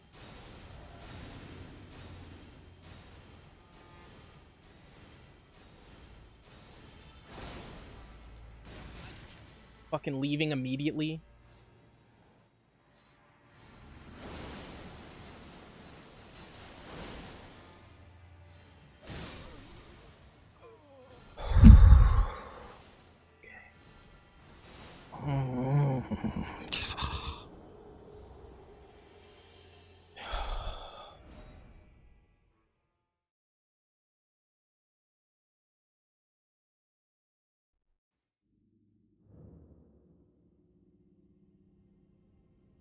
Just so little fun about this. This is fucking harder than every single Dark Souls 1 boss. Every single Dark Souls 2 boss. I mean, I really can hardly think of even a few that are this bad.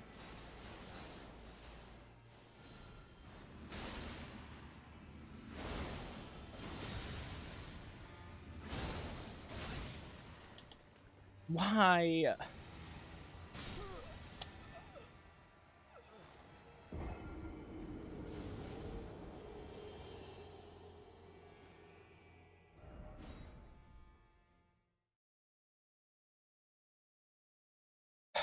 I guess I'm just gonna mute. I feel like I've said literally everything that needs to be said about this, and I feel like there's no more positive coming out of my mouth.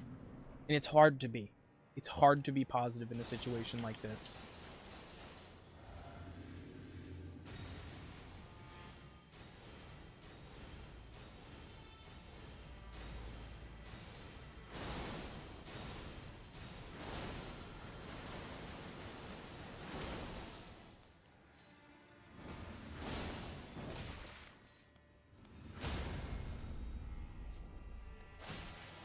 No stamina.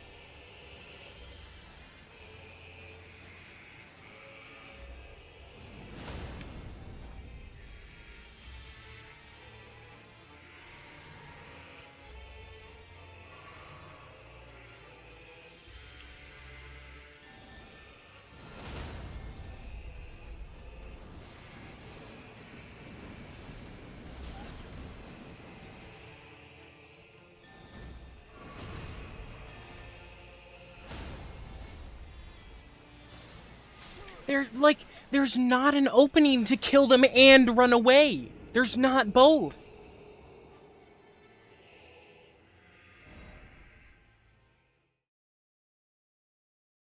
I just don't get the balancing of this boss.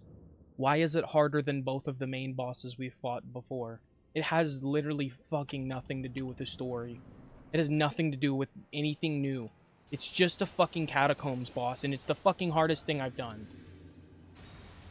It just ceases to make sense to me.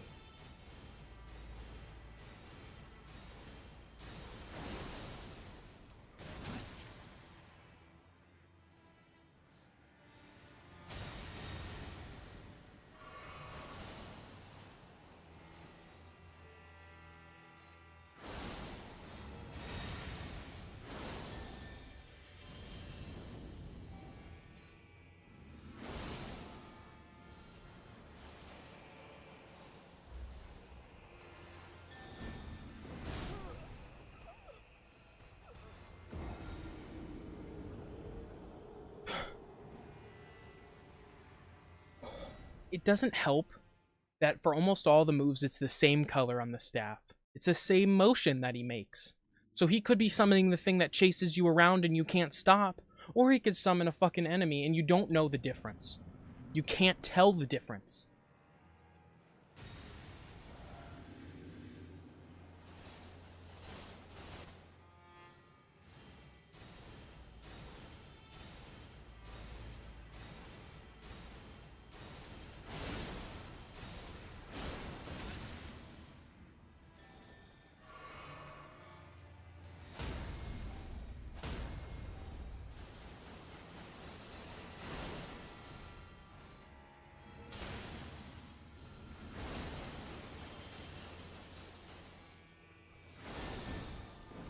What the fuck?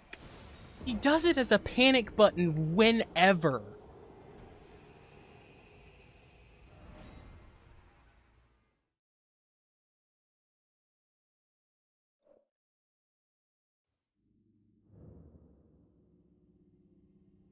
I just want to be fucking done with this boss already.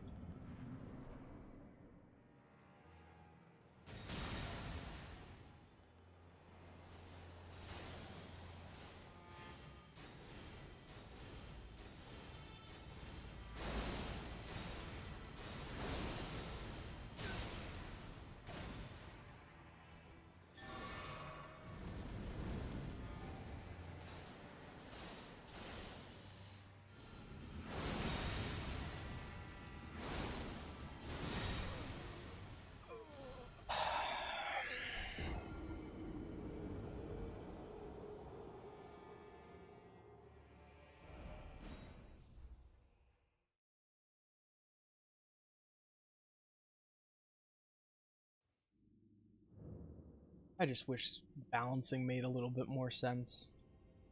I feel like the last real boss we fought should have been this.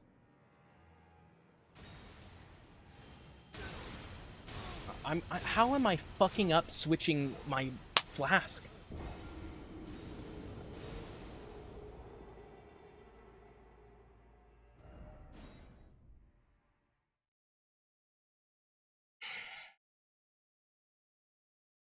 I just want to ask anyone in chat, do you guys think this is reasonable? Like, after watching all the content that's built up to this. Like, this boss is on par with the Nameless King in difficulty. I'll be completely honest. I think that this boss is up there with the Nameless King. Like, truly, because at least with Nameless King, it's one fucking person you're fighting. Like...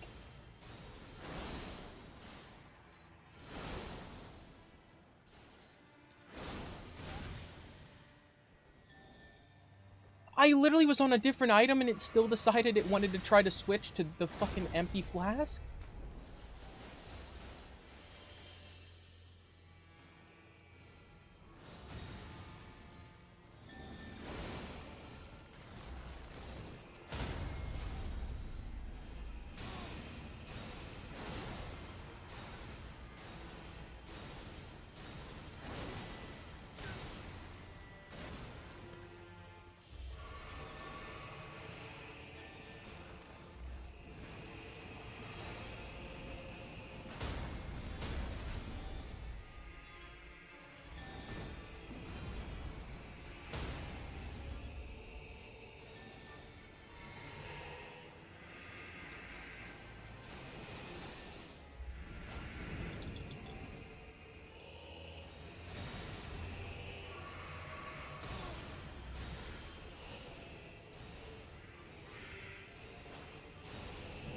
I pulled the torch out! I pulled the torch out! Why did I do that? It fucked my whole run up! I misclicked to a fucking torch! Like, it would have been fine. I would have been absolutely fine. I just need to take it off. I need to take the fucking torch off, evidently, because that...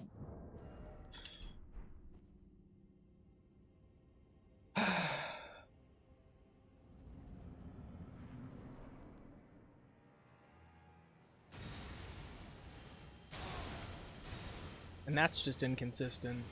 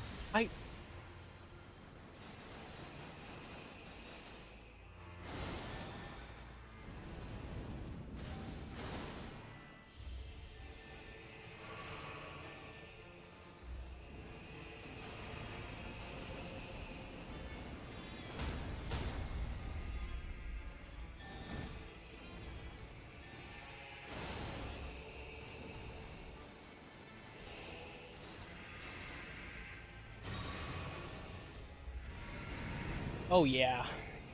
Because he can just do that at any fucking time.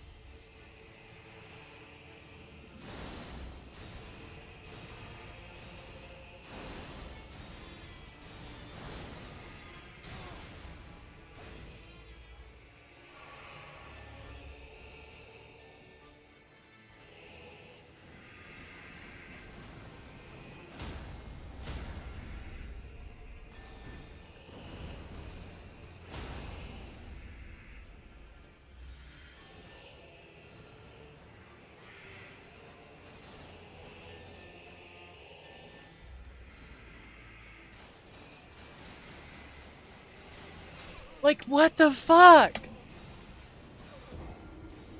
You can't draw it out too long because you lose all your fucking heals. You go too fast, you die instantly. So, like, if you push too fast into the second phase, you have no way to do any damage. It's just, it doesn't fucking add up, man.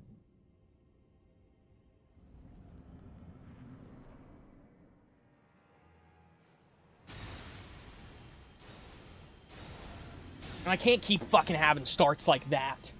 Half my health bar missing before we've even fucking approached the boss. Jesus Christ.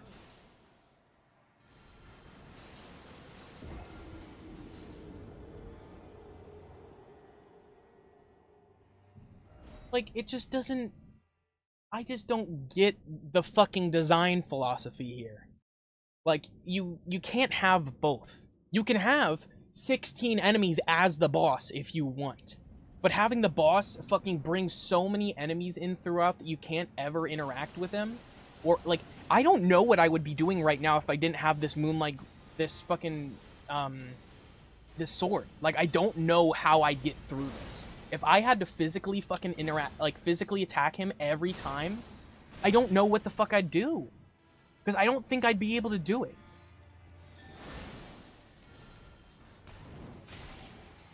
Unless I was a strength build. If I had a fucking hulking strength build, totally.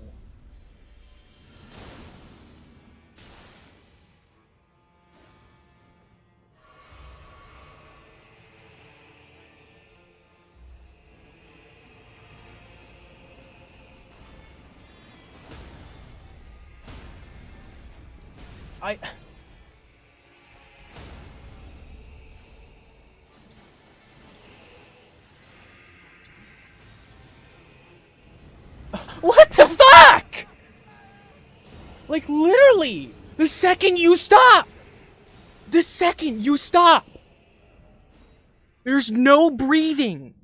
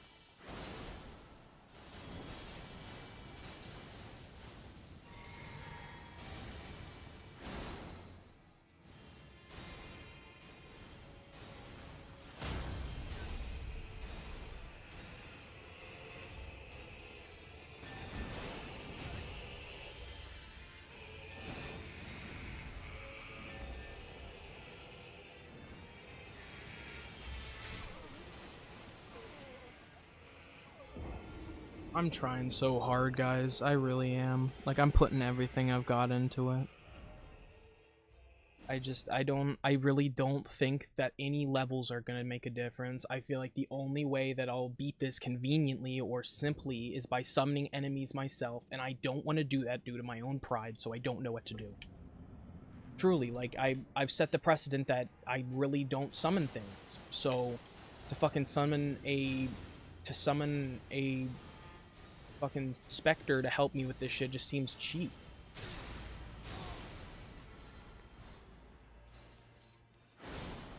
I'm just gonna fucking do it. I don't even care anymore. I just don't give a fuck anymore, man. It just...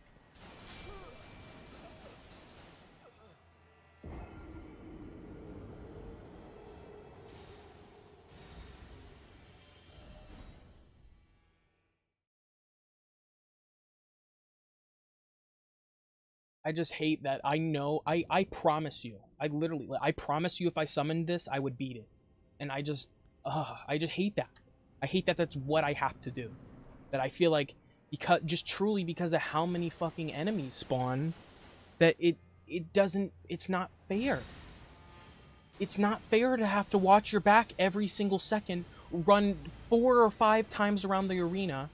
Like, it's just not, it's too much.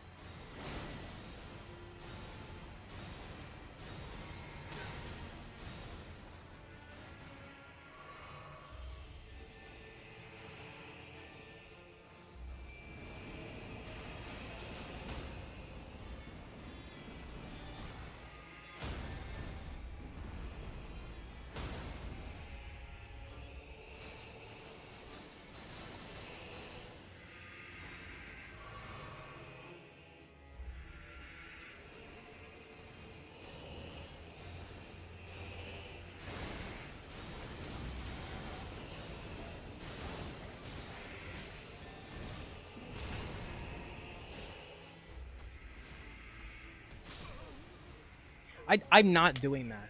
That's just too easy. Like, it literally eliminates the only difficulty of the thing. Like, I feel too cheated doing that. Pops, is that not too cheap? After doing all these runs without it? To summon those guys, I guarantee it'll beat it the second I summon them. I just don't, it just puts me in a fucking...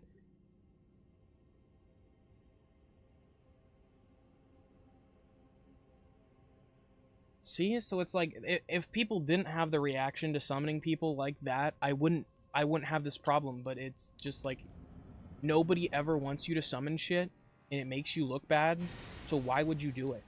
It truly, like, it's not benefiting you.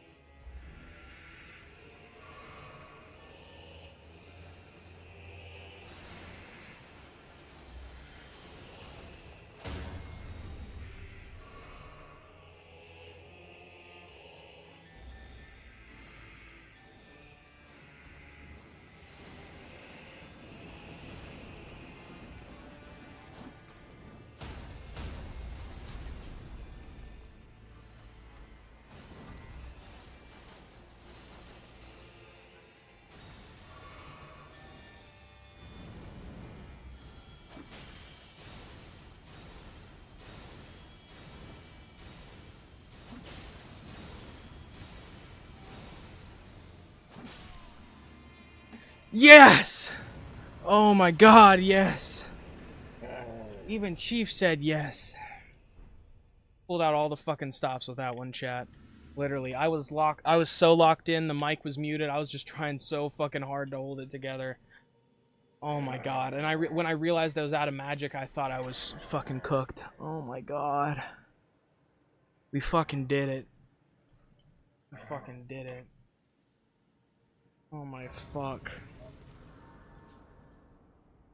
I almost didn't think we had it.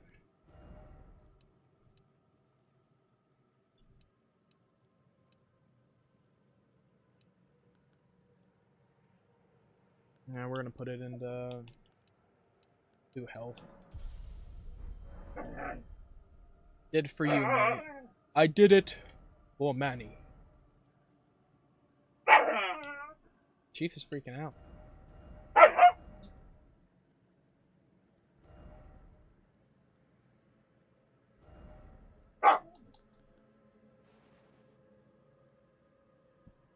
Our spectral steed is fucking frightened. Woo! Shout out to Manny for another $2 dono. Chief is going wild.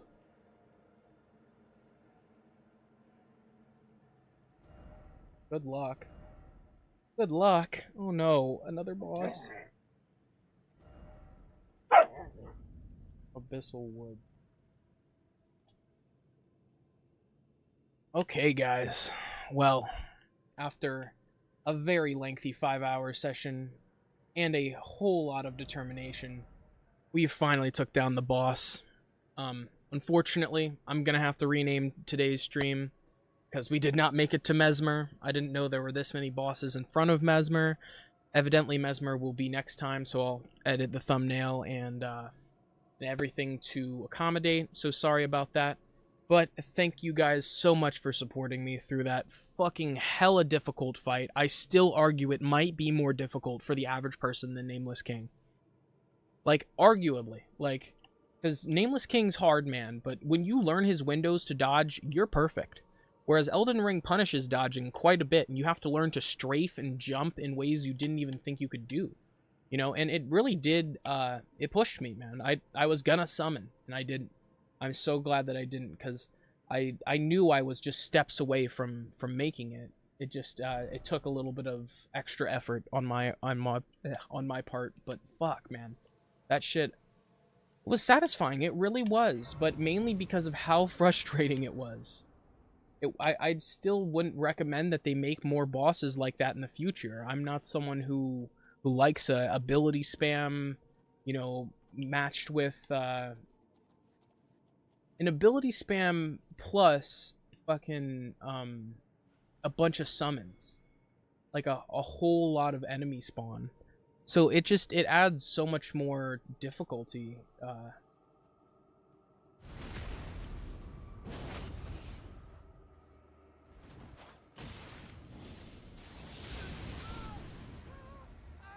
Holy shit. Well, looks like we know who we're fucking up next time.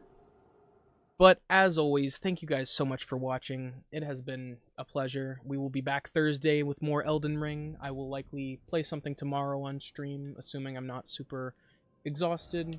I had so much fun hanging out with you guys today. And once again, thank you from the bottom of my heart for never giving up. Sometimes I know I get a little frustrated, and I'm sure it can be annoying to hear the same couple of complaints in a row, but you know, with time and patience, we'll persevere, and we did. It was for Manny. Manny kept me going, man. He was hyping us up in the chat. He was keeping me motivated, keeping me focused. I'm always appreciative of Manny, as well as all of our regulars. Shout out to Jack for stopping by, as well as Matthew and William. I think we got, was it both Matthew and William? No, just William. Yeah, thank you guys so much for stopping by, and always push yourself, man. Sometimes you think that your limits are somewhere, and you just gotta go that little bit further to accomplish your goal. So whether it be getting a new job, excelling in the job you work in, working towards your personal goals, hobbies, just be sure to give it 100%, because you know sometimes you may feel hopeless, but there's people around you, especially here in this community, to be able to pick you up when you fall, especially when those hard or difficult moments come around. You guys have always been there for me and Pops, and you've always supported us. So I really do, from the bottom of my heart, want to thank each and every one of you guys for stopping by today, for watching the stream, for liking, sharing, because stuff like that really does mean the most to us. It means so much that you guys help help support the channel like that. But anyway, I'm tired. I've been Bray from the Vid-Bits.